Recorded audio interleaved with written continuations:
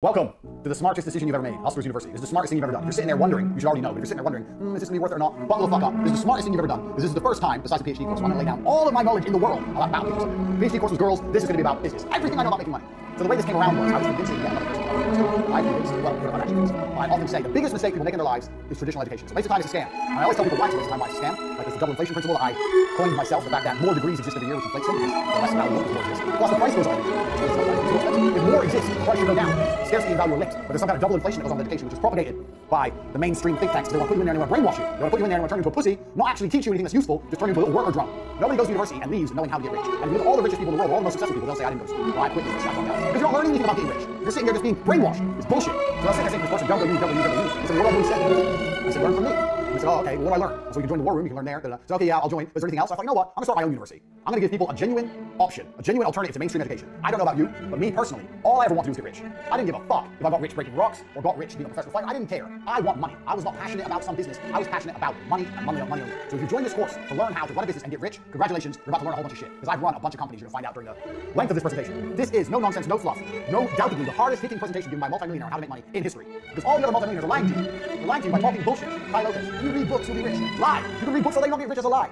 These other fucking nerds. Think positive, you'll be rich. Another lie. What do you mean if I read books and I think happy money appears in my bank? No, it does not. This is garbage. We're cutting the garbage, getting down to it. With 100 points, 100 business lessons I've learned across my business career. So, as I said, if you've just made the decision to join the university, congratulations. Your worldview is about to change forever. I don't have a seatbelt on my chair, but I'm ready. If you have a seatbelt on your chair, put it on. If you don't, hold on tight. We're about to get rich. Right here, Hustlers University. Lesson 1. You know whiteboards, you motherfuckers. That's how hard I've worked on this university project. Whiteboard, markers. Lesson 1. Speed. Now, I tell this to everybody all the time, and nobody understands what I'm trying to say. I'm gonna try and articulate it. Speed is extremely important in business. Everything that needs to be done must be done fast. That doesn't mean it has to be done cheap or shit. It means it has to be done quickly. People seem to conflate the two. That if you do something quickly, it must be terrible. That's not the case. When you're a professional fighter, you learn to punch. Your instructor says faster, faster, faster, you learn to punch faster. You don't degrade your punch. You start punching like it. You keep the same quality of punch, but you do it quickly. Now, nobody in the world, the modern world especially, and I'm gonna say this, a caveat that I've learned across my career as well, especially if you're dealing with creative people, in any kind of regard. They don't understand speed. Numbers people kind of understand speed. Creative people don't understand speed. And this is they have a strength and a weakness there. Creative people have something I don't have. They're very creative, they see things I can see, but it takes time. I'm the complete opposite. I want everything done straight away now. But speed is super important for a business. I'm gonna tell you why. So whatever you're thinking of doing, whatever the business you're thinking of running, you need to do things quickly. If an airplane, one of the planes is flying through the sky, arrow, beautiful demonstration, beautiful fucking diagram. Even if its engines fail, it will continue to fly. If the engines fail, it will not fall out of the sky, it will crash the ground and continue to fly. You know why? Because it has forward momentum. It's going forward, and that means the wings are creating lift, air is going underneath the plane. As long as the plane goes forward, it will not fall and fail. And a business is exactly the same. The key with business is to make sure you're always moving forward, always producing content, always doing everything you can as quickly as possible, while maintaining quality. Do not conflate quality with speed. You can do the same. If you have an idea right now and have something working, tell companies that it takes 2 weeks. No, it's not taking 2 weeks. You can't do it in 3 days. You can build a good website in 3 days. People have unrealistic, stupid time. Everyone thinks things take forever. Things don't take forever. Things can be done quickly. I know. I'm done. I push people or done it myself. You know what I do in 2 weeks? Me as a man who knows nothing about web design. In 2 weeks, I can learn web design and build a website. And I know nothing. So how the fuck can you, the guy who knows websites, take 2 weeks to build a fucking website? It's garbage. Everyone is slow. And being slow is deadly to a company for 2 reasons. 1, the faster you get things online, the faster you start making money. Now, if you make money today because you were in a rush, so you quickly push and get online today, that's one universe. And another universe where it takes a week to get online. That week of making money is gone. That money is lost. The longer it takes to get something online, the less money you're going to make as a whole. If I start a company today to the end of my life, start a company next month to the end of my life, the more I start making money longer, it's going to generate more money. The quicker things are done, the quicker money is made. It's as simple as that. That's starting a company. Even if the company's already online, speed is super important once again. I'll give an example. Say, I don't know, producing an advert. The faster you produce an advert, the faster it's out, the faster you get results. If you do it quick enough, you might produce 2 adverts at a time. Other people take produce 1. Now you have double the advertising that other people have. Speed. You have to attack. You have to move quickly. When I talk to people, people say all the time, I have a business idea. A week later, you have an idea, and it's been a week. Where's your fucking company? Where's your business? It's been a week, you ain't done shit. People are lazy, people are slow, people are complacent, including you. Everything must happen instantly, quickly, fast, speed, attack. Hitler conquered Europe with blitzkrieg. You need to go quickly. I cannot emphasize this enough. Lesson 1, speed is important. Nothing can be slow. I'll tell you another quick story about this lesson. I used to run a company, so you're gonna find out a whole bunch of companies I ran that I've run in my time during this presentation. So my work history is long and varied. I'll get into a very short version. There was a job selling television advertising that required a degree in marketing. To sell TV advertising packages. Cold calling. This is a long time ago. 13 years ago. Before email was a thing. Get on the phone, call people up, marketing manager. Hi, my name's Jay. Try some television. Old school sales, which anyone, if you've not done a sales job and you are going to look for a job, do a sales job. If you want to sell, and always going to look after the company, you need money. I started myself. So anyway, I went to apply for this job. They said I needed a degree. I said, I don't need a degree. But I didn't need a degree. I got 4 years of basic school. I had 4 years of experience after working out. I had real experience. I went to hard way to go to school, sit down, drinking alcohol, and drugs, and all those other university graduates. So I'll work for free for 1 week. You know, I'm good. There you go. That proves I'm working. I got the job of all the graduates. I was prepared for 1 week's free work. Well, better do 1 week's free work than 4 years free work while paying money to go. The fuck is that? Waste of time. So I got this job at TriStar. I'm there. I break the company sales record in the first month. How? Because I was just on the phone. Hard work. Just call it. I would call everyone. Everyone in the office would laugh at me because we were a real small business. We were really small in terms of television advertising standards. And I would call companies like McDonald's, like the huge companies that you never stood a chance of getting deals with. I call everyone. Newspaper, I broke company record the first month. I made 14 grand each, 120 grand, 12 grand for me. I was 20 for 12 grand. I never really money in my fucking life. I couldn't believe it. Turns out, the top salesman here besides me, because I broke the company record for the first month. I didn't break company records totally for the first month. The best salesman there was a guy called Dan. You hear about Dan a lot. He talks about sales business. He wanted to start his own TV company. So I don't even there a month. Now I'm having lunch with Dan, the number 2 in the company. He said, I'm going to start my own TV company. I want to make you manage. I've been doing it a month. I'm 20. Now I'm going to be managing records company. But I have 12 grand in the bank, so I have a bit of money to sit on. But yeah, fuck it. It's worse than that. Fuck it. So I only worked for this company a month and a half before I quit and start my own TV company. I'm 20. I own 50% of a TV advertising agency. Turns out Dan is a massive cocaine addict and basically left me to run the entire company. That's why he wanted me. He wanted me to do everything. And he just go out and take money from the bank and do it. So at 20, I ran the entire company. Now for a year and a half, this company functioned. And this company functioned by selling the cheapest television advertising that ever existed. So what we would do was, let's say, we would charge people 18, 19,000 pounds, and that would include a fully produced advertisement and their airtime on TV and all the legalities. That's the package, like 150 advertisements on TV. And we have to call it up, call people on the phone, be there, that you hire Tristan, 10 members of staff, calling the world, promising television advertising price. Now, how does this all link back to lesson 1 speed? Because on 18 or 19 grand, in fact, a lot of the deals we were losing or breaking even, but we were just trying to build up a customer base. We were just going into meetings and saying, here's our clients, and showing a list of clients. We were like, how the fuck these young guys are all these clients? There must be some kind of young marketing geniuses. So we thought, we're really selling to them. So all these clients. So how did we stay alive for a year and a half with a funny blue on our face? Speed. We were robbing Peter to pay Paul. So we were getting money in. I bought a brand new car. Dan had a brand new car. We had this big fancy office. We were paying wages. But we didn't have the money. So how do you pay to put the person on TV? You get a new deal. You get a new deal. You get a new deal. So you're paying for old deals. You get money. The thing was, as long as we kept the speed going, as long as we kept the speed, as long as we kept pushing forward, we were never out of business. We didn't even need to make profit. We just needed to get money. We could just find a way to get money into the bank. We didn't need profit. We were doing 2 deals a week. In our first year, we turned over £1 million. So 20, £1 million business. But there was no profit. It was just land a new deal so we could put the old deal on TV. And eventually you get deeper and deeper and deeper and deeper into the hole. So you get to the point where you owe shitloads of money. Which is what happened. Now, this business would have still lasted another 2-3 years. And this business, I learned a very valuable lesson, which we're going to come to later. We're going to come back to this business, so pay attention. But I learned a really important lesson in this business. This business would have lasted another 3 or 4 years. He said, I took a 1-month holiday to go train in kickboxing in Thailand. I was still training in the I wasn't a world champion, but I was still a professional fighter. I was training. I took a 1-month holiday. During my holiday, Dan just did shitloads of coke from the company bank accounts, empty the company bank account. No deals were landed. All blew up our stupid faces. Law, fucking court cases. I was taking us to court. I was 20. When you're young, you're scared of things. There's bailiffs at the door. We've lost our office. I was literally sitting there. I couldn't sleep. I was panicking. I didn't know what to do. Everything fucking blew up our stupid faces. But if I could go back in time and I didn't take that 1-month holiday, and I would have kept it running for another 3 or 4 years, and if I knew then what I know now, some of the other lessons I'm going to teach you, this would have made me a millionaire at 20 years old. So, speed. If you are moving fast, you cannot fail. The name of this company was T2 Television. T2. T2 Television proves speed wins. Get the money in. Get a deal. Produce the advert. Get it out. Get someone else in. Get money. Now, speed. No, we can't wait. When's the meeting? Oh, next Wednesday. No, it's not next Wednesday. It's tomorrow. Tell them we'll go there tomorrow. They can only travel to us next Wednesday. We'll go to them tomorrow. We have to close the deal now. Money, money, money, money, money now. Speed. I cannot emphasize this enough because it is my entire business philosophy. I have to give you one important point. This is the reason it's the first point. Speed. And everybody is slow. And if you start to work like me, you'll realize everyone's slow, and that's okay. But things must happen quickly. It's extremely important. The second point of university. Most of you don't know what a business is. A business is money in. A business is nothing else but money in. It's not money out. It's not your accountant. It's not your logo. It's not your website. A business is money into a bank. So, a drug dealer who has money going into his pocket is more of a businessman than someone with a registered trade logo, an accountant, and all this garbage you ain't getting paid. You own a business if you're getting paid. That's what a business is. So please understand this point. This is a very important point. And this is why it's called the Hustlers University. You need to understand how to look and approach a business. So, cash is first. So let me give you an example. I say to people, start a company. How would you start a makeup company? And they go, okay, well, I find some makeup, and I get a logo, and I would I get trademark, and then, I need stock. Listen to all the things I'm mentioning. Buying makeup. We're going to have 2 things. Things that cost money, and things that make money. As a business, your primary concern is always making money. And when people think of how to start a business, all they start thinking about is how to spend money. Oh, I need to find a makeup brand, find some makeup, and test it out, and then get a logo, and get some labels made, and get a warehouse, and get a website, and spend. Where's the money in? Where's the money?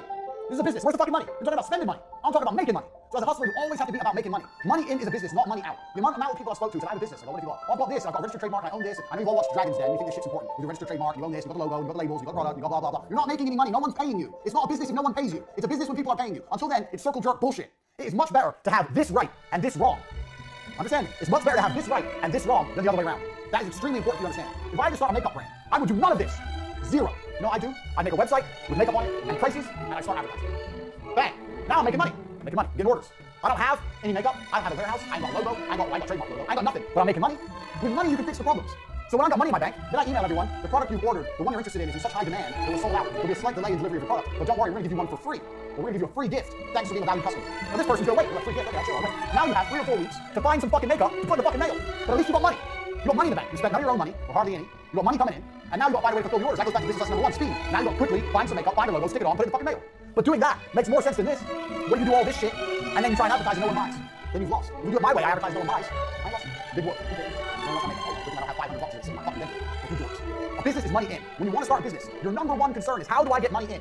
Nothing else.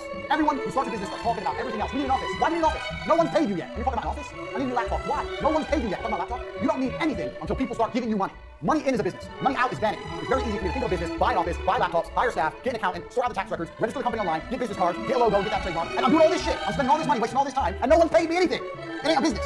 When you come at me with a business plan, my first question is, where's the money? When you want to start a business, the first question is, where's the money? How are you going to get paid? Is it PayPal? Is it Stripe? Is it Bitcoin? How are you going to get paid? How can people pay you? And how are you going to convince them to do that? How are you going to convince them to pay you? When you've worked that out, you can work the rest out. A business is money in, nothing else. That's lesson number 2, and that is extremely important. It's going to save you a bunch of fuck-ups in the future. This leads on to idea number 3. The third lesson you learn in business is super important. I'm kind of covering this stuff too. It's very important. Start ideas for free. People come to me all the time, Andrew, I have an idea for a business. Maybe you need a small investment. It's normal. Say you're developing an app, you need to invest in the app, something else that happens. But a lot of people ask for insane amounts of money. 50 grand, 100 grand, 200 grand, to start a business. You can start businesses very, very cheap if you do it the right way. Let's look at our beautiful demonstration, our beautiful diagram. If you start a makeup company this way, you need minimum 200 grand. You need an office, you need logos, you need trademarks, you need stock, you need staff, you need company incorporation, you need tax, you need accountants, you need advertising budgets, you need 200 grand, 200K to start this business. If you start business this way, make a website, put some pictures on there, pretend you bought a whole bunch of stuff you ain't got, start getting money in, you can start this business for 5 grand. Let's say for website, 5 grand. That's 195 grand difference. Now, the problem with this business is you're going to start getting money in, and you're not going to have any way to fulfill the orders. But back to business lesson number 1, because you're a fast worker, because you're industrious, because you work with speed, you'll find a way to fulfill the orders. Hey, listen, worst case, you can money. Worst case, you can money. But at least with this idea, you can test the viability of your plan. 1. And 2, you're not in the hole. So let's assume both companies are bound to fail. Here you've lost 5 grand. Here you've lost 200 grand. Why risk all that money when you can do it cheap? Also, with 5 grand startups, you can now, for the same price of starting one company, you can now start 40 companies. One of them's going to work, because they're 5 grand each to start. One of them's going to work. So you have to learn that the idea of starting a business is not expensive. Get that out of your head. I'm a millionaire. I'm multi-millionaire, and I will not spend more than 5 grand. 5 grand max. I'll spend 5 grand, and if I see money coming in, maybe I'll invest some more. Or when the money starts coming into the makeup company, you might reinvest all the money. That's fine, because that ain't your money. That's money you're making. You can build a company off the money you're bringing in from the company, and never spend your own money. That's how you launch a company. Now, every time I say this, people go to me, oh, well, what about this? What about that? If you're going to launch a fucking airplane company trying to compete with Boeing, you need money. Obviously. I'm talking about you guys out there, just the hustlers university, looking at making money, starting a company, or a small company. So the biggest mistakes you can make is investing lots of money. When you're broke, it's hard to make mistakes, because you don't have any money. When you're rich, it's easy to make mistakes, because you have a lot of money. Start companies as cheaply as possible, basically for free, by prioritizing money in and not prioritizing fulfillment. That way, you get to start companies cheap, you can start a lot of them, you have money coming in the door, and you can reinvest money you're making in your company and build your company from the ground up. Every company I ever made, including TT Television, was done this way. When I got my first deal for TT Television, I had a BlackBerry and a business card. And I went to their office and I signed the deal. I had a business bank account. That was free. No tax incorporation, nothing. They paid me and I used that money to buy an office. Done. I started a television advertising agency like this. I didn't get an office first. Office staff, computers, desks. I didn't have any money. I had the 12 grand from the commission. I was saving that for myself in case it all went wrong. I could have blown my whole 12 grand and set up the office. But no, I bought a laptop. I had a laptop. I bought BlackBerry, had a business card, landed my first deal, and set up my whole business off of money already coming in. If you can do that with an advertising agency, you can do that with nearly anything. This is television advertising. This is like premier shit back in 13, 14 years ago. Before the internet was big. Everyone wanted it. That's how you start companies. I thought advertising. This is how. This allows you to start more businesses and allows you to see what's viable and what's going to make money and what isn't without risk. It's extremely important you approach businesses this way and not businesses this way. It's extremely important. Get this in your head. These first 3 lessons about speed, about money in being priority over everything else, and about starting businesses with this focus as opposed to cost focus, money in as opposed to fulfillment. That's I want to talk more to learn about business anywhere else. That's key. Because if you do things this way, it's very hard to have a monumental fuck up. It's very hard to lose money. And also, now you can start nearly any company. You can start nearly any business. Any business. Make something completely random. A record label. You want to start a record label. So, record label, what do you have? You have, this is completely on the fly. Record label. So, let me wipe my board. This is completely on the fly, unprompted, testing my business genius at Hustlers University. Let me clear my beautiful diagram here. Right, so how does a record label make money? Make. We have make and we have costs.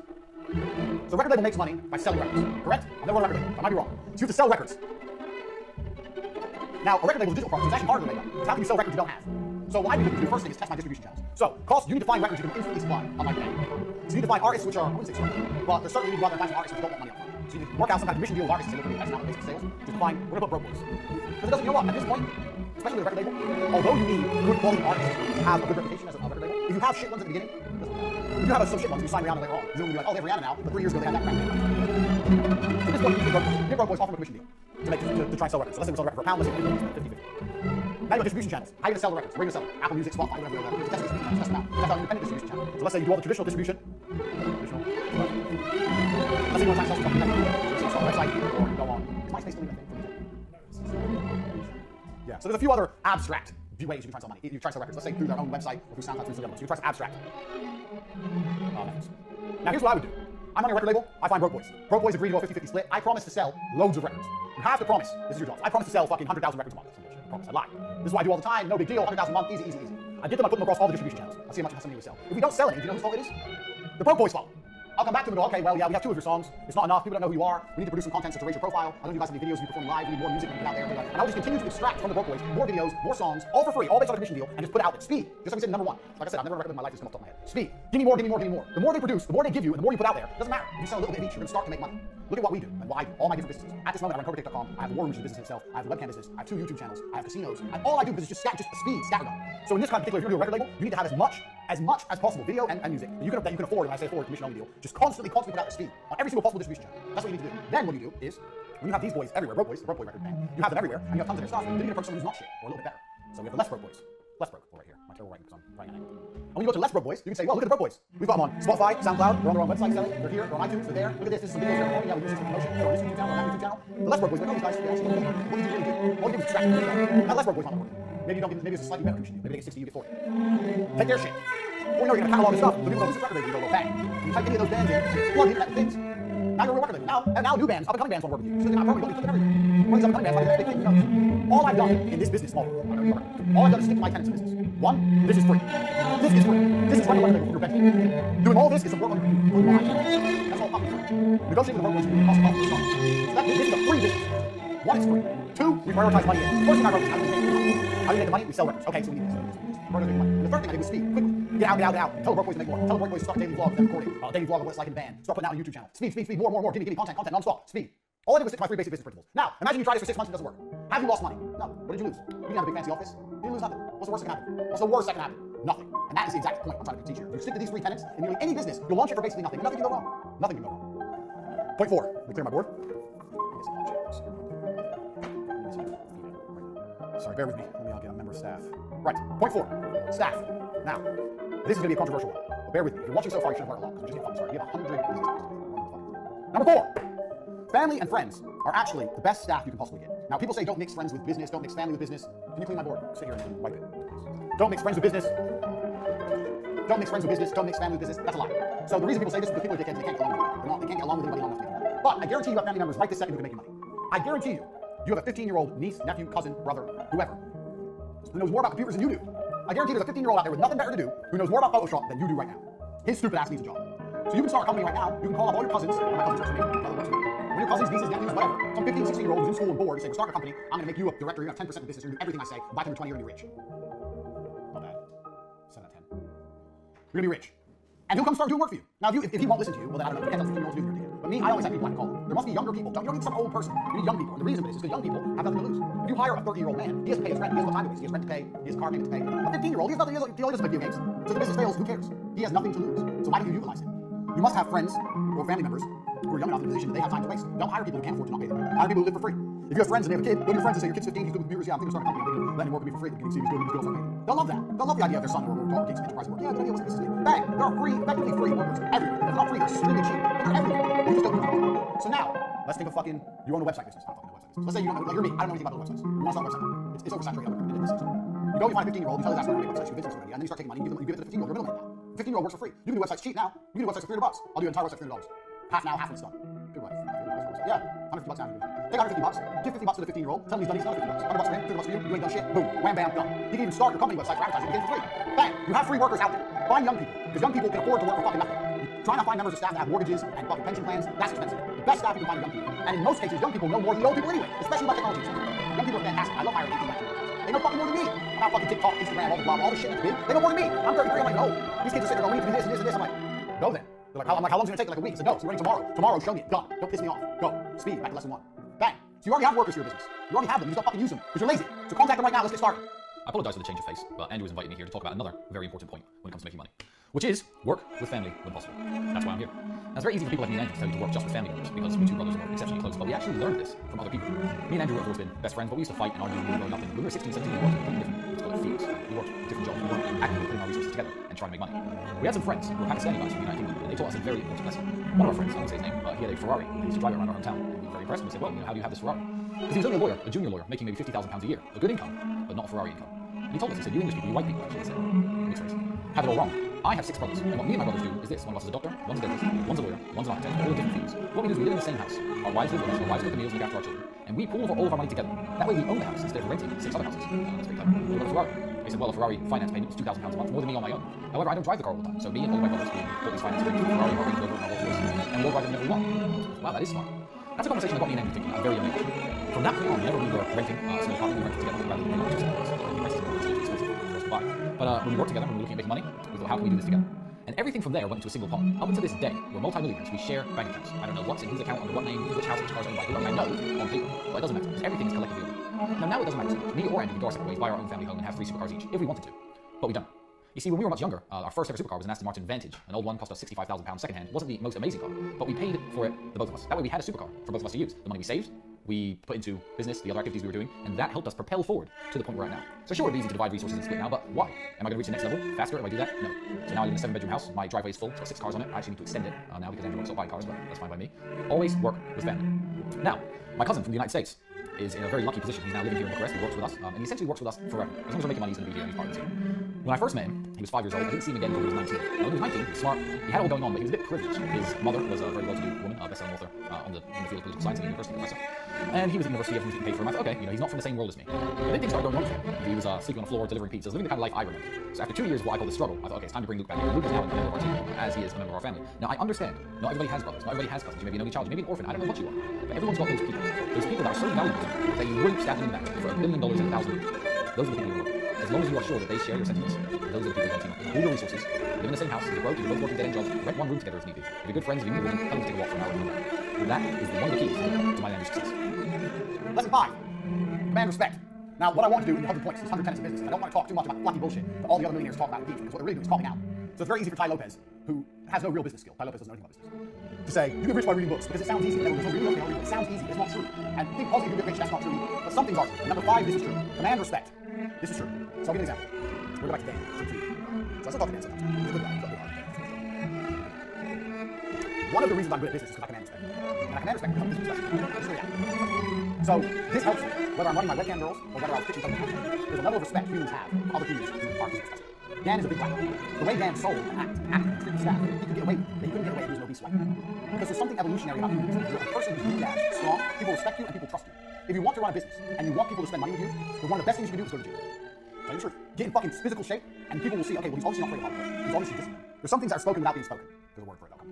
And having a physical presence is one of them. It helps in business every possible way. If I stand up, I used to stand up to social media in front of people and say, I guarantee you spend $19,000 per week. I guarantee you spend $19,000 a week, double that. You see your product on TV, product like this, it's going to sell. You sell online, yeah, where else do you sell? Tesla. Oh, you're in superstores as well. You're going to make twice your money back, guaranteed. If I say that as a big, strong guy who they can tell, obviously trained really hard, was disciplined, was not afraid of hard work, that was more valuable than if I was a fat piece of shit who's going to work. Well, fuck you, you think so? Go to the gym. Command a physical presence. I'm not saying to beat you up. I'm saying command a physical presence. Your words have more weight and it helps in business across all things. Everything. I know webcam girls is a very unusual business, and none of you probably run webcam girls. I learned a whole bunch about business running webcam girls. In fact, I approached my webcam girl business the same as I approached every other business, with the same tenets. I started it for cheap with a laptop I already had and a girlfriend I already had. I found out how to get the money in before I found out how to produce videos. I had people sending me money for these feature-length porn videos. I couldn't even produce them. They didn't have a fucking camera. Money first. All my same things. Speed, quickly, get everything produced quick. I did all the same things for all my businesses. But the reason I can have so many girls listen to me is because I'm me. And I'm me because I'm big and strong and entertaining. So if you want to run your business, do not neglect physical presence. Now you can be successful without physical presence. There's a whole bunch of doors to successful. But I'm talking about what I know about business and what I've learned. This is the Hustlers University. And what I'm saying is, it will help you. Even if you're Bill Gates and he was super successful in his door, he would have been more successful if he was a big stronger. It's never going to detriment you to be bigger and stronger in life, and whether it's in business and every other aspect. Being bigger and stronger and commanding physical presence will always shows discipline, shows that you understand hard work, and it makes your word more valuable. And sometimes in business, all you've really got to do, you have to promise people shit and they have to believe you. So if you do that as a big strong dude, people just believe you more. This is just a harsh reality. This is the Hustlers University. I told you, it's no nonsense, no garbage. You want to run a company, start going to the gym, get big, get strong. It's going to help you make money. Sooner or later, I guarantee you, it's going to help you make money. This is point 5. Don't neglect it because it's very, very true. Even if it only helps you 10%. 10% is a lot. 10% is business. 10% is business between success and failure. 10% is between a little bit of money and a lot. 10% is a huge difference. If you're selling, let's say you're selling $1 million of product, and you got 20% margin, that's 200K. If you got an extra 10% margin because you're a big strong guy, you got 300K. Bang, it's extra 100 grand a year. It's a fucking 911. It's a Porsche. It's a big difference. It's a big difference. So do not neglect number 5 because it's real.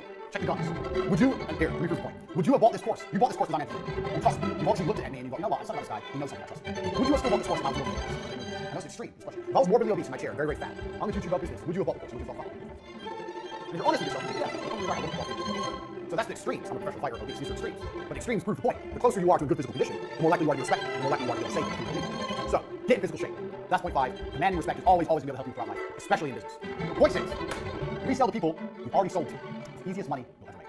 So, in teaching television, when we consulting you money, the shit was getting hard, what we do is we're selling 18, 19 grand views. One of the reasons we survive so long is we get people to sign up, pay 18, 19 grand, make their advert, show them their advert, hope they loved it. And if they love their advert, then we try and sell a bonus airtime. We come back and say, by the way, we've got a really big purchase coming up from McDonald's. We're getting airtime extremely cheap. It's only an extra 5 grand, we get an extra 100 spots on TV. So selling this extra package. And this package had some profit for us. The spots were going to be like cheap. This was our only chance to make a profit. So if they said no to this, we did all the work for effectively nothing. They said yes, we make it. We sold for 5. That's how we started. So if we tried to put that in the front end and sell 24 5 we sold at 19 and then tried to upsell them later, we had about 67% upsell. So, easiest money you'll ever make, selling to people who've already bought from you before, as long as you relatively fulfill your team. sell it to them before they saw the advert. So if you do a good job or half good job, the best customers you're going to have will already be.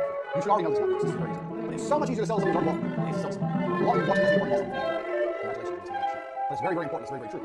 So I know a lot of people love your business. They'll come up for advice. And one of the first things I come up with is they say, "You're asking me for money."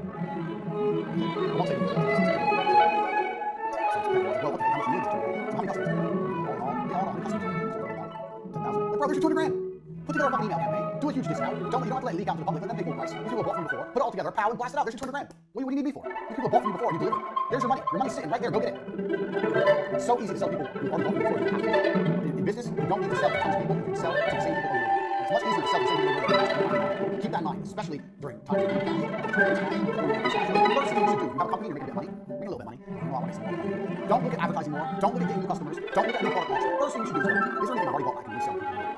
And that's the easiest money you're ever going to make. Don't forget that, because you'll need that. Start building business plan. You need to pull that ace out your sleeve and generate money for you. Keep in mind. That's point 7.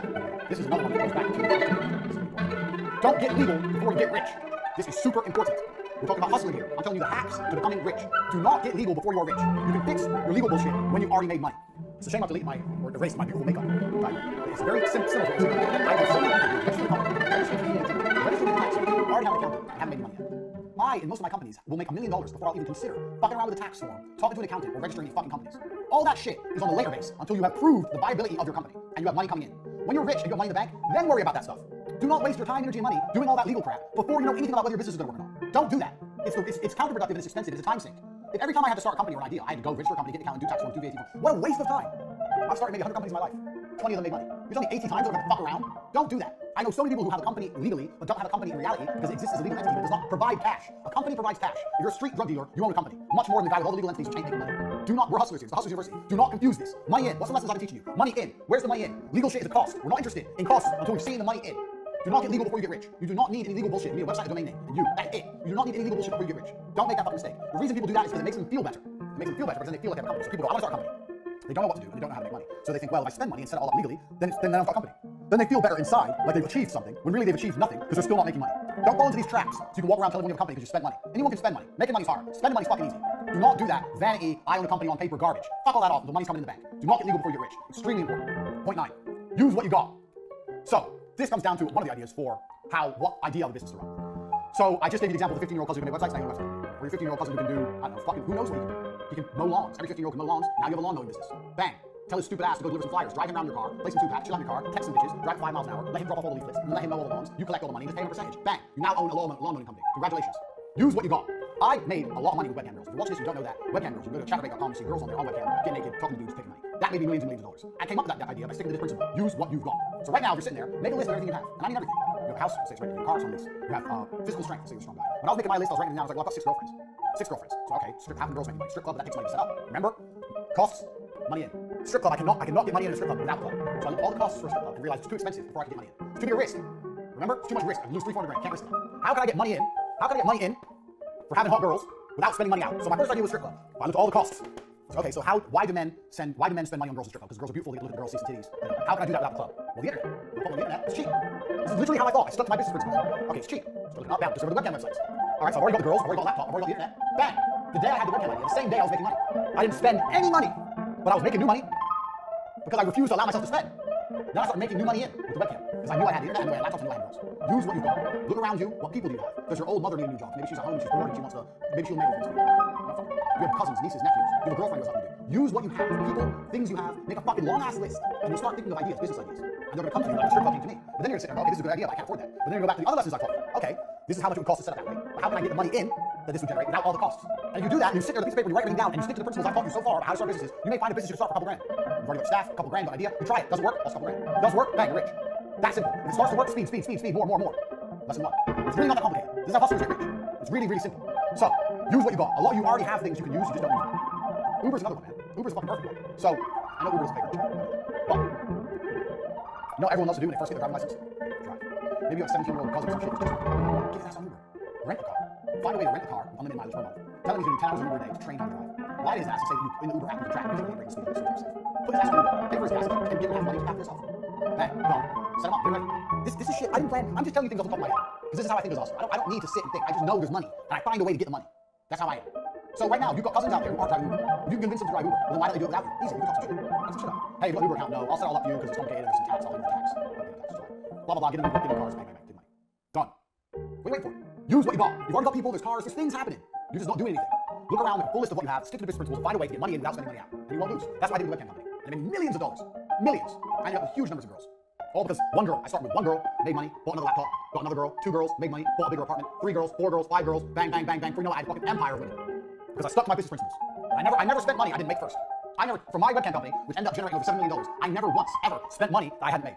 I didn't spend $1 out of my pocket that I hadn't already made first from the webcam company. I started that from zero. Just like I started my advertising agency, zero. And this is why when people come to me and go, I want to start a business, I need an investment. I sit there and think, you don't know about business. Because if you knew about business and your idea was really good, you wouldn't need my money. You'd pull it off for zero. If you're talented and your idea is good, you don't need money.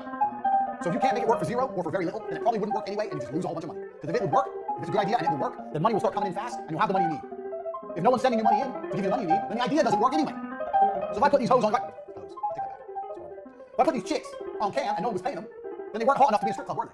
Luckily they were. I know my girls. It's just an example. This way I get to find out if they're good enough for free. This way I get to find out if they're good enough for $200-300 grand. Think about it. Use what you've got. You've already got shit out there. You're just lazy. Point 10. Staff. I know a lot of people who are starting companies when they want to start business. The first thing they say is, I need an assistant, or I need this, or I need that member of staff. Staff need a clear objective. So here's the very simple magic rule for staff.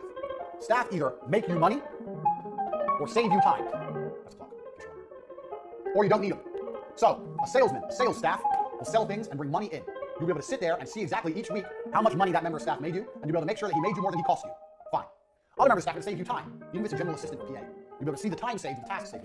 And you need to be able to sit down with a piece of paper once a month, once every couple of weeks, whatever, and audit your staff. Staff member. How much money did they make? How much did they cost? Positive or negative. Staff member. What tasks did they complete? How much longer from my life would it take me to do those tasks? Is it worth the money? Because if you could have done those tasks in your free time and you spent watching TV, then you don't need that fucking member of staff. Fire them and save the cash. You have to audit your staff very specifically by this method. They either save you time, or they make you money, or you don't need them. Now, anyone who's worked any kind of job knows if you go into any kind of company, most people do nothing. I've worked so many jobs, and everyone did nothing. In fact, I had a job at a company selling advertising.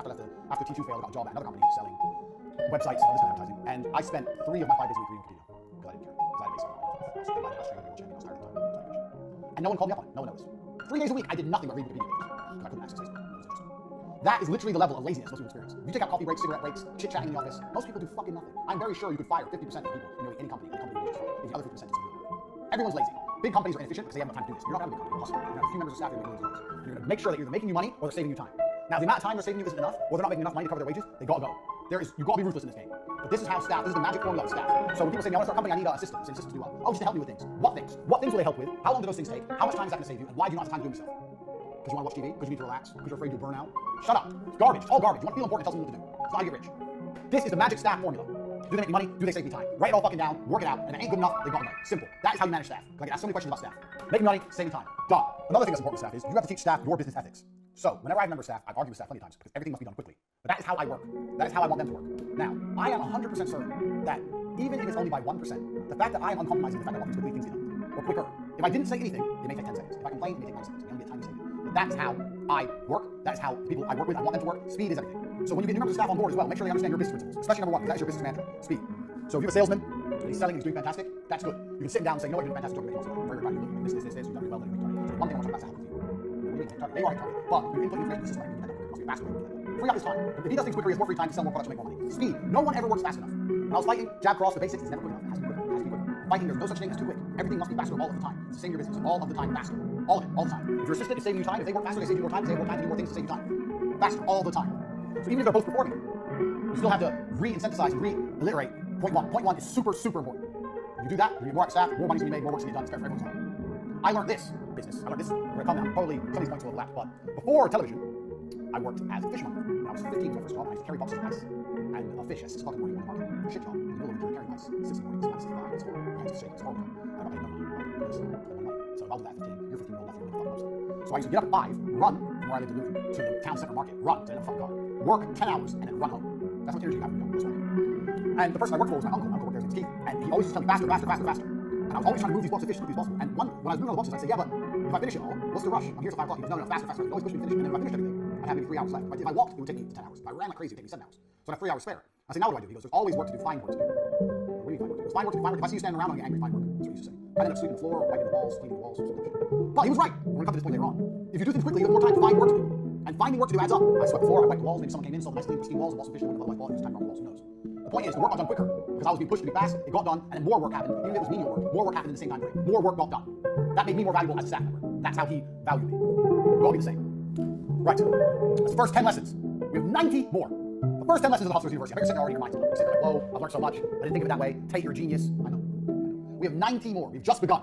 If you've watched this video once, I recommend watching it 2 or 3 times. These things need to sink in like second nature to you. You need to be able to recite them one by one. We've talked about how you start companies, what you prioritize in a company, how you make sure everything's done quickly, and why that's so important, how you manage staff, how you find ideas to launch companies, what members of staff you can get. We've covered all this in the first 10 points. This alone is enough. This alone is worth the value of what I told you. And we've just begun. The first 10 points at Hustlers University. If you watch this video, I recommend you watch it 2 or 3 more times before you move on to number 2. If you move on to number 2, do it.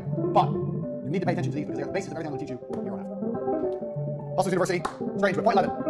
Outsource cheaply. If there's something you cannot do and you need someone to do it, you need to outsource cheaply. You can either find a student, as I've discussed earlier, finding a niece, nephew, blah, blah, blah, or find students. Students are fantastic because students need work to do for their fucking projects. Let's see a video. Find a film student. They'll do it cheaper than a film company. Find students or use Fiverr. Outsource cheaply. And never, point 11 is, never hire. If you can avoid it, please do. Don't hire another company. As a company, beautiful diagram. As a hustler, someone's trying to teach you how to be a CEO. They'll teach you how to make $5 or $6 million a year so you can buy supercars and enjoy your life. As a hustler, you want to be here at the top. That's me. Wait, what's this? That's me. I'm the hustler. I'm the CEO. Underneath me, you might have to have one company. Let's say I develop an app, I need an app development company. But if I can help it, I'll hire a student to make my app. Ideally, you want individuals below you. You want this person who's your assistant, this person is your sales, this person does your app development or whatever, and it's all people.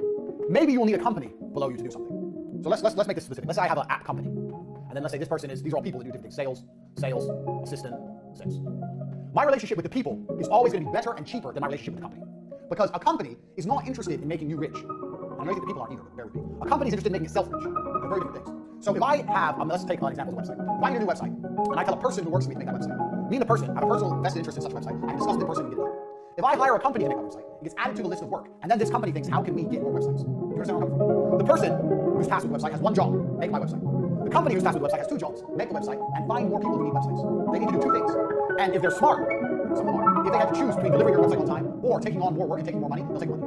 Their primary focus is not your site. Their primary focus is generating money. You understand there's a huge difference. This person's primary focus is completing his job for his boss. This person's primary focus is not completing the job for the boss. It's getting more money from somewhere else. It's nothing to do with you. Fair enough, they may have more people in different departments, blah, blah, blah. But that's still the primary goals of the individual. The primary goal of the individual and the primary goal of the company. Plus, the company's more expensive. So, you want to try and outsource cheaply. You want to have individuals you work with. Now, if an individual has a company, fine, it's still an individual. When someone goes, I'm me and I have my company, I see that as an individual. I don't see big companies as people I want to work with. If I'm on a website, I don't want to go into some office full of people making websites. I don't like that. I've never had a positive experience with that. It's always expensive. They always have other jobs, other things to do. Their primary goal is making money. They don't really give a shit about you. Now, if you need something very specific and personalized and you need a company, okay, do it. But in most cases, you don't. Try and work with people, and try and outsource cheaply, and try and use students. This is number 11. Nearly anything you need done, a student can do. You can find students, and students are, drumroll, broke. Which means they work cheap.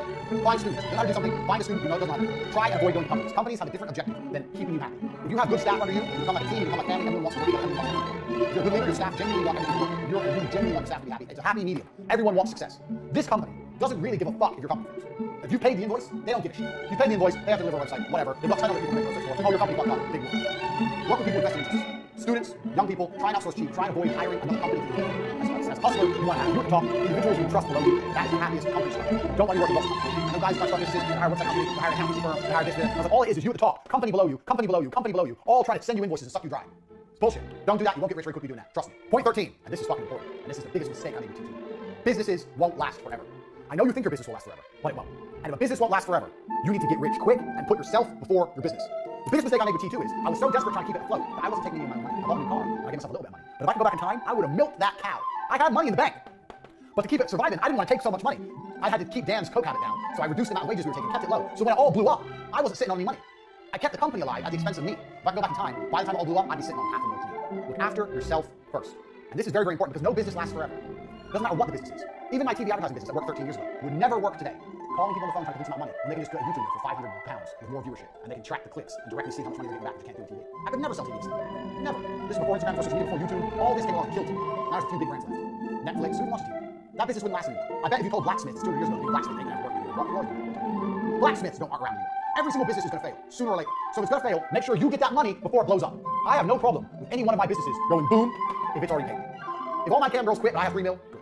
If I've taken all that $3 million, invested it in a big studio, reinvested all the money, made everything nice, and then they all quit, then what's the point? The goal of a business is to make you rich This is the point of your business, to make you rich. The point of a business is not to have a business for vanity. The point of the business is to make you rich. Look after yourself first. Now, obviously, this is an equation. I'm not saying only look after yourself, look after your business. I'm saying take this in mind, keep it as a happy equation, and make sure you're getting that money. With T2, I made a mistake, and I kept funneling all the money back into keeping the ship afloat. Oh, shit. T2 shit. And I didn't take enough of the money for myself. Kept investing in new staff, new computers, dumb shit. I was 20. All the lessons I'm telling you now are lessons I've learned. If I was just taking the money, you know what? Get a deal in. All right, yeah, keep it going. Yeah, just take the money, take the money, take the money, take the money. By the time I blew up, I would have sitting on 500 fucking grand. And I didn't. You have to look after yourself. A business won't last forever, so you have to take the money and get rich. Look after yourself. If you're thinking about, oh, maybe I need a new camera, maybe I need a new car, maybe I need new vans, whatever your business is, doesn't matter. Think about it, but also think long and heavy. Is that going to bring new money? Let's look at a video production business. Let's come right here. Do a video production business. You're filming in 4K. You want this new camera, it's still 4K, but it does all these extra features. Does the layman understand? Not really. If you can go to a meeting and tell them you're going to film in 4K, it's the same. That camera's 20 grand. I don't know. I don't know what cameras. Do you spend the money on that camera or do you just pocket 20 grand? Tell me you pocket 20 grand. Because it's not going to get you any more clients. It's still 4K. You can just lie in the meetings and pretend your camera can do that camera. You're not going to lose or make any more business. Get the fucking take 20 grand. It ain't going to add money in directly, so you don't need it. You need to be getting rich from your company. Look after yourself first, because when your company fucks up, you need to be able to say, okay, abandon shit. Woo! Abandon shit with fucking suitcases. Don't abandon shit. When I abandoned T2, I had nothing. And that was a mistake. I worked my ass off, sleepless nights, millions of dollars through the bank for nothing.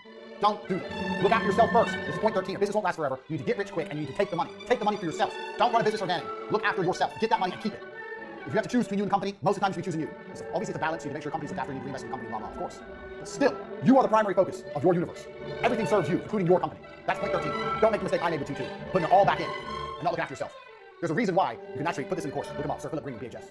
Billionaire, bought BHS, which is a big clothing store in England, saw it was failing, took billions and billions for himself, let it fail, let everyone's pensions go under, let it sink. Once he realized, you know what do I do here? Do I just make millions and billions for myself, or do I save something? He actually lost his lordship for it, because it's such an evil thing to do, because 10,000 more lost their pensions for years. Pretty evil. But the point is the same. As a billionaire, he understood, me first, company second. So he milked it. There was another company, it was a toy store, and they ran up until Christmas Day, and they took all the money for Christmas. No, it was a catalog. Remember the catalog? There was these Christmas catalogs. I can't remember. There's these Christmas catalogs that you pay every month, and you build up this balance, and then before Christmas, you order all your presents and all your food from the catalog. And they ran up until Christmas Day, and then they closed, took millions, and didn't deliver anything. But the managing director, because managing director ended up going to court, so it was legal. He took $7 million. He looked at his business and goes, you know what? I don't think this is sustainable anymore. I'm not going to put any more money into this. I'm going to take £7 million, I'm going to fuck it off, and deal with a big PR disaster. I don't know why I did it. He looked after himself first. If we put that $7 million back in, the company would have gone bust a year and a half later, and you have no money. Look after yourself first. Be ruthless with it. Take the money for you. There's no point in going through this stress for any other reason. So, Sir Philip Green, look him up, he did it with BHS. And you can also Google Christmas catalog bankruptcy. And you'll see both of these people, both times managing directors took their money. Same thing with the big banks, when the big banks went bust. All the banking directors, you think they didn't take big money? When the big banks all fucked up, you think they didn't take their big bonuses first? The smart people know. Look after yourself first, look after the business second. The smart people know that. So as long as you're financially okay, as long as your bills are paid, your mortgage is paid, you have money, everything's gonna be good. Point 12. I've said this already, I'm gonna say it again. I've been over this, but I'm gonna stress it. Like I said, some of these points are gonna overlap a little bit because of the way I explain things off the top of my head, because I'm a fucking genius. I don't need to sit there and script this out. You can't fuck up if you don't spend money. This is key. It's very hard to fuck up if you don't spend money. Now, if you have a very successful business and you're sitting on lots of money and you don't upgrade your business and then you go out of business, that's a fuck up. You should have spent money. Yes. If you're a Blockbuster and you are sitting waiting for rent videos and you didn't invest in a streaming service like Netflix and Netflix, yeah, you fuck up. You should have spent money. But at the beginning of a company, as a hustler, if you don't spend money, it's very hard to fuck up. 99% of business fuck ups are, I spent cash and I can't get it back. I spent cash and I lost it. I spent cash and now I don't have enough cash. If you don't spend, it's very difficult to fuck up. And this is why being broke is so liberating. I was happier starting businesses when I was broke. If you're watching this and you're broke and you're living at home with your mom, you are lucky. If everything goes wrong, you still have somewhere to sleep. You're still going to eat. You're not worried about mortgage payment. You're not worried about car payment. If everything fucks up, you're still okay. If you're in a position where you're semi-successful, you're now you can't afford to fuck up. You're going to lose everything. This is the point. So, if you're not successful, things are even better. But spending money is the easiest way to go wrong. If you don't blow money, it's very hard to fuck up. And that's why we go back to the way I teach you to start businesses for nearly for free. Don't spend money. If you're going to spend money, spend on what you spend on here. Knowledge, information. I'm going to save you thousands, hundreds of thousands for what you're supposed to. But in general, I see people and they're so happy to spend money. Don't spend your money because it's very hard to fuck up if you're not spending money. If you've got a hustle, doesn't matter what it is, and it's bringing money in, yeah, and you're not spending money all the time, you'll be okay. Now, I'm not saying be tight, I'm not saying don't invest, I'm saying these things, I'm not saying either. I'm saying be careful and think, do I need to spend this money? And when you were to decide you're going to spend money, the question is it going to make me more money? So, let's take our makeup brand. You have your makeup brand. I chose makeup because I don't know anything about makeup. So you have your makeup brand, you have your website, you're doing some advertising, you've got a few YouTubers, makeup YouTubers using your products, and you're doing advertising, you're bringing money. Right? Bring money. Right now, you're all working from home. You work from home, you've got boxes around your bedroom, you're working on a laptop, you're making money. Now, you've got some money you can spend. How do you spend that money? I'm asking you, why are you the answer? The answer is, you spend the money in a way that will bring more money in. So let's say you're semi-successful. You may sit and think, well, I want an office now. I need to get an office. No, you want an office. You don't need an office. You're making money without an office. Setting up an office, is that going to bring in more orders? How will you be how is you being in an office when the website's exactly the same going to bring in more orders? It's not. It's not going to change anything. If you spend that money on more YouTubers talking about products, you're bringing more money. Only spend money if it's going to directly, if you can see the clear path to how it's going to lead to more money in. Or don't spend it. Too many people fuck up because they just go, oh yeah, let me invest in, oh, I need an office, or we need I have this all the time, people, all the time. I get approached for this all the time. You need a back end. All the time. You need to spend, it was only 2 days ago, $15,000 to build me this super back end, because I have the war rooms all around Telegram, all this bots, so when someone buys a product, automatically links to the Telegram ID, automatically adds them in and out, the war room checks all the products they have, links them to the right rooms in the war room, blah, blah, blah, blah, blah. And I'm sitting there going, okay, I see how that would be useful, a huge, very complicated technical back end. But I don't see how that's going to bring more people in the front. I'm a millionaire. If you want 15 grand, which is nothing. I don't see how me having all this fancy shit behind my website at this current stage, maybe at later, is going to make more people buy from my website. So why do I need it? All I need is people to buy. I don't need this back end, fucking back end, this big, huge back end for money. That may speed up things once they've already purchased. But right now I'm doing everything manually with staff. The staff complicated, it's getting done. It's fine. So why do I need to spend this money? It goes against my business principles. When someone explains to me how this back end will convince more people at the front end to buy, then I'll be interested. But until then, if I'm going to spend 15 grand, I'm going to spend it on bringing more people in the front door. Now, if I get overloaded and there's no possible way I can deliver on my products, I'll buy that. But until that happens, I'm only interested in one thing: money in. What's the other lessons I taught you in the first 10 lessons? One lessons as well. What's a business? A business is this. This is a business. This is a website, ain't a business. Money in the bank ain't a business. A back end ain't a business. The only thing that's a business is this. Orders coming in. That is a business. The rest of it is bullshit fulfillment. This is your focus. As long as you have this, you will be okay. T2 succeeded for a year and with it for many years because of this. As long as you have this, nothing will go wrong. If this goes, you're fucked. You can have the best website, the best cash reserves, and the best back end in the world. No one's ordering, you're gonna go out of business. If you have lots of orders, no cash reserves, and no back end, but people are buying and buying and buying, you've got business. This is it. This is your focus. If you're gonna spend money, it has to directly lead to this. Don't fall for the geek shit, especially the war room. I mean, some people come at me and go, oh, it's gonna be programming, it's gonna be geek shit, programming, blah, blah, blah, and you're gonna see everything, blah, blah. Very interesting. I understand why that sounds like something I need. But I don't see how it's gonna convince more people to join the war room. People join the war room because I'm me and I give value. That's why they join the war room. And manually, I make sure everyone ends up where they need to be. That's fine. You could argue that this might speed things up, and that's gonna go back to number one, speed. It's gonna speed things up for my staff all the time. But I already do my staff time equation, number staff, time saving. I'm very happy with the amount of time that's being saved, my money, each member of staff making me. I have a good equation right now for my staff. That doesn't need adjustment. My staff are all fantastic. Everyone I work with is a G. So I don't need to invest much money. Plus, it's probably a bunch of TV homes and all the problem. So the point is, if you're going to spend money, be careful. And if you're going to spend money, you need to see a clear link to how it's going to bring more money in. Nothing else. This is your business. Nothing else is your business. The rest is bullshit. Number 14, reputation control. I get lots of questions of people who say, well, what about my reputation? People saying bad things, etc., etc. To control your reputation is very, very simple. You need to do more good than bad. You're never going to have people 100% happy. But as long as in general you do more good than bad, you'll be okay. Also, you'll find that people don't often really go out there and slam you unless you really piss them off. And one of the easiest ways to piss people off is to ignore them. So, in business, no matter how bad things are going, you never ignore them. Even if they're blowing up your email and messaging you non-stop, I'm unhappy, I'm unhappy, I'm unhappy, try and find a solution. People only get worse and they only get bitter if they're ignored. Because if they're emailing you, then they're not writing all over blogs and forums and making their complaints public. They're complaining directly to you, which means you can manage it. So there's another very important thing about business. Everything I've taught you so far, you obviously see there's some struggles along the way. And I learned the most important thing you can do to manage your reputation is to take all the criticism personally so they can't spend the criticism anywhere else. So if someone has any kind of problem, contact them and say, hey, you got a problem, let's talk about this, work something out, blah, blah, blah. Even if they're a complete unreasonable idiot. If you continue to email them back and forth and let them vent a little, they're very unlikely to continue to just spread crap all over the internet. That's what we live in now. It's easy to find customers through the internet, it's easy to lose customers through the internet. So for reputation control, make sure you're prepared to speak to people even when they're being dicks. That's point 15. And this is very, very important. This is going to be a major way to change your thinking in regards to business. You've learned a lot of things so far, you've got to learn something else. I mentioned before, we missed it. This is very, very, very important. You have to change the way you think about money. And you're going to change the way you think about money by only thinking about money all of the time. I'll give you an example. 99.9% of people go to a coffee shop, and buy coffee instead. If I go to a coffee shop, I go in, I look at the prices of the coffee, I look at how busy the place is, I buy my coffee, I sit down, and then I think, if I had to run this business, would I make money? Is there a way I could run this business and make more money? How much do I think the rent is? How much are these coffees? How busy is it? Do they sell cakes and sandwiches and extra? Who are the main customers? What's mainly businessmen? I consider it must be a business district across the road. Why are the waitresses or why are the people who work here not hot young girls who attract men to come to this? Think outside the box and look. If I go to a coffee shop right next door, could I eat them? Are these coffees expensive? Are they cheap? Are they good? You have to start looking at every single business you interact with, every single one, and see how you would compete. Or if you had to run their business and make profit. Because what you'll often find is you'll see there's a lot of people making mistakes. You need to sit and you're going through your normal life, you're having your coffee, you're sitting in fucking Starbucks, whatever. Obviously, competing with multinational like that is very difficult. Any business you interact with, just start training your mind to view their business, how you believe it works, everything from rent, overheads, product, profit margin, when you can sell more, any tips, tricks, everything from start to finish. Analytics you work out. It's surprised how much you learn about business. Self-talk. I do every bar, every restaurant, everything. Even simple things, even things I know nothing about. Still, I look at how hard they are, I look at how much they charge me for my time, how much labor is, how much I can charge the other workers, where's the big boss, how much is he making. You need to start thinking about money, thinking about businesses like this. Every time you interact with one, you need to analyze it. Your analysis will get better and more precise. Obviously, there's some information you don't know exactly what it is. You can estimate it. You should be able to estimate it. So this is one of the really important mind hack I teach anyone who wants to be serious about hustling and making money. You need to start approaching all businesses this way. Because what's going to happen is when you eventually open your own business, there's going to be some lessons that you identify, some mistakes you identified in previous businesses that you're going to make sure you don't make. Whether you're opening a coffee shop or an online company, it doesn't matter what it is. You're going to identify the mistakes and you're going to change them. So even next time you buy something online, most websites nowadays are extremely streamlined. But still, if you identify a problem with the website, if you identify a problem with the email that comes afterwards, if you're unhappy with a particular aspect of customer support, if you don't like the packaging that comes in, whatever. Analyze everything, remember everything. You're going to use this stuff for your new company. So this is a very important mind hack. This is something you need to do permanently as a matter of habit. So rich people, you're sitting around money being made, you're sitting around money being exchanged. Your money's never made, money's only exchanged. When you're sitting around and they see money being exchanged, they work out exactly how and why and who's benefiting. This is something you need to start doing as a matter of habit. Right, number 16. If you're working a job, you need to identify all the ways in which you can do your job. A lot of people work their jobs and they don't try very hard. Discuss this already about how lazy employees are. If you're an employee right now, you're working lazy. So, you're working a job, you're not trying your best. List all the ways you could improve. Work faster, you phone calls, you care more, X, Y, Z. You do the entire 9 hours without super long bathroom breaks, you experience your phone, whatever. Make a list of all the ways you can improve the way you do your job. And ask yourself why you don't do it. Why don't you do it? I don't know, like a job. Obviously, this is also first. Is literally sit there and think, I need X, Y, Z to send something. I think you'd be surprised how often here's the deal. I want to do X, Y, Z, X, Y, Z, X, Y, Z. I think it's going to make us a lot of money. I just want to say, if I'm right, it pulls off. Let me prove myself first. Let me make the money first. But if the money starts rolling in, that's no longer rewarded for it. They'll say, okay, they'll call your bluff because you promised them money. When you go in there and you say that, all you've done is say, look, I want to make you some money. You say that to them, let the money start coming in, and they'll often reward you for it. If you're not doing your job to the best of your ability, you need to be doing something else. And if you're not doing the job to the best of your ability, you need to be using that time to start something on the side. So my work history, as you can tell, is very varied. For a long period of time, I worked, I say long, about a year, I worked for a company called N2. N2 sold web advertising. It sold advertising, websites, SEO, Google AdWords, all that kind of thing. So we would call up companies, convince them they need a new website, or they need SEO, or Google AdWords, or hosting, blah, blah, blah. So it's like an online advertising agency. This is a few years ago. At the same time I was working there, this is the company when I read Wikipedia three days a week. At the same time I was working there, I was pissed off that I wasn't a business owner anymore. I kept remembering T2, all the mistakes I made at T2, and I wanted to start a television advertising agency again, but I couldn't afford to quit this job. And I also knew that it was going to be very, very hard to sell television advertising like I did a few years before, because this was, when I was selling before, was just before the big credit crunch, you know that? Now we're in the height of credit crunch, so it's very difficult to get money out. So I decided to start a company, I started a television advertising company called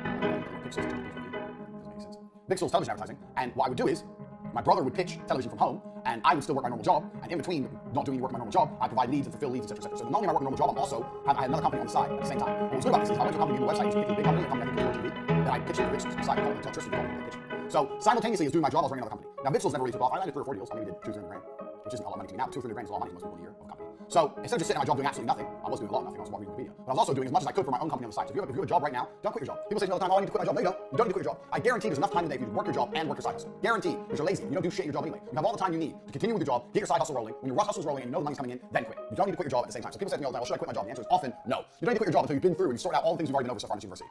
Is money coming in? Why would you quit your job? Is money coming in? Yes or no? No. Well, then why would you quit your job? I showed you already how easy it is to get money flowing in. Get the site online, bang, bang, bang, get the money in. Even none of the fulfillment is ready. So if money's not coming in, you don't need to quit your job. No, you need to do everything at the same time. You can get money rolling in first before you consider ducking out of a job, sitting around at home, and being broke. That's a very important key thing about jobs. I get asked that all the time. Next point. This is a very important one. People, I'm gonna make this very, very clear. People do not buy on price. You do not want to compete on price. For whatever company you're going to run, you do not want to compete on price. T2 compete on price, and okay, it lasted a while because of speed, but even nowadays, that would be much harder to do. I'll tell you why. The people who compete on price are going to be you. So if you go to Amazon.com, look at phone cases for 89 cents for the case and delivery, and it's coming all the way from fucking China. How do they make money on that deal? I don't have a clue, but they managed to pull it off. There's too much Southeast Asian and Asian production now. Everyone's producing everything so cheap. There's no way you're going to win on price. You need to sell on brand. Here in the West, living where we live, that's our advantage. We have the whole idea of branding and quality and reputation. These are the things you can sell on. You do not want to sell on price. You don't want to price people out of the market. But when you're sitting there looking at your prices, you don't want to sit there and go, well, you know, I want to make it really affordable. I've never experienced that. So you've joined my university, this is, I don't know if you joined at half price, or $9.99, you joined the full price, whatever. I could have done this cheaper, but why would I do it cheaper? This is the value. The value here is what I'm saying, this is how much it should cost. So you can't just be looking to sell things as cheap as possible. I see a lot of guys, especially the Twitter gurus, loads of them are selling ebooks for like $17 or $13. How are the fuck you can get rich off $17 ebooks? You're not. So if that's the only price people will buy from you at, then that shows your brand has no strength, no reputation. Because if you have genuine strength and reputation, you can sell at real price. So where your price point lies says a lot about who you are as a person. Do you want to be fucking Lambo? Write Lambo down, so I like that word. Or do you want to be bullshit? This is where all the little ebooks are. This is where I am. Why can I sell more than them? Why can I sell for a much higher margin, a much higher price? Because I have a reputation, and I provide a better quality product. So when you're looking for whatever you're going to do, whatever you're going to launch, when you start putting prices out there, if you put it up high, you're not selling, and you find yourself really reducing the price to try and get sales, that says a lot about who your reputation is. You need to do some reputation management. You need to build your reputation, build your credibility, build on the point that you're an expert in your field. As you do that, your price will increase. That's the easiest way to make more money. Because there's only a certain amount of customers in the world. Let's say there's only 100 incels who are going to buy a book about how to fuck today. There's only 100 of them. So only people on Twitter are going to buy a book about how to fuck today. So the easiest way to make more money is to charge these 100 people more money instead of trying to find more people. Especially with Twitter, because if you're selling on Twitter, Twitter following doesn't grow that fast. Your Twitter followers may not be that big, and even if it is, let's say 30,000, they don't grow very quickly. You get shadow banned, it takes a long, long time. So you only have a certain amount of potential customers. So you want each one to spend as much money as possible. This is the reality of the game. So if you're selling shit cheap, like a lot of these Twitter guys do, that's because they're cheap and they're lame. They're lame. Never sell on price. Also, you'll have more problems and more complaints from people who buy cheap things than people who buy expensive things. And the reason is because people who buy expensive things are getting Lambo quality, like you're getting here, all the information I'm giving you. People who buy the cheap things, they're just buying it because it's so cheap. They don't believe in the person. They're just like, oh, what's the worst I can do? I'm only losing 13 bucks. But then they'll still feel pissed off when they realize it's garbage.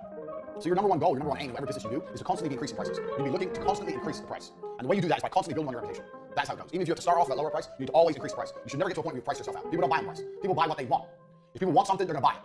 There's a whole bunch of expensive shit that people buy, trust me, because they want it. So you have to make sure that people want your product. Do not be one of those, well, I'm the cheapest on the market, guys. That never works well. Because you have a bunch of dickhead customers, and it stops you making that serious money. It's bullshit. Don't do it. Next. You need to learn to shut up and listen. This is a really important point for business. Super important. This is something I see a lot of people make mistakes with. I'm going to destroy my beautiful diagram here. Right. Most people, once they start a business, won't shut the fuck up about their business. I know so many people who are making money, and yeah, they're making money. But as soon as you start talking about money, all they talk about is how they make money, their business, how smart they are, ego investment, how great they are. That is not going to teach you anything. You only learn by listening. So whenever I'm around people who are making money, I don't talk about money. I mean, it's different if they're friends of mine, I've known them for a long time, we're interacting. I mean, if I'm meeting people and they're businessmen and everyone's talking about how they're making money, I shut the fuck up and I listen. Because anyone who's making money, one way or another, knows something you don't know. There's a lesson everywhere. So when you interact with someone who's rich, you have to say enough to convince him to talk. But don't talk too much yourself. The more you talk about your own business and how you do things, the more time you've wasted. You already know your own business, you already know how you do things. Maybe if you're asking him directly for feedback, yeah, I do this, what do you think of this? But if you're bragging, blah, blah, and I'm this, and I turn over this, you're just wasting time. Let other people talk. Learn from other people who are making money. Even if they're in an industry that's completely different to yours, it doesn't make a difference. Shut up and listen because somebody knows something. Even Dan, who I ran T2 with. Dan was a crackhead. Dan taught me shitloads about advertising and shitloads about sales. He taught me loads of things. This guy's got a fucking coke problem. He's out of his mind, and he taught me things. There's nobody you cannot learn from. You can learn from anybody who understands anything about your sales or making money. So prepare to shut the fuck up when you're interacting with these people and sit and listen and adopt it. You're super prepared. Next. I think another thing we did at T2 actually. We had T2, and we had another company called Angel. So we had another company called Angel TV. And what we do is, we pitch TV companies as normal. And if we ever had a company which was really close to doing it, but for some reason just wouldn't go over the edge, wouldn't buy, then we call them up and pitch them from Angel for a tiny bit of discount. So let's say we're pitching them at 19 grand, we're trying to get them, they won't do it. Then we call them up from Angel and say, hi, we have a one-time special offer 18,000. And try and close them that way, even though there's no profit in it. But the point is, that's another little thing you consider a little business kit. If you have a company like that, if you have a partner, a business partner, or have some members of staff that they perhaps would interact with if they're talking to in the initial organization, if you're really trying to get sorted, you just can't get it in, you can always try and pitch it to some other company doing business that way. I know a lot of people who are doing that, I won't say who, lots of different industries, who are coming along, trying to close a business, closing a lot, but those stubborn motherfuckers are coming along with another company and scooping them up. Keep that in mind. Something else you can write down and think about. We'll come back to Angel later on in the university curriculum. Next, attention is free advertising. So you need to get good at getting some attention, somehow. I get attention, because I'm Don. You need to find a way to get attention. Because all advertising is buying attention, which is fine. But buying attention is more expensive than getting attention for free. And when I say for free, I mean free financially. To get attention, so it takes time to money. You need to find a way to get attention. I think you already understand this. You already understand viral marketing, no such thing as bad press, blah, blah, blah. But finding a way to get attention is a fantastic way to start generating money. Now what most people do is, you see a lot of people, they find ways to get attention, and they don't monetize it. So for this, I'm going to put an example of my Star Wars thread. I want you, we're going to start putting on the screen now. When you look at my Star Wars thread, I said something that pissed off the nerds. You see, I pissed off the nerds. Started to go viral, started to get traction, and for every single tweet afterwards, all I'm trying to do is promote my website. I'm doing it in a funny way, I'm doing it in a way that annoys them, I'm doing it in a way that's going to get some interaction, but I'm still trying to promote my website. That is the end goal. Get attention, and then do not be afraid to shamelessly sell. You have to find a way to get some attention first. And that's not easy in the modern world, because everybody's vying for each other's attention, especially on the internet. Everyone is competing for attention. But attention is key. So finding a way to do it is important. I know I had a guy who had a, it's the most simple, stupid example, it's true. He had it was one of these guys in Romania, they wrapped in cars, and they're in an industrial state. And he painted the entire side of his wall with a huge mural, like a spray paint mural, on a car being wrapped. And I said to him, that was bad, how much it cost? It cost me 3,000 to increase my business. Got attention, fucking paint this wall. Anything it takes to get attention. If you have a sign in your company, it's a sign big and bright and bold enough. Probably not. There's no such thing as bad attention. The world we live in now, we live in an attention economy. If you have lots of attention, you can turn that into money. If you have no attention, you're not going to have any money. We're in an attention economy. You don't even need good ideas now. YouTube has proved attention economy. You have fucking morons out there doing nothing on vlogs, talking shit and being complete losers. But because people watch it, because they get attention, they're millionaires. Attention is the currency of the modern world. So if you're going to start any kind of business, one thing you need to consider is, we talked earlier about money in, all your money out. This is your only real business, the money in. And how you don't want to be investing any of your money in anything that doesn't lead back to here. But you know what's going to lead to this? You know what's going to increase the number of sales coming in? Attention. Attention is key. Attention is going to accelerate everything. So you need to keep that in mind. Don't be afraid to do things that are a little bit crazy to get people to pay attention to you. Now, obviously, I'm not saying join ISIS or something stupid to get attention. Keep it in mind. Attention is the currency. Attention is the magic formula, that the catalyst that's going to take any company and blow it up fast. So keep that in mind when you're looking to launch a company or you're running your company. Does my company get enough attention? No. Okay, so which company in my industry does get attention? This one. How do they get it? Oh, well, they pay for advertising, for example. Or they did this viral campaign. Or they sponsored this. How are people taking the attention that you want? How can you get the attention? Find a way. If you have to go and run a marathon dressed as a fucking dinosaur with your company name on the back, then go do it. It's effectively free. It's good for you. Don't be lazy. You have to do something to get some attention. Attention is the key. That's going to be the difference between a failed business and a successful business. Even with the cam girls. People say all the time, cam girls, that's not real business. Girls just get naked and they just make money. No, that's not true. Girls just say, oh, what, you just get naked and you get money. No, it's not like that at all. Making money as a cam girl is difficult. It's a real business. How many girls are online right now? 100,000 maybe. You're trying to compete with all those titties and pussy. It all looks the same, effectively, tits and pussy. It's all the same. How do you compete with that? How do you get the attention of men when they have so many choices? They can click, scroll through all the titties. So how do you get the attention? So as a cam girl, with all my cam girls I was training, we would have meetings. How do we get attention? That's why all these girls do like cosplay, dressing the video game characters, differentiation, anything it takes to get attention. So the cam girl industry is completely an attention industry. You have to find a way to get attention. You have to think about it. So the cam girls, we did lots and lots of different things. Very small things that make a big difference. Remember customers' names, remember names of their pets. Pay attention to us. Hello, Kimberly, my first name, so they all feel valued, so they get back. Make sure that their thumbnail, when they broadcast it, they had a little thumbnail. So their thumbnail, when they broadcast it, was really hot. So they go to make sure their room is interesting, a few things in the background, Basic advertising stuff. It's all the business of getting attention. Don't forget that. Super important. Right, next, come on from the cam girl thing. Play on people's insecurities. So I made lots of money with cam girls, and in 3 days from the filming of this, I made $1,000. People have vices, people have discoveries, and you can find a way to twist them. People can't help but lose their money in sales. People like kids to ask, and they're desperate to help. That's what they do. So even if you're running a business which is very traditional, say you're running clothing, people like to feel good looking and attractive. You have to twist that angle. You have to put something on the angle so people go, I want to see this. That's what all these brands do. When Porsche, Mercedes, advertises Mr. Businessman, getting in his car, has his briefcase, Mr. Business. He's important. You're not important. You're not Porsche. You're nobody. You're a loser. You have to play to people's insecurities. The cam business was the #1 for this. Play to people's insecurities and promise with your product that everything's going to be better. So I'll give you an example. So with the cam girls, guys who come along, the guys who are talking to cam girls can't really get girls, obviously, so they can't really get girls. But our cam girl would tell them that they could get girls, or that they could get them. So let's say the guy would come along and say, oh, so what kind of guys do you like? The cam girl would describe that guy. And this is something I have to train my girls to do, because girls are so stupid. So like literally a foul man would come along and say, what kind of guys do you like? And she'd be like, young, fit, Italian men, something dumb. And obviously he'd be like, well, that's not me. So there's nothing in the relationship there, is it? Whereas if a foul man said, what kind of guys do you like? She'd be like, oh, someone mature, someone who's done playing games, someone who's ready to settle down, I know will value me. All the bullshit he wants to hear. Tell people what they want. Play on their insecurities. He's sitting there going, yeah, well, I've been trying to look for a girl like that my whole life, but I just can't find him. Oh, where are you based? If we keep talking, maybe one day we meet, 1 year later, 2 years later, take his money, take his money, take his money. You have to play on people's insecurities. You have to find out exactly what people want. So I don't know what you're going to sell, and it doesn't matter what you're going to sell. What are you going to sell? Why do people want it? Right now we're in university. You guys want it because you want to learn how to make money. That's why. So in all of my advertising and everything I'm doing, I make it very, very clear to you. You need this to learn how to make money. I know more about business than you. I've run more businesses than you have. If you don't get what I have, if you don't get Hustlers University, you're not going to know what I know. So you're not going to make money like I make money. I identified it's the product, we have it here. I identified the reason you're buying it, I'm pushing it. So I don't know what you're going to sell. Say you're selling fucking protein shakes. I don't know. You don't sell, a lot of people will sell protein shakes. Best flavor, this much carbs, this much sugar, blah, blah, blah. Who cares? It's boring. You're gonna sell your protein shake. I'm gonna draw a protein shake. I'm gonna draw one. It's gonna be artistic and beautiful. You're selling protein shakes. You need to say to people, you won't be strong without the protein shake. You won't be fit without my product. Why are you wasting your time in the gym when you're not gonna get in good shape anyway? Oh, you'll get in shape, but you'll be in better shape if you use my product. Fuck the product. Who cares what's in the product? Sell a result. You need this. You need this because of X, Y, Z. Doesn't matter if you're selling protein shakes or Hustle University or motherfucking raspberries. Doesn't matter what it is. You have to push that point over and over and over again. Play on people's insecurities. That's what makes people buy. Because they're not gonna buy otherwise. Oh, I can go to the gym, I'll get in shape, and oh, do I need more carbs? I don't know. No, who cares? It's all dork shit. The all geek will care, but most people don't care. You need protein shakes or your gym time is a waste of time. Why are you suffering in the gym for no reason? If you drink this one drink, you're not wasting your time anymore. Stop being a loser. Quickly, buy. That's how you have to be. Play on people's insecurities all the time. Next, this is a really important one. And this feeds into one of the points I made earlier about the coffee shop. Let's imagine you go to the coffee shop. You probably, unless you're a complete loner, are not going in there by yourself.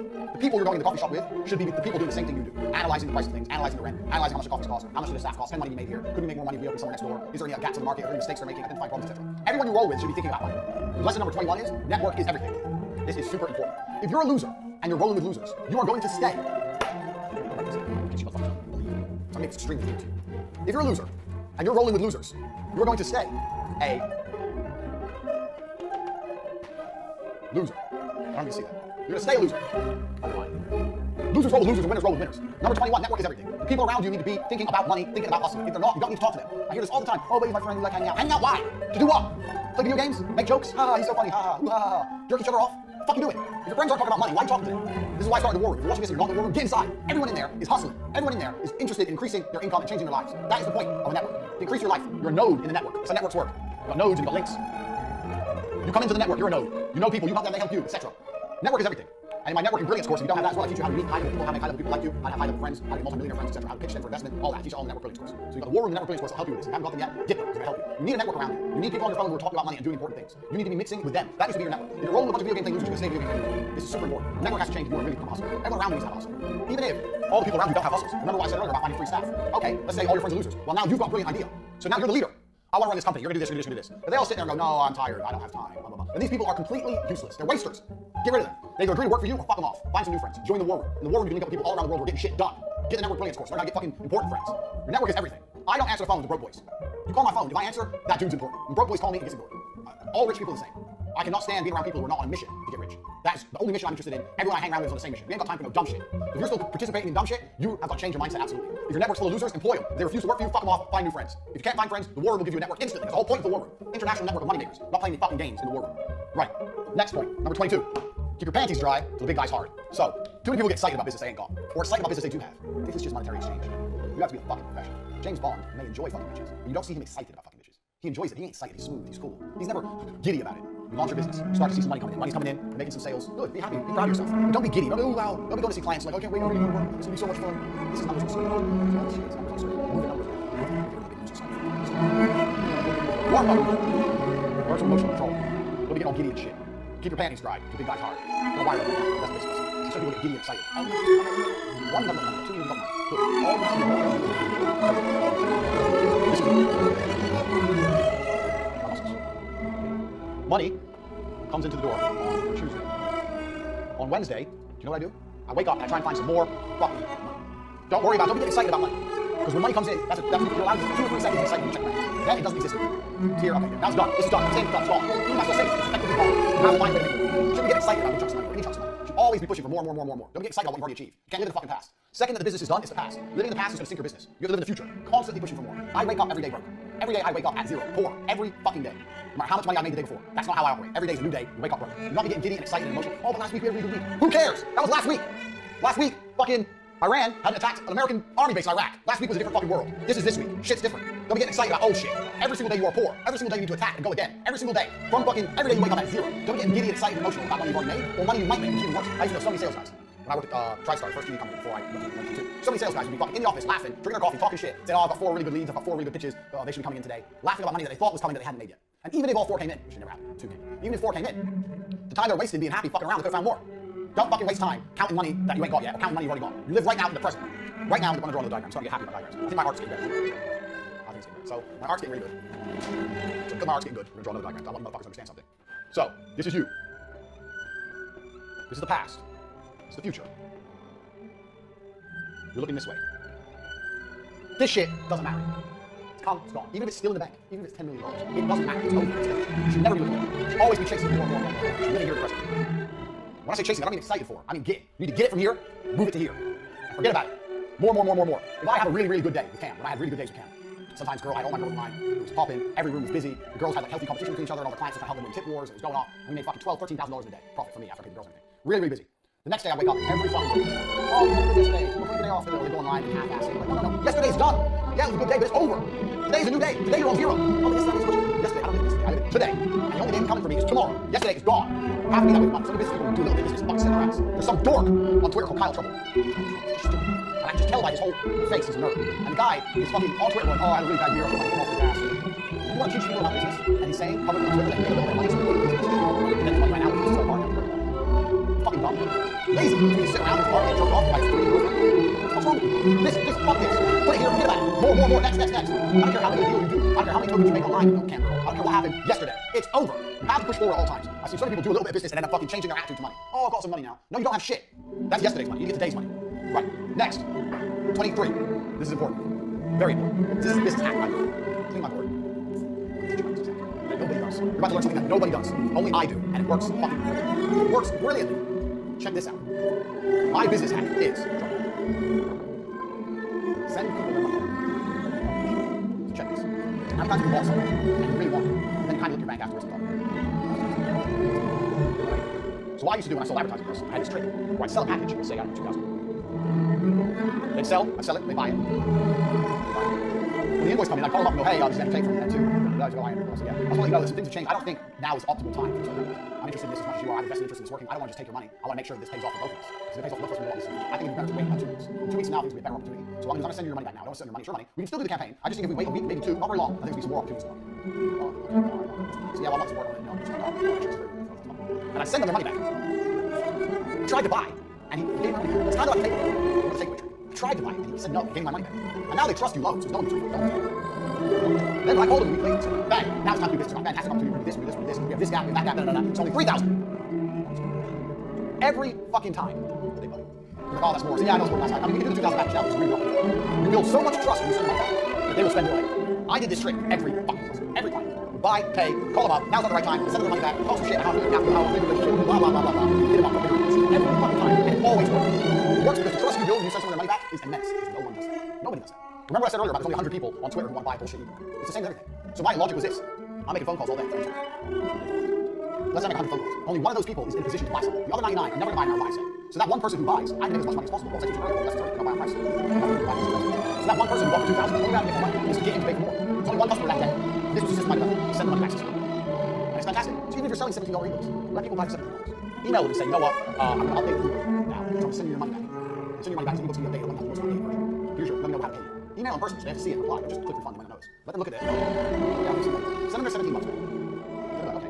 Then email them again, hey, let you know, work on the updates, be out soon. I think you're really going to like it. I could have, and then remind them. I could have left you with the older version, but I think you'd better have the most up-to-date stuff. Bang, email again. Watch that person go, oh yeah, you know, I really appreciate that. Most people wouldn't do that. Most people wouldn't care. Because now you send them their money back. This person, you don't understand the psychological effect this has on people. Now they're like, whoa, I can trust this dude. Then you come out and go, hey, so it's updated. I've updated. I need the latest version. As well as that, I've got a new product that's coming out. It's not out yet. It's blah, blah, blah. It's worth $100. If you're interested in both, I give you both for $40. Bang. I guarantee you he buys it. You turned a $17 sale into a $40 sale with a 2-day wait and a fucking 2 emails. You've doubled your turnover. You've doubled your turnover. You have any idea how important that is? You've doubled your turnover with a 2-day wait and a couple emails and a bullshit story. You're not update anything because they've never seen the original ebook. They don't know today. You just have to add on another ebook you already had. A big famoose. Famoose is the word I invented in Q2. Famoose. Take the money, famoose it. Famoose the goose. And you famoose the geese. It's a business. Listen. He's the goose. You famoose him. You famoose him by taking the $17, emailing it, sending it back, promising a whole bunch of fucking updates, then saying you get a bundle worth $120 for $40 because he waited. You apologize for the wait. You're doing him a fucking favor. I know you bought 2 days ago. I'll update the ebook now. I know you've done a bit of wait, so if you want my $100 product for only an extra $20, I'll give you both for $40. Oh, he's doing me a favor. Yeah, okay, the update. Now he's ebook from famoose the goose. Bang. Double your turnover. And it only works because you send that money back. You send people their money back. Guarantee it changes how they think. So that's a trick you need to start implementing. Finding ways to send people their money back. That shit works. Trust me, I did that for a very, very long time. Especially with low-value products for $17. You make your money on send that back, pay for it. That's how you get paid. All takes keep spreadsheets, you don't get confused. Be more organized. It's easier to double your turnover as a business this way than there's no easier way to double your turnover. Trying to double customer at 17 is a lot harder. It's fucking double email. Double. I've doubled your business. Very simple trick. I'm a genius. I'm a genius. And I know this shit works. I did it all my fucking self. I've done this. I'm a genius. Literally. I used to do this all the time with advertising. Oh, I just bought. Yeah, I'm sending back. Now's the right time. Oh, but we really want to do it. It's part of our marketing strategy. Yeah, okay, I'll be in touch. Don't worry. I'm going to identify the right time. Bang, higher price. 24. You have to hard close. Now, a lot of people already understand this. This is why they do false urgency, buy now, running out of time, blah, blah, blah. But you have to hard close people because people don't buy things without being hard close. So you have to find a way to close them. You either have to do the false urgency thing, or running out of time, or you can do if you don't buy now, it's going to be very hard to get this deal later on, blah, blah, blah. Everyone knows this is very basic sales. But in my experience, I've tried soft closing, I've tried hard closing is better. With hard closing, you're going to lose some people. The people you close outshine or outweighs the people you lose. I see so many businesses that are just working softly, just waiting for people, waiting. It's better to go hard and just get the business done or not. You have 10 potential leads. My board's still wet, so I can't draw for you. Sorry, you have 10 potential leads. It's better to hard close, come in like Rambo, close 5 and lose 5, than sitting there on 10 that might drop in, might not drop in. Because that 10 that might drop in, might not drop in, fucks with you. It fucks with your estimated numbers. It fucks with, oh, maybe tomorrow we'll have money. It wastes your time. No, blow them out the water. Get some definites. A definite is better than a maybe. Get a definite. Some people go, oh, but this maybe. Why are they maybes? Make a phone call right now, find the fuck out. Come up right now and say, look, we're filling up for the month. We're really getting very full. I want to do business with you. I think we do fantastic business. I understand you may not ready to move ahead right now. But if you can move ahead right now, because it's the last place I'm available for the month, I'm prepared to give you X amount of business. Yes or no? Oh, no, I can't. Okay, no problem. We'll speak in 2 weeks. Bang, fuck them off. Fine. Next. Someone will go, okay, yeah, I'll do it. Bang, get them in. It's better to have, what's the saying? A bird in hands or two in the bush. So fucking around with maybes. There's no maybes. You got close. You got people out there, they want to do business with you, they do, they don't. Everyone's a maybe. Maybe I'll go to the moon. Right now, maybe I'm a fucking astronaut. It doesn't mean anything until NASA calls me up and says, get on the fucking rocket. Am I an astronaut or not? Too many of you letting fucking maybes fuck around and don't do that. Next point, talking about maybes. We're 25. And I think a lot of people already know this, but I'm going to say it anyway. Business ain't real till they pay. We're number 25. We're only a quarter of the way through. How much shit University, a quarter of the way through. 25. It ain't real till they pay. And I mean money in the bank. So when I was running Vixels, remember Vixels, my TV company I was running at the same time working at M2? I had the chance to land a deal for a company called Glorious Foods. Is Glorious Foods still a company? I'm curious. Glorious Foods. And what they did is they had food brands in superstores in the UK. Glorious Foods. Glorious Food. Oh, no, this is a cake. Anyway, they were a very big company. So Tristan called and pitched Glorious Foods to TV. Spoke to a junior marketing manager. Convinced her TV was a fantastic idea. We're talking about sponsorships on the Food Channel, blah, blah, blah. Anyway, this was a £600,000 deal with £250,000 profit from the industry. £250,000. So he convinces her TV's a good idea. Well, organize a meeting. I go up to the meeting. In the meeting, I meet the head of marketing, the big boss, and this little loser that Tristan threw on the phone. I do the meeting, and I destroy it because I'm a chi. It was beautiful. Completely destroyed the meeting from head to toe. Bang, did it. They loved me. They loved it. Sent them the proposed advertising back. They loved it. Sent them the contract. They loved it. The deal was done. Me and T, it was done. And when I say done, I know you don't count money goes in the bank. But it was done. They emailed back, yes, no problem. They signed the contract. The deal was done. We were just waiting for the money to show up. Anyway, so we're emailing. The head of marketing, whatever, got sick. So we emailed her, came back saying hi on unexpected leave.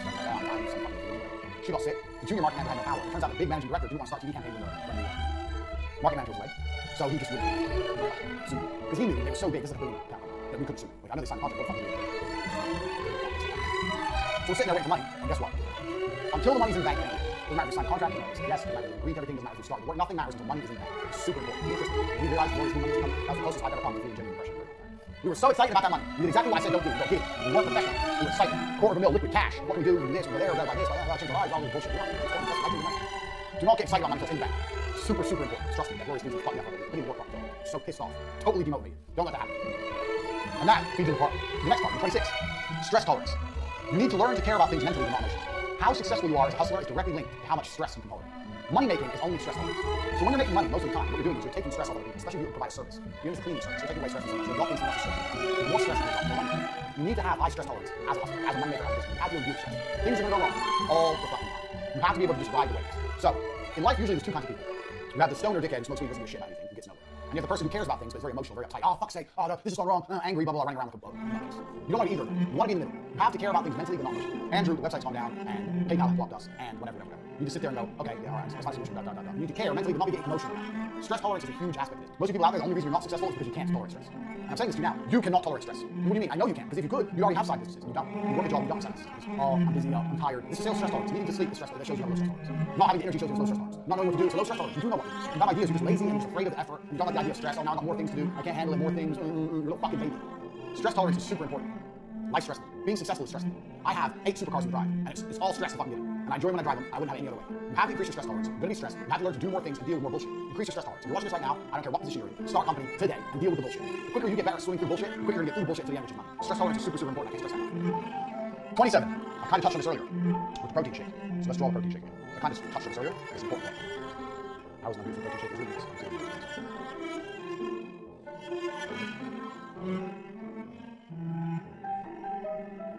That's good. So, protein shakes. The way you sell protein shakes is you convince people they need them. This is one of the most basic tenets of business. You have to convince people they need whatever you sell. You don't talk about the product. You talk about their need. What's the old adage? Sell me this pen. Sell me this pen. Oh, well, this pen's blue, and this pen is it's plastic, it's durable. No, that's not you sell me. Sell me this pen. You need to be able to write things down. What have I got pen? Yeah, now you can write more things down. I can write down my ideas. You all things you can write down to write next level. You become J.K. Rowling, you become a billionaire. You don't have a pen. You need a pen. Write things down. Sell the need. Don't sell the product. It's blue and it's plastic. As opposed to you become J.K. Rowling, you become write things down. You have to sell the need at all times. Most people don't sell the need. And you know this with me, I never sell the product. So let's look at my products compared to other dorks who sell stuff online. So you'll see other dorks who go, my 18-page ebook includes blah, blah, blah, blah. Have I ever told you how many pages are in my books? How many exact modules you're getting? Did you know how many modules we're getting with this university? I say, this many videos, this. No, that's selling the product. And you don't care. You sign up anyway. If I would have said 10 videos of this and an ebook and PDFs, who cares? I sold you the need. You need to know what I know about business. It's the need that sells, not the product. So whatever you're selling, it doesn't matter what it is, sell the need. If you're selling fucking raspberries, they need raspberries. Why do I need raspberries? You need raspberries. It's good for you. I don't know. Talk some shit. Super berries, whatever. That's what goji berries. What the fuck is a goji berry? I've never heard of goji berry. Now I see them everywhere. Superfood. Goji berries for superfood. Superfood. Why? I ate goji berries. I feel exactly the same. It's bullshit. But they sell on me. Superfood. You need goji berries all the fucking sudden. I don't know what they look like. Anyway. Sell the need at all times. You will catch yourself not selling the need. All the time you'll catch yourself not selling. So, even a coffee shop. This is the biggest mistake things like coffee shops make. They don't sell. They'll sell on a coffee shop will sell you on price. They're trying to be nice and cheap. They'll sell on a nice looking coffee shop. They'll have like nice chairs that look nice. They very rarely sell the need. If I had a coffee shop, I would have a massive sign outside. Tired? Question mark. Nice warm coffee. The need. Because everyone's tired, aren't they? Stressed. Tired? Okay. Nice warm coffee. Yeah, nice warm coffee. Okay. Walk in. That's selling the need. I don't say Arabica beans in a cup. Who gives a shit? You want fucking beans? Sell the need at all times. Never take your eye off that prize. You're still paying attention, which you motherfucker should be. Write that down. Already, all the information I've given you should be formulating how you do business. You might have watched this university 3 or 4 times. But at the core of it, always you have money in. That's your business. The rest is bullshit. Everything has to feed back to this. Selling the need will feed back to this. People buy things they need. They sometimes buy things they want, but they always buy things they need. That's why they have to need what you sell. So find a way to make them need. Next, this is something most people don't understand. My experience of business, if you're going to be a hustler and trying to get rich, is as follows. Until you are a big rich company, or until you have lots of money in the bank, contracts are not real. Legal paperwork are not real. None of these things are real. Look at the Glorious Fugees. They signed a contract. If I would have taken them to court, I would have spent a lot of money. Would they have paid in the end? None of these things are real. People lie in reality. Reality defies Rule 1 of Hustlers University. What's Rule 1? Rule 1 is slow. Guess what lawsuits are? Slow. Super slow. If you're a new business, you do not have time. Years. Years for a maybe. And even if you do get a yes, they can still delay years if they even pay you, which they probably won't. It's different if you're like suing a huge news outlet. You know, like companies. That's different. But in general, you want to do your business based on trust. You don't want to have I don't think contract. They don't have fuck contract. What are you really going to do about it? It's bullshit. I am not a fan of contracts. I don't work with contracts. I don't like legality. It's very, very slow. So if you're looking to start your business, you're like, okay, we need a contract with this person, contract with that person. You know what's better than contracts? Mutual interest. It's good for me if I do my part. It's good for him if he does his part. Look at how a road works. You're driving down the road. There's a car here. There's a car here. Why do they not crash into each other? Well, it's good for him if they don't crash. It's good for him if they don't crash. Nobody wants to crash. So we all avoid it. Isn't that better than having a contract saying we won't crash? What's the contract? And then he does crash into me. Well, I have a contract. The crash has already happened. And we're a fucking mess. Mutual interest. Find a way to do business with people with mutual interest. My suppliers, I don't need a contract with my suppliers. They want me to buy things from them. For what contract? For what?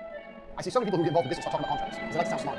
Very much like we were talking about earlier on. People like to spend money at the beginning and get their logo and spend money and get a big back end and all this bullshit. They like to sound intelligent. That's not business. This is business. Money in. The rest ain't business. Contracts aren't business. Contracts are just some fucking bullshit you might have to deal with when you get bigger. But in general, don't be thinking if I can get inside a contract and I've got it. You haven't got anything. You've got a piece of paper. And if you try to enforce that contract, it's going to bankrupt you. So don't be relying on contracts in the US. A lot of people do that. I don't know why. A piece of paper doesn't mean shit unless you enforce it. And enforcement is very, very slow and very, very expensive. So forget about contracts. Find a way. If you're going to have to work with another company or another person, for there to be mutual interest. Mutual self-interest keeps the traffic of the world flowing. Keeps the business world flowing too. That whole suing each other bullshit, that's some mess you don't make up. That ain't going to be rich. Hustlers are looking at money. You're looking to do this. Suing people is a big fucking outlay for a long, long time. It's bullshit. It's fuck contracts. Make sure your partners need you. And make sure you need your partners. This is a very, very important one. So I used to know a guy, hopefully he doesn't buy this course. I know a guy. I don't know the exact business he had. It was something to do with self-employed employees. To avoid them having to pay tax or something, they use his company. But there's him and 2 other partners. There's 3 of them total. And one day he went to work, and his 2 partners had fucking loads of money. Why they were them? You need to make sure your partners always need you, and you need to make sure you always need your partners. Not want. If you look at your partners and realize they don't need you, or you don't need them, you should need them. But you can be the absolute managing director. And you can find out your number 1 employee who you trust and make them the number 2. Now you effectively have a partner. There's another thing you understand. People want partners who like 5 on level. Check their thinking. That's fine. If you have a partner and you both need each other, it's going to be good. However, you can still have all the benefits of the partner, but number 2 commands loyalty. Now you still have benefits of the partner, you control it. So make sure you need your partners and they need you. There's lots of ways you can do that. Mutual self-interest. You can do things, they can do things. You need to work together to get the job done. Otherwise, feel free to just hire someone to make sure they're second command and just make them feel important and use them to bounce your thinking. Be the only person who's in control. Don't get fucked out your company. Not that it's likely to happen, but still. Even if you're making loads of money, you have a partner you don't need. Now you have to not money making. Why? Next point. Business. Number 13. Every purchase is an impulse purchase. So, if someone does eventually buy from you, even if they've been thinking about it for a long time, the moment they finally decide to pull the trigger and buy is an impulse purchase. That's why I say hard close. That's why people do false scarcity, all these things trying to get them to impulse buy. You can go and do a lot of research on impulse purchases, how they work, why people make them. Everybody, after they purchase, the time between the money leaving the bank and them receiving the product, even a few more seconds, just have that little bit. Every single purchase is an impulse purchase. Remember that. Keep it in mind. I've had a lot of people say to me, oh, you're selling impulse purchases. I don't. Mine's a considered purchase. No, it's an impulse purchase. A house is an impulse purchase. A supercar is an impulse purchase. At the point of buying, it's an impulse purchase. No matter how long they consider it for, when they finally click send, it's an impulse purchase. All the tactics and tricks I'm teaching you to get people to impulsively buy, work on every single kind of sale. Every single kind of sale is an impulse purchase. Don't get stuck up in some bullshit thinking, oh, mine's not impulse. Like you're better than everyone else. Oh, mine's not impulse purchase. Mine's considered. Shut up. All impulse purchasing. All of it. Everybody impulse purchases. And that's why you have to look, if you're looking at any kind of sales tips and tricks, look at impulse purchasing, how it works, why people do it, and those are the factors you need to implement, especially when you're trying to close a considered purchase. You've been talking for a long time, you're trying to close them, bang, you're trying to convince them to make an impulse purchase. All sales are impulse purchases. And you're not buying on price. So those two go together. Remember those two. So how does a real estate agent do that? Like a house is a considered purchase. This is where you're going to live, and it's very, very expensive. Well, they come and they show you around, they make you want it, and then they start telling you other people want it. Other people are viewing the house, they're going to put in an offer, trying to force you to make an impulse yes or no. Okay, we'll take it. They understand. Everyone understands. It's always an impulse purchase. You have to put something there to make people buy, make them do it, or simply not going to do it. Do not give people open-ended time frames. If I say you can have this pen today for X amount, or you can come back to me anytime and get the pen. No rush. Why would I buy a pen? I'll live without a pen for a while. So I really need the pen. I'm not going to need the pen unless you convince me of the needs. So I'm never going to buy a pen. Everything's an impulse purchase. You have to convince someone needs, and you have to hard close. This is something. Just understand the nature of how people sell, how people buy. This is saying absolutely everything, no matter what it is. Next, promise your clients the future. This is important. A lot of people I see do not sell a future to their clients. I don't understand why. You should sell a future to your clients. You should say, look, we're working together for a very long time. In the future, X, Y, Z is going to happen. In the future, I'll be able to provide you with X, Y, Z. When you talk about the future, you presume the present. So this is a trick I do with chicks. This is a big example. If you're watching this and you don't have my PhD course, get it, because it's good. Very good. But I do this in the PhD course. So if you preempt the future, if you talk about the future, you already assumed the present. So if you're talking to somebody, you're going to do some business with somebody about business or whatever, and you want to sell them something, you talk about how it's going to affect things in the future. So let's take an example. Let's look at your ebook. I don't know, just thinking something. Your $17 ebook on how to pick up those.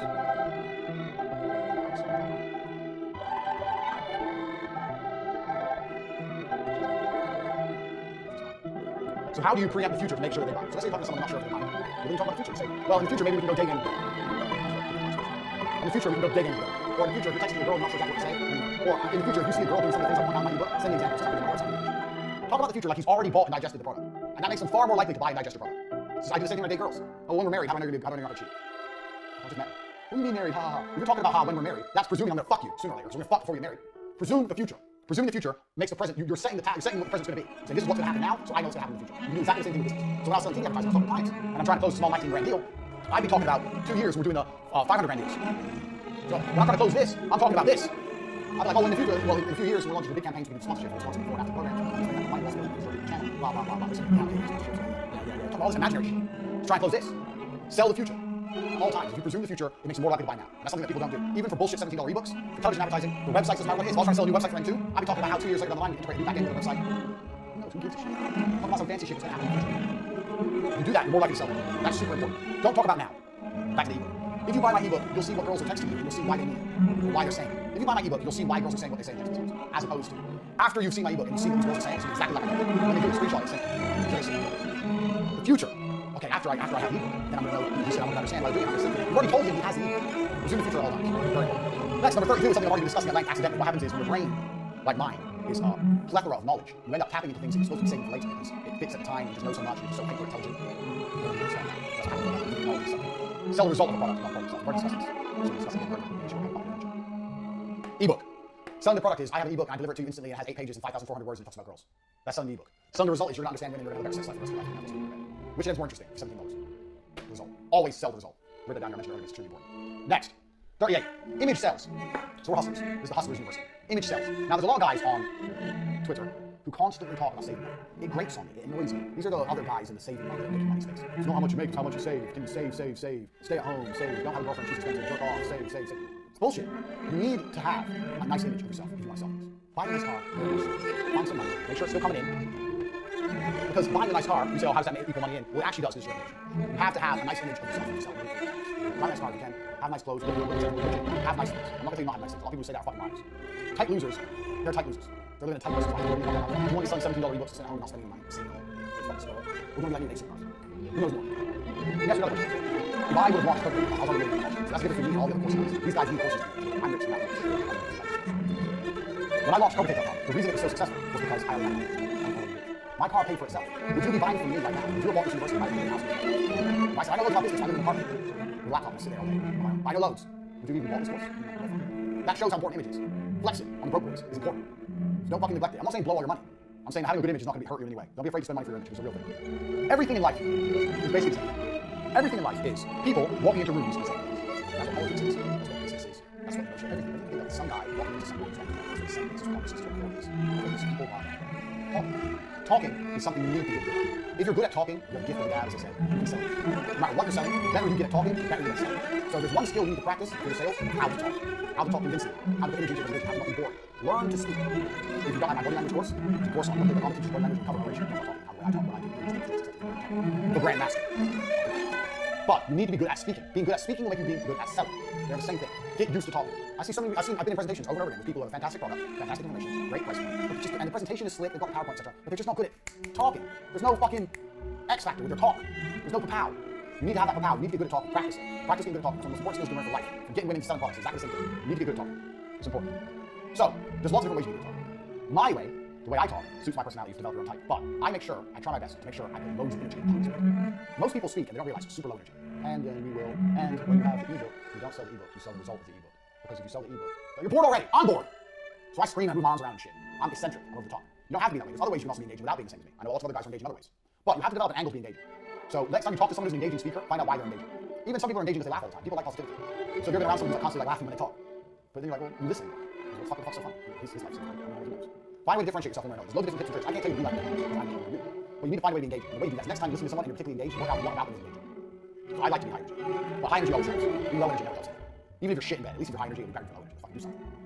One thing you do need to avoid is everyone does it. But you'll notice you're watching this university. I'm not reading off.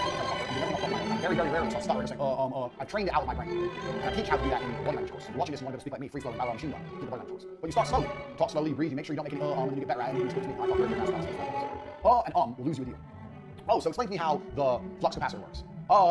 Okay, so you just lost me. You just lost the deal right there. And 99% of people do exactly that. Even people who are good, even experienced people. Okay, so why? How's the flux capacitor work? I'm going to tell you exactly how the flux capacitor works. Here's how it works. Look at this. I just got the deal. You didn't. All I do is repeat this question. You're saying, so you have time to think. I'm repeating the question, so I have time to think. Tell me how the flux capacitor works. Or tell me how the flux capacitor works. I'll tell you what I'm going to do. I'm going to tell you exactly how the flux capacitor works. All you do is repeat the question. It's so complicated. There's tips and tricks so you learn how to speak without sounding like a moron. If someone in a presentation with me, I won't buy from them. I don't like that shit. I don't speak that way. Learn how to not speak that way. If you're watching this and you want to learn what I know about how to talk, get the body language course. Give one trick there. There's a bunch more. Next. Everything will go wrong all the time. Everything will go wrong all the time. That's why you need to have a high stress tolerance. And that's also why you need rule number 1. Your best weapon against things going wrong is rule number 1. Speed. Speed defies gravity. If you get water in a bucket and you spin it around really fast, the water doesn't come out. As soon as you slow down, it falls out. Speed is that powerful. You have to be able to work quickly. You need people around you who work quickly. You need teams which react to things quickly. Everything will go wrong all the time. The faster you can plug the hole and fix things, the faster you're going to be back online making money. So anticipate things going wrong. High stress tolerance. And speed is the remedy to all the issues. Now what the issue is, not what ails you. You need to do things quickly. Always. As long as you can keep this going, you've got your business. So let's say you've got your business. You've got your business, money's coming in. Your back end fails. Your big back end all fucks up. Oh no, what do you know what I do in that situation? Most people in that situation goes, oh well, we can't take orders because we can't see who, what order. No, not interested. My business is still running. As long as my payment gateway is taking some money, my business is running. I'll deal with the shit show. And I'll fix the shit show. I'll deal with it because speed. But I'm not turning off my fucking tank. As long as this is happening, you won't go out of business. You won't lose. You'll only lose when this stops. So even if everything in your whole company's gone wrong, you'll sleep less. You've got higher stress tolerance, you'll deal with it. Your staff understands, speed. You tear through the mess manually. You go through the manual one by one, get fixed. But you're not going to stop your business. This is your business. Never, ever lose. If everything goes down, what's the first thing you fix? It's the test. Everything goes down, what's the first thing you get back? How to take money. You don't care about anything else until this is online. There's nothing else without it. It's like, what's going wrong in your life? What's the first thing you fix? You fix oxygen. You have oxygen in the game's out. Nothing else is important. That's what this is. Fix this. Get the payments coming in. Then worry about it. Worst case, everything's so fucked up you can't even see what people want. Don't worry. They'll email you. Hey, I spent money on your website. Oh, really? This is the time of day. Sorry about that. This time of day. Yeah, sorry about that. We're sending free gifts. Put your money in. You got them happy. You get free gift. Keep the money coming. All costs. Super, super important. Everything's gonna go wrong. So just keep this going. You work quickly. You can fix the other shit. Don't let anyone come to you and say, well, we can't do this because the back end. Fuck the back end. I'm interested in the front end. Fuck the back end. Give me my money. There. Next. If you find this is a staff tip, number 41. I'm clear my board. No more tips. Sorry if you've been jerking off. Enjoying my beautiful photography. She's going off. Number 41. Everything I know about business is starting from finish. Every single business I run by these principles. Every single business I run by these principles. Literally, every single one. 41. If you can find a loyal person, find them. So most people approach recruitment like, I have a job I need to fill, let me find a person. I approach recruitment. I try to go through life as I interact with people. If I find a person who I believe would be a good fit for my leadership style, which is do whatever the fuck I say, do it quickly, then I'll find them work. You can always find more work. The work is never done. Work is a black hole. Even if it's just to sit on my Twitter account and retweet tweets. It's still work, it's still engagement, it's still attention, it's still advertising. If I find someone who fits my style and I believe they'd be a good worker and they're loyal to me and I know I'm going to be able to count on them, I'll find work for them. Don't turn down people you think will be good because you can't find work. If you're running a business and you can't think of work to do for an employee, then you shouldn't run a business. It's very easy to find work. There's always something to do. There's always Twitter to tweet, or blogs to write, or go on Reddit and post forums and post bullshit links. There's always something to do. If you find a good person, hire them and find a job afterwards. That's key. And then as jobs, real jobs appear in organizations you grow, you already have loyal members of staff you can reorganize. Don't throw away loyal people because you don't know exactly what they're going to do straight away. That's 41. 42. Aim way too high. And when I say way too high, I mean way too high. Now, don't be one of those jackasses that comes along going, yeah, I'm going to go like on Dragon's Den, The Apprentice. I'm going to business worth $500 million. I'm going to be a multi-millionaire. Don't be an idiot. But you need to aim too high. The higher you aim, the higher you'll get. If you aim for the moon, you'll get to the stars. If you aim for the stars, you'll get to the sky. If you aim for the sky, you won't get to the moon. That's how it goes. You need to aim high. Be realistic. Don't be a dick. But you do need to aim too high. Whatever your expectations are, you need to triple, at least quadruple. Because if your product is good and you're doing a good job and you're selling it to the whole world, why can't you be a millionaire? Why not? If you're doing a good job and selling a good product to the whole world, why couldn't you? So you need to aim much higher than you're currently aiming. It's going to help you reach higher levels. Just don't be one of them deluded dickheads who's already talking about $500,000 turnover when he has literally sold something. I guess another way to phrase this lesson, number 42, is never be content. So when your money's coming in, let's say you get to the point where you're doing $2,000 a day, $1,000 a day, whatever. Never sit there and go, oh, it's pretty good. It's never good. It's never good enough, ever. It's never enough. It's never good enough. Never enough to make you happy. Be greedy. Want more. Aim high all the time. It's your instant source of motivation. If you're happy and content with what's coming in, you're not getting high enough. You have to be pushing forward. Remember, always looking to the new money. Forget the old money. Aim higher. All of the time against yourself. Next lesson. Irrational self-confidence without being a bullshitter. People like confidence. If I'm going to spend my money with you, I want you to be extremely confident on what you're doing with my money. If I'm going to, okay, so let's say I'm going in for surgery. I'm going to see a doctor for surgery. Do I want that doctor to be confident about the operation or nervous? Do I want the doctor to say, yeah, I've done this loads of times. Yeah, I know exactly what we're going to do here. It's easy, it's simple. I've done it loads of times. Or do I want to be like, oh, well, yeah, things can go wrong. I didn't see this way. But what do you want? You want confidence. So if someone's going to spend money with you, they want you to be confident all the time. So you have to be confident in your delivery. Don't be a bullshitter. Don't come along and say I know more about girls than Andrew Tate. But still, you need to be super confident at all times. So if anyone's going to spend money with you, they need to be confident. So when I used to go into sales, when I would go sell things, when I was doing television advertising, I would say I was the best. Now I was relatively new to the game. So yeah, I've been in this game a long time. I've met a lot of people, and I've met a lot of agencies that say they do things. I'm not trying to sound conceited, but I'm very sure that we are the best at what we do. Okay, so we're really the best at what we do. In terms of price-wise, and what we plan to do, we're the best. Can I have any evidence? Evidence, what evidence? They go, why? And I say, oh, because the way we've been planning, the price point we work out, I've been doing this for a long time, I've seen lots of people, and lots of different clients, right? Just said it right there. And if you say it so confidently, they're not going to be like, well, no, you're not. They don't know. They don't know the micro. How they screw it? Oh, okay. Well, people love confidence. They want to give their money to the best because they know the best is going to give them the best job. It's better to be irrationally self-confident than not. This also ties into the and ah thing. Did you notice how smooth I was right then when I said I'm the best? When I go I think we're the best. No, I'm the best. Any job you do, any client you're going to land, you need to sit there and say I'm the best one. I'm the best at what I do. What they're going to do is say, no, you're not. Yeah, I am. No, you're not. How do you know? My industry knows. I'm telling you the best of what I do. You're not going to find anyone better than me. It's impossible. I am the best. There's no one else in the world who does what I do. So I'm the best. Congratulations, you found the best one. Irrational self-confidence. Do not be a bullshitter, but you need to be super self-confident. Smooth with it. James Bond. He walks in, he's outnumbered, everyone wants to kill him. I'm the best. I'm me, I'm G. So you have to be. Irrational self-confidence is super important. Lots of people don't have enough confidence when they're trying to sell. I don't know why. You're trying to sell something, and you're like, oh, well, maybe, fucking maybe. Irrational self-confidence. Now, next point, 45. We're on 45. We're almost halfway. This is another thing that's going to change the way you view business and money. I want you to understand something. Money cannot be made. I don't even like to say we're making money. Nobody's making money. The Federal Reserve makes money. You're not the Federal Reserve. If you are the Federal Reserve, you bought my course. I'm very, very humbled by that. You're not the Federal Reserve. You're an individual. You're not the Rothschilds or shit munchers, which means we cannot make money. All we can do is take money from other people. Money exists, and we have to take it. Dan the crackhead said to me something once. When our TV business was doing deals and there was money all around, we had no profit, but there was money in the bank, and we had new cars, and we I said, how the fuck did this happen? This is crazy. He said, money's like water, and water is always moving. So you have an ocean, and the sun evaporates the water, goes into a cloud, and the cloud moves, and it rains, and then it goes to a river, and it goes to a pond, and then it evaporates again from the sun. Water never stays still. The cycle of precipitation. And he said, money is like water, it's always moving, and if you stand in the right place at the right time, you're going to get money. And that's absolutely true. So money cannot be made. It can only be taken from someone else. You stand in the right place at the right time, when money's moving, you're going to take it. 99% of people are middlemen. Most people are middlemen. Everyone's a middleman to some degree. Those companies exist out there, they're just simply middlemen. All they do is there's something, this is a product, this person wants the product, they're in the middle, they slide. They really complicated, they're middlemen. So money cannot be made, it can only be taken from other people. So every single penny that comes in your bank is not made, it's taken from someone else. Why are they going to give you their money? Why? It's a serious question. Get a piece of paper right now. I have this, I'm selling to this person, they will give me their money because. And you should be able to name a bunch of reasons. And if you can't, you have a problem. Don't be thinking about making money. You're not making money, you are taking money. And because you are taking it, you have to convince it from others. That'll change the way you approach your marketing, change the way you view money, change the way you approach your business. Because that's the reality of what's happening. You're not making shit, you're taking shit. It's very, very different. Convincing it, prying it from you. Precipitation cycle for bonus. Next, don't make anyone irreplaceable. This is a very simple one, but I've seen it happen time and time again. You're a guy, you're busy, you get an assistant, your assistant is exceptionally good, your assistant knows all the passwords and shit you don't know because you're busy and you're in a rush. You know the end of the story. Don't make anyone irreplaceable. I wrote this down because I've seen 2 people lose their companies because they lost either their top salesman or an assistant. So if your top salesman's floating your company, he's irreplaceable. You need to fix that quickly. So with T2, we had one salesman who was better all the rest, it was great. It was really, really good. And we didn't make him irreplaceable, and when he left, we really suffered. What I should have done is go to Gerdit and say, yo, bro, you're really, really good. You're amazing. Do you mind on Fridays, if every Friday morning you give a speech or you teach the guys the pitch or what you're saying on the phone, and you can Friday afternoon off, we'll give you a day off the week, or I'll give you some extra money, or I'll go out for lunch, or I'll give you a company car, anything. If you can teach, we don't mind, you know. In fact, we come with them for free. People like the ego thing, the promotion of telling others what to do. How about every Friday you can teach the guys who can go through the script and they can learn from you? To make the others get up to par so he's less irreplaceable. Take what he knows. Never make anybody irreplaceable. If you see or identify someone as irreplaceable, or you look at your company and go, I couldn't survive without this person, then you're in trouble. You should always have a company and you should work with people, it should be fantastic. But you should know if anyone leaves, you can find someone else. At all times. Next. Another basic sales tactic. Tell people they can't have things. You already should know this if you sold anything before. But you should know. Tell people they can't have things. All the time I tell people they can't have things. If you tell people they can't have things, they want things. This is the reality of the world. So let's say someone calls you to buy, let's say you sell flux capacitors. I'm gonna draw a flux capacitor.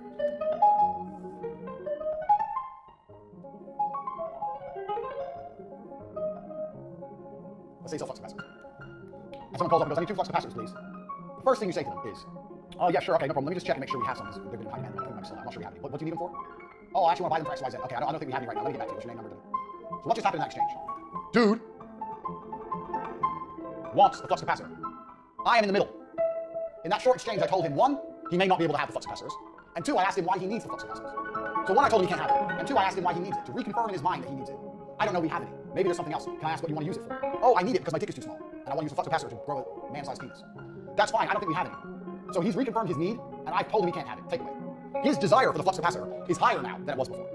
He wants it more than ever. So, this is obviously one example of how this can be done. You apply this basic principle. Get them to confirm what they need, tell them they cannot have it. You cannot have what you want. You cannot have it. You're not allowed it.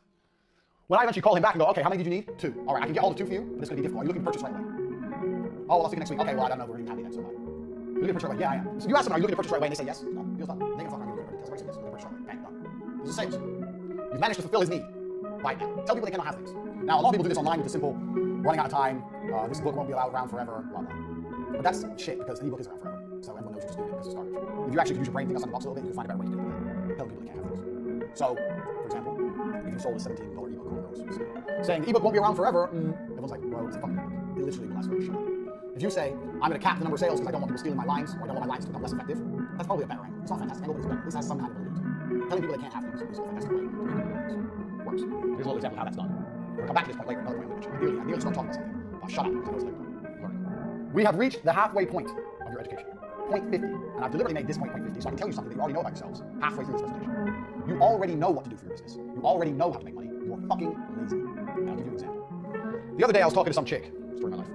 She's talking shit, obviously, about how she wants to run a makeup company. I said, if you want to run a makeup company, why don't you have a makeup company? She goes, oh yeah, I know, but I don't know what to do. I said, okay, I'll tell you exactly what to do. Here's what you do. Here's what you do. Go to Alibaba.com, get some samples of makeup, find one you like, put a new sticker on it, make a website, sell on your website, get YouTubers who talk about makeup, to talk about your makeup brand, sell makeup. Done. You're a makeup company. She goes, that's a good idea, actually. I go, yeah, it is. A week later, I said, how much makeup you sold? She goes, what do you mean? I said, I told you how to do an entire makeup brand from start to finish. I told you to do an entire company. How much have you sold? She goes, oh, well, she did nothing. 7 days, she did nothing. I told her how to run a whole company. You want to run a makeup brand, I just told you how to do it. Didn't do it. A lot of you are out there already sitting on ideas, and guess why you're not doing it? Because you're fucking lazy.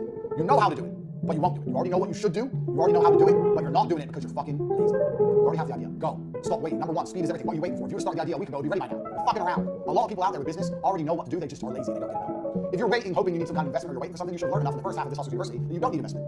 You can get the money coming in without investment. We've already discussed that. There's nothing to wait for. I hear all the time, man. People don't realize how often they do it. I hear people say, oh, I've got this idea for a course, let's say. Cool. A month later, yeah, I'm working on my idea. A month? Do you think you want to achieve in a month? A fucking month? If I have an idea, it's ready same day. I had this idea. When did I have this idea of this? We're halfway through filming, we made the advert, made the website, we started enrollment. I had this idea 34 hours ago, maybe. Like, fucking let's get going. You know what to do. You're all slow, and you're all lazy. That's the reality. That's point 50. You need to accept that about yourself. Accept that if you really have the tenacity that you desire, you really have the tenacity to get what you desire, if you're really like me, a go-getter, a warrior, you already be doing shit. Too much waiting, too much talking, not a fucking action. I managed to get you here watching this program, and I got paid to do so. And I had this idea 32 hours ago when I was yelling at someone not to go to university. I move quick. That's why I'm rich, and you're not. Miss Makeup bimbos, what 99% of people are when it comes to business. They have an idea, even if you tell them exactly how to do it, they don't do anything. They fucking sit around waiting for a makeup brand to fall out of the sky and land on their face. Garbage. 51. Welcome to the second half of Hustle University. You've surely learned a lot so far. I know what you're thinking. Andrew, you've already taught me too much. Andrew, you've already opened my eyes to a new way of thinking. I never thought about this as well. You say, Andrew, you've already taught me so much. I already had all the value I deserve for this course. You should stop it right here. No. But I'm fucking generous. So you're going to do it again. 50 more points. 50 more lessons. Pay attention. First, 51. Why are you running your business? Genuine question. As a hustler, why are you running your business? Pause and see what you think. If you don't know the answer, I'll tell you the answer. The answer is for money. That's why you run your business. People will come to you all the time and say, start a business you're passionate about. Bullshit. You're only passionate about one thing. Cash. It doesn't matter if you sell rocks. It doesn't matter if you sell jellyfish scrotums. Who gives a shit? It doesn't matter what you sell. It matters that it sells. Sell what sells and get rich. Be passionate for profit. Most people come to me and go, I need to start a business I know about and I'm passionate about. No, you don't. I can sell a makeup brand today. I don't know anything about makeup. But I know with my business acumen, the lessons I've already taught, the way I'd start the company, bring money in before I put money out, the way that I move quickly, the way I know I make money. I make money with makeup brand. Fact. Fact. I don't know anything about makeup anymore in my life. You don't need to know about things to sell things. You need to know about selling to sell things. The idea that you need to be passionate about the business to make money from it is complete airy-fairy bullshit that idiots say. You are passionate only about what's making you money. You're passionate for profit. You're not passionate about product. So if you can make money selling concrete, let me tell you something. There's some Chinese billionaire out there, B, not M, B, who's selling rocks and concrete and making billions. Do you think he's passionate about concrete? Do you think he's fucking making love to concrete, kissing it late at night, hugging it in bed? Do you think he's got a fucking concrete doll in his middle hole for his dick? No, he doesn't give a fuck about concrete. He gives a fuck about money. As should you. Drop that I need to be passionate garbage. Passionate for profit only. 52. This is specifically for you social media marketers. War is profitable, but not always. So I get this a lot. I see a lot of people who have digital products constantly in battles with other people in space trying to get attention through war to try and sell products. War Online is very much like real war, and you need to sit and plan and strategize if it's worthwhile. What are your end goals? What are your end objectives? How are you going to achieve them? Is your end goal and objective just to get people paying attention to your tweets? Is your end goal and objective to sell products? Is your end goal and objective to defame and to devalue the status of your opponent? What is the end goal and objective? War can be profitable, but you need to make sure it is worthwhile. You shouldn't be arguing with small accounts, people who are smaller than you. I will only beef with someone that have more than 10,000 followers. Know your place, know their place. War can be profitable, but you need a strategy for war. So when I went to war with the Star Wars guys, to show Star Wars tweets again, my strategy was clear. Who likes Star Wars? Guys. If you meet a hot girl, she's my Star Wars. Really, I don't care. Who's passionate about Star Wars? Guys. What kind of guys? Dorks. What do dorks need? Well, dorks usually have some money because they're dorks. They don't have any girls. So if you will go through my Star Wars thread, you'll see my strategy is simple. Sell my PhD course. Sell the ability to get girls. Show lots of girls. Sell the ability to how to obtain females. That was my strategy for that battle. And it worked fantastically well. That weekend I sold a lot of girls. All basically off the fact that I said Star Wars was the I had a clear objective for my battle. Most people would go viral with a battle. They have a clear objective. They know what they're trying to do. I knew exactly what I was trying to do. Poke the geeks, annoy the geeks, annoy the nerds, and then off the back of it, be humorous enough for them to entertain the idea of learning from me how to get girls. That made me money. War needs strategy. So if you're going to go to war in any way, either in the physical world or the internet reality, you need to be prepared. You're not prepared without strategy. So war is only profitable if you have a strategy. Have a clear end goal, have a clear objective. Don't end up in America stuck in the Middle East forever and just playing stuff. That's most people want to also chat. I don't go to war often. I go to war to I don't lose money. War's profitable. 53. Another thing that sells. We are talking about predicting the future and preempting the future. Presume the sale by talking about the future. You know what else makes people buy things? FOMO. Fear of missing out. I know you know this already. I already know that. How do you instill FOMO? Well, here's how most of you guys instill FOMO. If you don't buy now, we're closing and you won't be able to buy. No one cares because we know that that's a lie. We know they're just closing artificially to try and make some artificial money. How do I instill FOMO? I talk about how many other people have already bought. All these people over here know what I know. You don't know shit. Talk about other people buying your product and it'll make people want to buy your product because they'll feel like they missed out. So with television advertising, I do this all the time. Constantly talk about other campaigns or other clients I have. Not in a braggy way. Just in a, when I'm doing business with this, or I did this campaign for this, or this is actually a very busy time of year for us right now. We have 15 people signed in the last 2 weeks. We're really busy. Lots of people doing this. Everyone's involved. People doing this, people doing this, people doing this. Oh, I'm excited. Else doing it. Maybe everyone else knows it's a good idea. Why do I think it's a good idea? Well, I don't like this and that, but everyone else likes it. So, okay. Even successful people are herd mentality. Even very successful people are sheep. If they think everyone else is doing it, they're going to do it. It's the same with fashion trends. How many stupid fucking dumb pieces of clothing is people wearing? Everyone else is wearing it. People need to know that lots of other people are buying. You need to find a way to make that clear. Lots of people are buying. Lots of people are doing this. You're the one who's not doing it. So with this university, I told the truth. I've been very, very impressed with how many signups I have. I'm not lying. I didn't need to. I have lots of signups. But lots of people are learning all of my secrets to making money. You don't know. That person has fun money. I don't need to say I'm closing the uni. I can say, look, these fuckers know a whole bunch of stuff. You don't know. I did this all the time with advertising. It's fantastic with advertising. It's a really busy time of year for us. I used to say this, you know what, any time of year. January, February, March, April, May, June, July, August, September, October, November. Didn't matter, you know what I used to say? I said, it's a really busy time of year for us. People are gearing up for Christmas. They're like, Christmas? It's March. But yeah, exactly. People are preparing already for Christmas rush.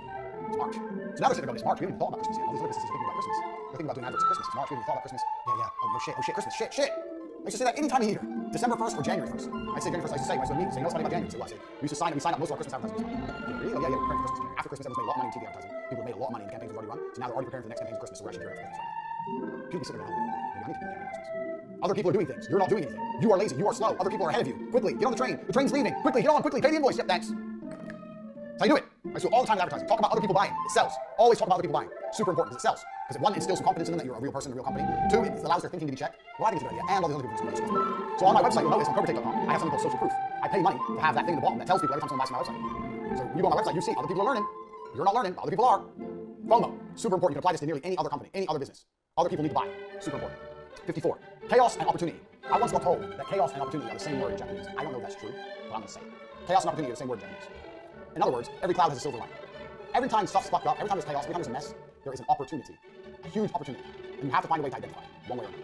That's always a way to identify it. So, what's a chaos? What's a fuck up? It doesn't matter. The point is, you already applied speed to fix it, but you need to find a way to twist it in your favor. There's always a way to twist it in your favor. So, it doesn't matter what it is. Let's say your back end isn't done properly. Your back end is missing a bunch of vital information. Let's say. Okay, cool. So you need a whole bunch of orders. You need something, you need people to fill in some information, fill in the blank. Then you hit up all your customers with a ridiculous deal. 99 cents for our case. Usually 99 cents. Even if it's a break even. When you get a whole bunch of orders, bills in your back end's back. Even if you just broke even on it, you filled in your back end, you've got some more real customers who are more used to selling your There's always an opportunity. Doesn't matter how fucked up things go wrong, there's always an opportunity somewhere you just need to find it. Sniff it out. Something's going, there must be some way here I can make some money.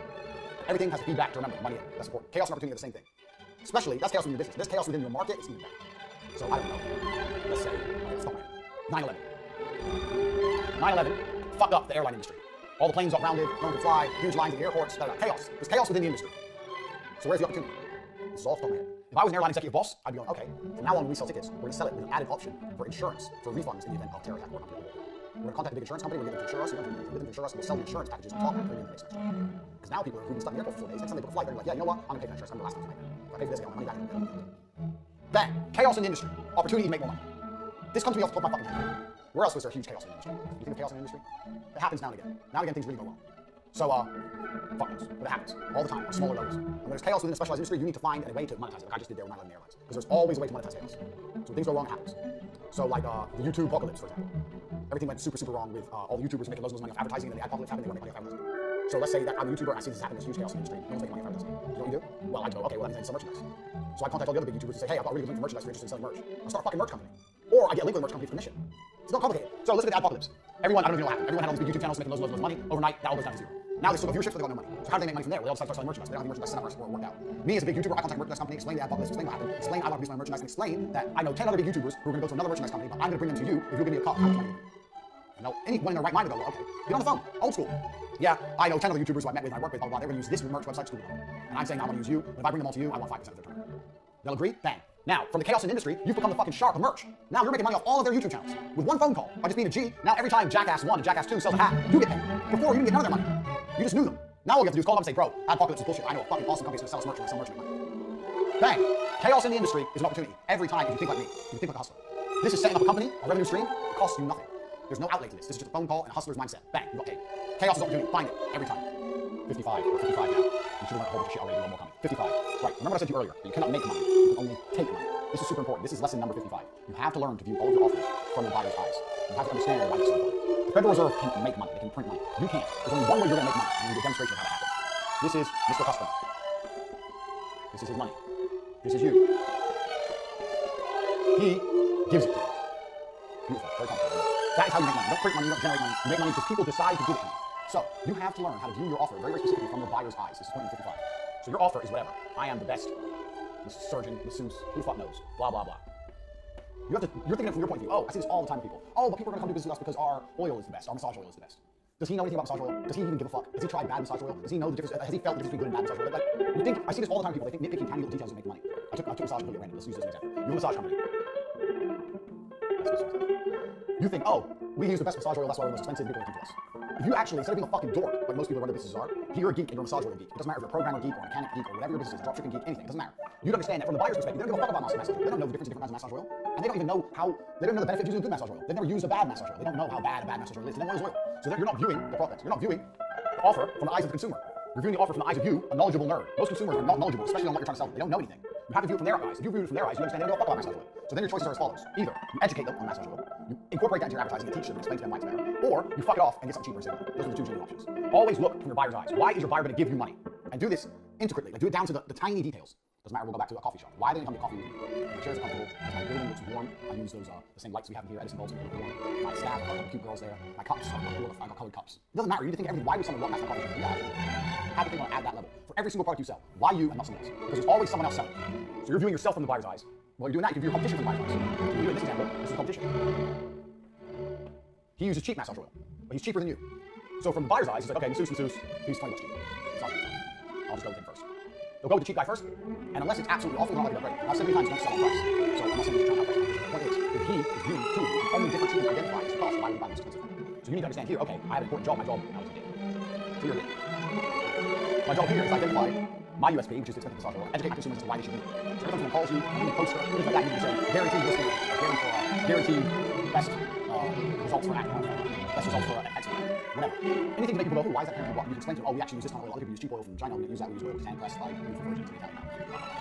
Do yourself from your buyer's eyes, otherwise you're going to buy a date. Think about that seriously. You can do this on so many levels. It doesn't matter what marketing happens, what selling, view yourself from the buyer, identify why you're doing it, never assume the buyer has knowledge. This happens all the time, people go, oh, but actually, my company does this, my company, and I sit there, no one knows that, no one cares. You think that matters, it doesn't matter. You think that matters, it doesn't matter at all. You need to educate the buyer why that matters, otherwise you don't give a fuck. View yourself from the buyer's eyes, do not view yourself from your own money eyes. And this feeds perfectly to lesson number 56. If you want an unbiased opinion from a general consumer on your company, I'll tell you who you get it from. Number 56. Clear my board quickly because having a dick behind me is a bit weird. We've all identified your dicks. Number 56. Ask your mother about your company. Doesn't matter what company you want to launch. Go and ask your mother about it. I'll tell you why. Your mother is very indicative of a typical consumer. She doesn't know a lot about what you're trying to do. She doesn't know a lot about technical stuff. She doesn't really understand what you're doing. What about my mother? My mother's an idiot. And I mean that with all due respect because she's a nice lady, but she's just stupid. My dad was smart. So they ain't gonna know all that much. So your mother's never gonna bullshit. So if you have an idea for a company, let's say you want to fucking, I don't know, okay, you're a masseuse. You go to your mom, hey, I'm gonna open a massage company. Really? You open a massage company? Why? Why can I make money making massages? How much is it gonna cost? This much. That's expensive for a massage. If that's the first thing she says, you don't fuck. No, it's not expensive to use the best massage. What's the difference in massage? It's all the same, isn't it? Bang. Your mother is gonna give you the best market research you're ever gonna have in your life. Now, if you're selling something super specialized and your mom may not understand, then maybe you have to be a little bit different. But for anything basically normal, you should ask your mom about your company, because she's going to identify all of your problems straight away. That conversation, I just imaginary conversation I have with my mom, she identified that. Coming across expensive and no one gives a fuck about stuff. Bang, there's your problems identified. Your mom's never going to bullshit you. She's always going to be straight to the point, explain to you exactly what your issues are and what needs to be solved. Any company you're launching, you need to show to and speak to your mom about, because she's going to cut the bullshit faster than anyone. Please remember, your average typical consumer is uneducated person. Because most average people in the world are uneducated. They don't have much knowledge of anything. They don't know a particular subject. They don't have specialties. I don't know about you. I'm a professional fighter. I've been training hard for 80 years. When I walk into a massage parlor, I say, sports massage, speech massage, business massage, app massage. I still don't know. I don't know. They're all the same. I just go, oh, okay, this. So I don't even know what massages. I probably have more massages than most people. This is my point exactly. The consumers are educated. And you need to educate them and make them understand why you're charging them. Or you need to remove that barrier. So why take that conversation with mom there, massage oil, short expensive, massage oil. Your mom is going to tell you why ideas are good and what aren't, and she's never ever going to bullshit you. You know why? Because your mother wants you to be successful. Your mother does not want you wasting your time with something. Your mother wants you to do well. So any idea you have, go to your mom and say, "You, what do you think of this company?" See what she says. And then if she sits there, she says one good thing, say, "Well, would you buy from me?" No, because I don't want that. Why don't you want it? Well, no, I don't. So right now, the reason she would buy from you, why doesn't she want it? Why would she buy from you? Work out how to overcome all these things. Read a whole bunch of things. Speak to your mom, ask her. Have a conversation with a company and ask her why she would or wouldn't buy from you, and make sure you write that information down. She says, "I would buy from you because X, Y, Z." Good. Those are your points you need to press on more out there. So she wouldn't buy from you because X, Y, Z. Okay, how do I solve that? Why wouldn't you buy on a sauce? I don't have time. Oh, yeah, mobile systems. Oh, yeah, but how about you? Okay, anything to overcome. Find out what the problem is. So you have to speak to your mom about it. It's the best market research you can do. If you can do your market research in advance before you launch your company, that's less time you're going to spend fucking up. More time you're going to spend making. Every single company I launch, I speak to my mom about it. So even when I launched my PhD course, I said, "I'm going to course on she said, oh, don't make more men like you out there." She said, "What do you mean?" So the way you are with women. I sat there and I thought, because even my mom knows. Even my mom knows. She's seen so many chicks coming out the door. Even my mom's like, all right, I don't know what kind of son I've raised. He's dangerous. So the PhD course, I knew it was a fantastic idea. Because even my mom was saying to me, look, you're going to make some dangerous men out there. So every single business I've ever run by my mom, all of them. And sometimes she says some pretty smart shit. There's a level, you know what? There is a level of intelligence which comes from absolute stupidity. So like, smart and stupid is a circle. So you have smart at the top, you have stupid at the bottom. You have this circle. Let's say this is the smart side, and this is the stupid side. So it's an half. Sometimes you can get comments which are just on the edge. You know? And moms are great at this. So like I bought my new Lamborghini, and I wrote to my mom's house. It's not what the car or anything. She comes out, she says to me, that was so smart. It was actually so stupid. It was circled back on the smart. She wrote Lamborghini was I was thinking about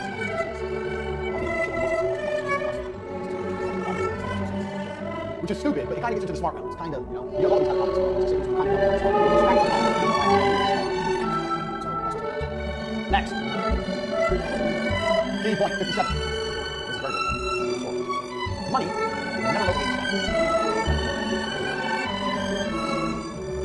you. Money is numbers, and numbers never end. Which means if you're going to try to motivate people with money, it's going to get hard.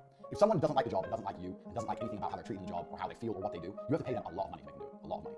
And that is not very, very cost effective. If somebody enjoys what they do, and they feel part of a community, and they like it, then you don't have to pay much at all.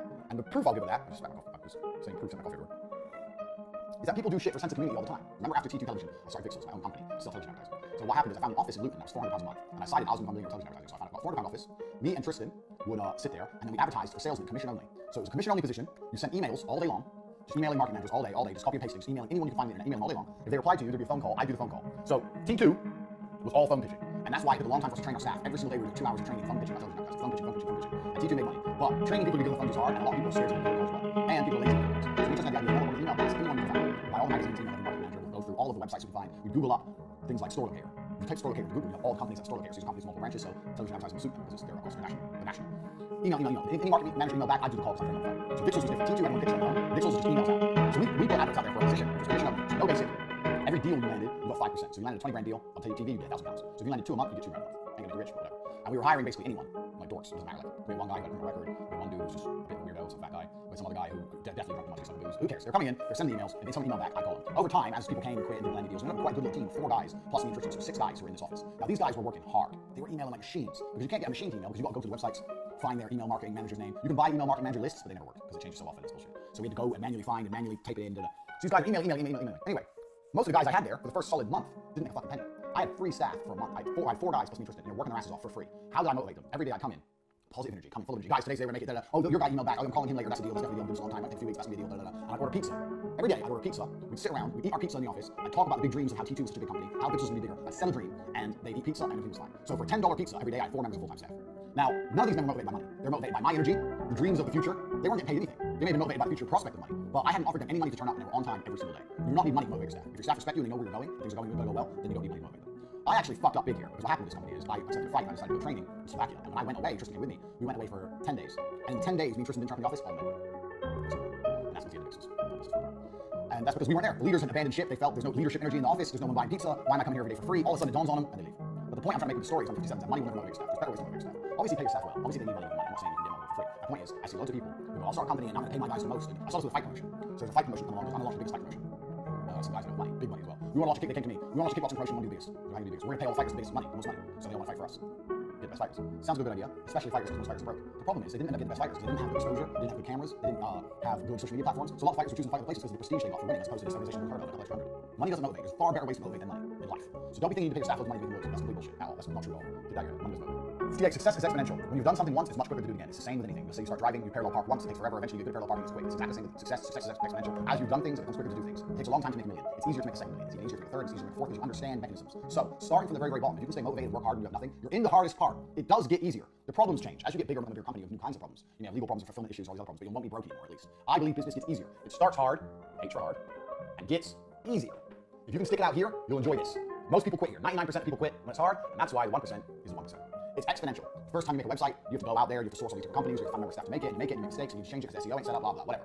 The third, fourth, fifth, sixth, seventh time you make a website, you do it very, very quickly. You can do it properly the first time without mistakes. So success is exponential. Keep that in mind, that anything that seems to be like taking forever now, remember lesson one, speed, speed, speed, speed, speed. We're gonna get better at it, we're gonna get faster at it, and soon things are gonna blow up quickly. I launch companies every day. I launch a new company every day. I've got that point now. I know my people, the staff are good. I can say, James do this, Dylan do this, Luke do this, Tristan do this, you do this, you do that, you do this, I'll do this, bang, and in 6 hours everything's done. I'm at that point now. But that's come from so much success previously, it's exponential, it builds up. So keep that in mind. Now, 59. This is a really important lesson. Super important. And I'm assuming this is going to apply to some of you who are watching this. 59. Nobody is broke.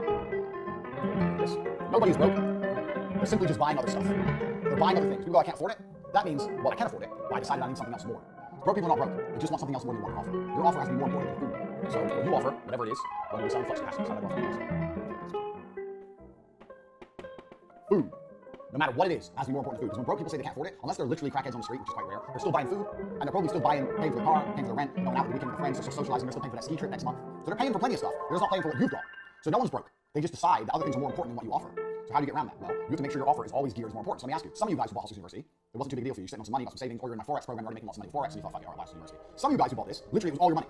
But you thought, I need this. I don't need to go out with the club. I need Hustle University instead. So I convinced you, and you made the right decision. I didn't convince you in a negative way. I convinced you in the correct way. You made a very smart decision. I convinced you that my knowledge in this course is more important than going to the club or eating in an expensive restaurant or some dumb shit. I convinced you of that. So nobody is broke. They're just buying other things. Get out of your head the idea that people can't afford things. They can't afford it. They just don't want it enough. Because if they want it, they buy it. Because they're buying a whole bunch of other shit. Everyone is spending money every day. They're buying other things. So how do you convince people your offer is worth more than something as basic as food? Well, that's very, very simple. You just promise it's going to lead to more food later. So, and that's the truth of Hustle University. So why is Hustle University worth more than anything else you could do? Because if you listen to the advice here and start your own business, you can do that shit later more. It's exactly the point. So let's say you sell flux capacitors, and you say to somebody, buy one. Can't afford it. Yeah, you can. No, I can't. I've got to pay my rent, blah, blah, blah, blah. Say, well, if you buy a flux capacitor, your rent's going to reduce. So in the long run, you're not going to pay as much rent. Or if you buy a flux capacitor, you're going to have more food. Or you're going to make more money so you can buy more food. Or you're going to have your own farm.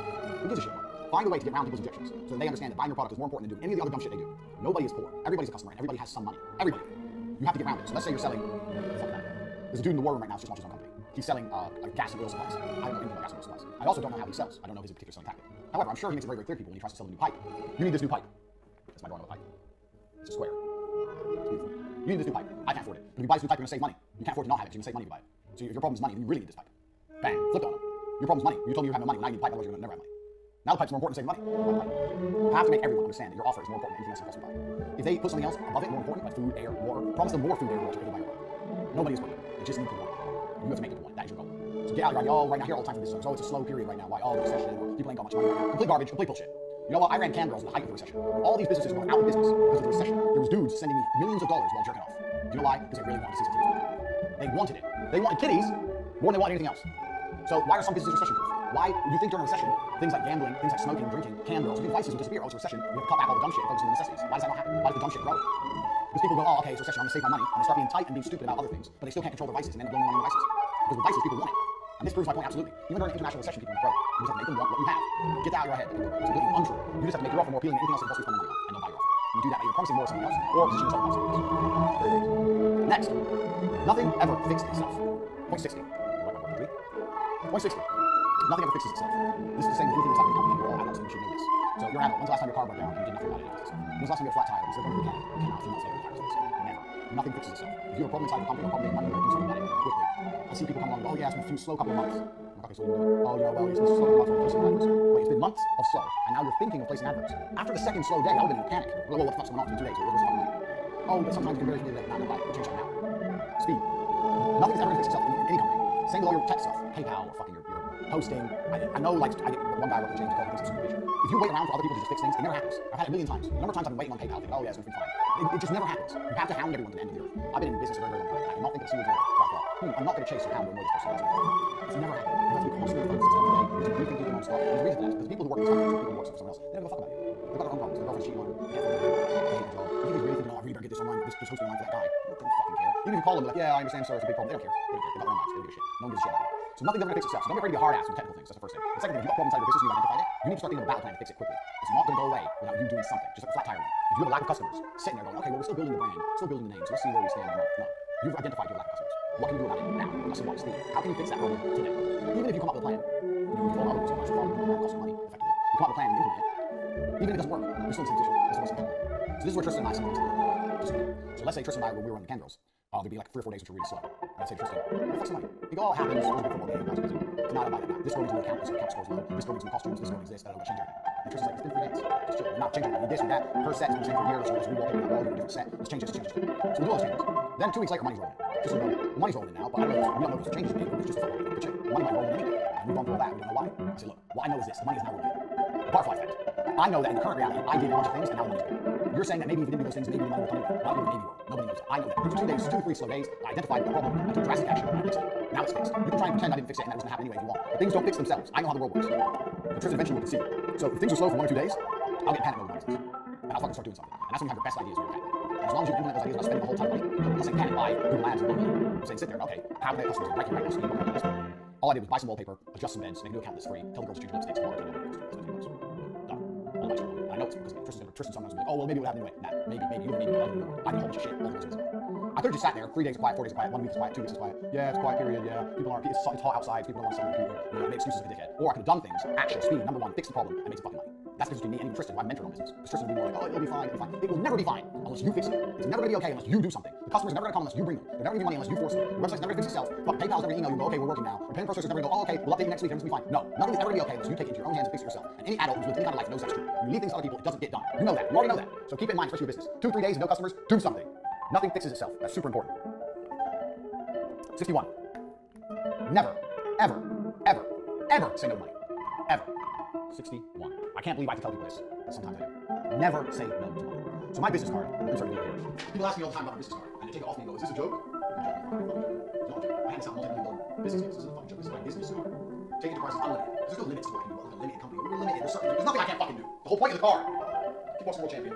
Also a millionaire, all around nice guy. And most people probably know those facts, so I thought I was putting the card in here. And when you flip the card to the back, there's a whole list of activities I can complete for a fee. This is why people get the idea of the insinuation that I'm joking. Difficult, immediately, impossible, takes a little longer. Miracles by me. Wars fall. It's like wars fall. You don't need to be hiring no army. Have you not seen Rambo? All it takes one dude to piss off. You can hire me. If you want to go to war, hire me. I'll get it done. Assassinations flooded. Revolution started. Uprisings quelled. I can start a revolution or I can quell an uprising. Either way you want it done. I can do both. Dragon slaying. Dragon comes along, public identity. Jet charter, ventriloquist, sexual athlete. The list goes on and on. But the basis behind this card, the reason this card is important isn't a joke. So what I'm basically saying is, if you're prepared to pay me, I'm prepared to get it done. That's my basic business philosophy. Even if I don't know how to do it, that's not the problem. Problem is how much you pay me. Someone comes along and goes, Andrew, I need you to build an oil rig in the most dangerous, rough seas where oil rigs can't be built. And I make up my price. I send an invoice for $6.6 billion. If they pay my invoice, I'll find a way. I might hire somebody else, but outsource it, whatever. If you're prepared to pay me, there's no job I will not take. If you're prepared to pay me, there's a dragon, and no one can beat it, and it's killing strongholds, and Godzilla's here. Why are you lying? It's my basic business philosophy. So I put some examples here which makes it a little extreme. You losers, but they're not extreme, it's a proven point. I can take my prices, you can pay the invoice, regardless of what needs doing. I'm currently building an army. I'm building an army in my world. Warrior Army is a dedicated group of like-minded individuals who are out here in the UK. Things like raise funds, and change their entire world. I said in my opening, so I'm only sick talking about money. When the war room only sick talking about money. But war room will be soon added to my new business cards to come. And that's a new one made. And they're being lost in the world about $6 or $7 each card. But war room's really so if you want cards also mine, don't worry about that. First thing you do is get in the war room, get some soldiers, meet some like-minded individuals. So you'll see the lesson in my business card is very, very simple. My business card is basically, I'll do anything if you pay me. You want me to tame crocodiles, you want me to overthrow a government, you want me to fucking do rebellion in a nation, you want me to become a pirate, I don't give a fuck how much you pay me. 2.2 billion? Okay, here's what I do. You send me billions of dollars, I'll get it done. I don't care if I have to outsource it to someone else. I don't care if I have to fucking, I don't know what I'll do. If you want to rocket on the moon, I will find a way to pay me my price. My price may be too much. I may be overpriced. If you decide to pay me, and I go speak to Elon afterwards, as some billionaire smart, he's like, bro, here's $5 billion. You pay me $6 billion. I'll get it done. And this is the point. Never say no to money. I see companies all the time saying no to money. You don't realize you can use it. Oh, we don't take it. Why? Oh, we don't like it. It's still money. It's still some money. You may not like it, you may prefer other forms of currency, but it's still money. There's someone out there who wants to pay Bitcoin. You need to create a golden bridge for people to pay you money. It has to be very, very easy to give you money. So if you want to buy any of my services, you can buy any currency in the world, you can buy Bitcoin. If you don't want to buy the website, you can send me a direct bank transfer. If you want to come meet in person and give me cash, I've done this for war members. Hey, I'm in Romania next week, can I give you cash? No problem. I will take your money any way you want to send it. If you want to give me Iraqi dinars, fine. Let me check exchange rate bang. Yeah, 18 million Iraqi dinars, please. If you want to give me Iraqi dinars, you want to give me gold bars. If you want to give me fucking laundry detergent, I don't give a fuck. If you have 2 trucks of laundry detergent worth $5,000, you want to use that as payment, I'll take it. I may try and say, don't you have cash? No, I don't have cash. No Bitcoin, no Bitcoin. All I have is detergent. Cool, bro, I'll take it. I will take your money.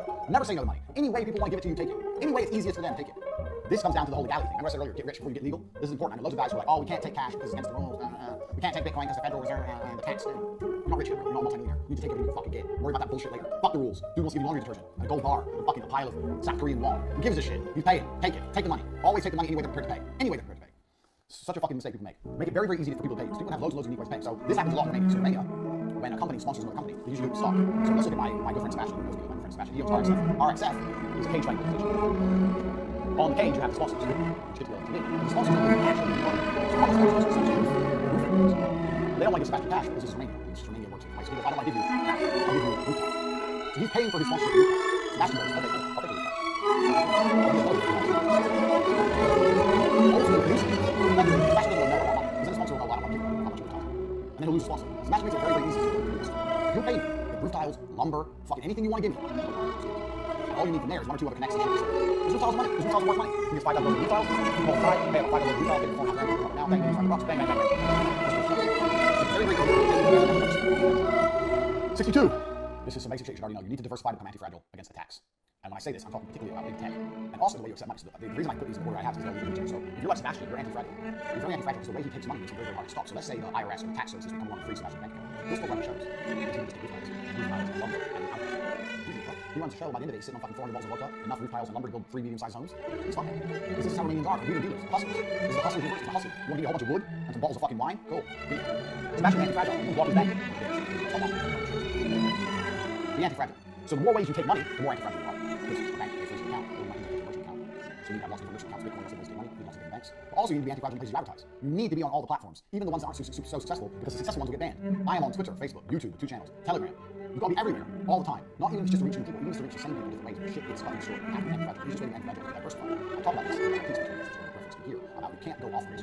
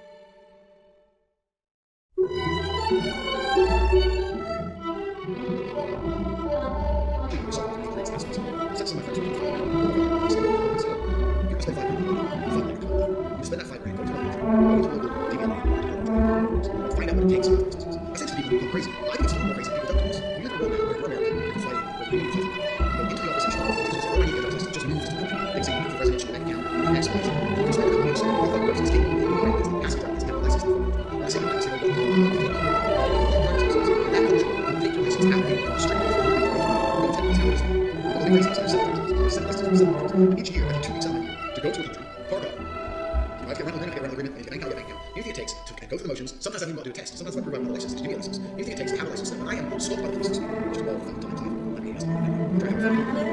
It's 50 miles an hour, 55 miles an hour, they're taking away from me. This is how people live. Under government control, suppressed and afraid. There's no license. If you stop being American, I'll publish license. What's the fucking kid? What's going to do? You're speeding. If you take it, you should take a license. I don't know how the process works. I don't know. Jurisdiction. I always say I don't know, but I do know that American law cannot take a license. You can't do anything. Every country has different licenses. And it's almost 85 grand people. That's shit. I have so many driver's licenses. You guys should do something. The point of the story is the first thing we need to prevent single government having access or control over entire life. Sending passports. I fucked up big time. England wants me in jail. I'm fine. Nigerian passport. English or Polish or Estonian. I have so many fucking passports. What do you want more? I've got 4 more having made one between. They can't stop me traveling. There's always a passport I pull out. There's always a driver's license I pull out. If you ban one, I've got bank accounts in 19 countries. My shit is diversified. So am I off grid? No, I'm on so many fucking grids. You can't lock the grid on me because there's too fucking many of them. People ask me what's the first action I get. money. It's like the first thing you should do right now if you pull that money in the bank is look it up, because you'll be surprised. You got a license, like a Thai license. Thai's the best. You call it Thai driver's license. It's not even English. It's in those stupid letters. No, it's just real. That's real. You can't drive here on this. You can't do it. Why can't master driver's permit in China? Which just doesn't. So the Thai license, they drive here. They sit there, look at the Thai license, and they so people say, first you should need money. First you should need at least obtain 2 passports. At least obtain the minimum 2 driver's licenses. At least the minimum of 2 documents. Otherwise, you overcome. You can wait for one government place. Governments are assholes. Governments also change. I find it absurd. You know, like all the watching straight there, driving to and from. Absolutely nothing to get there. You could be rich and make licenses. Nothing wrong with licenses.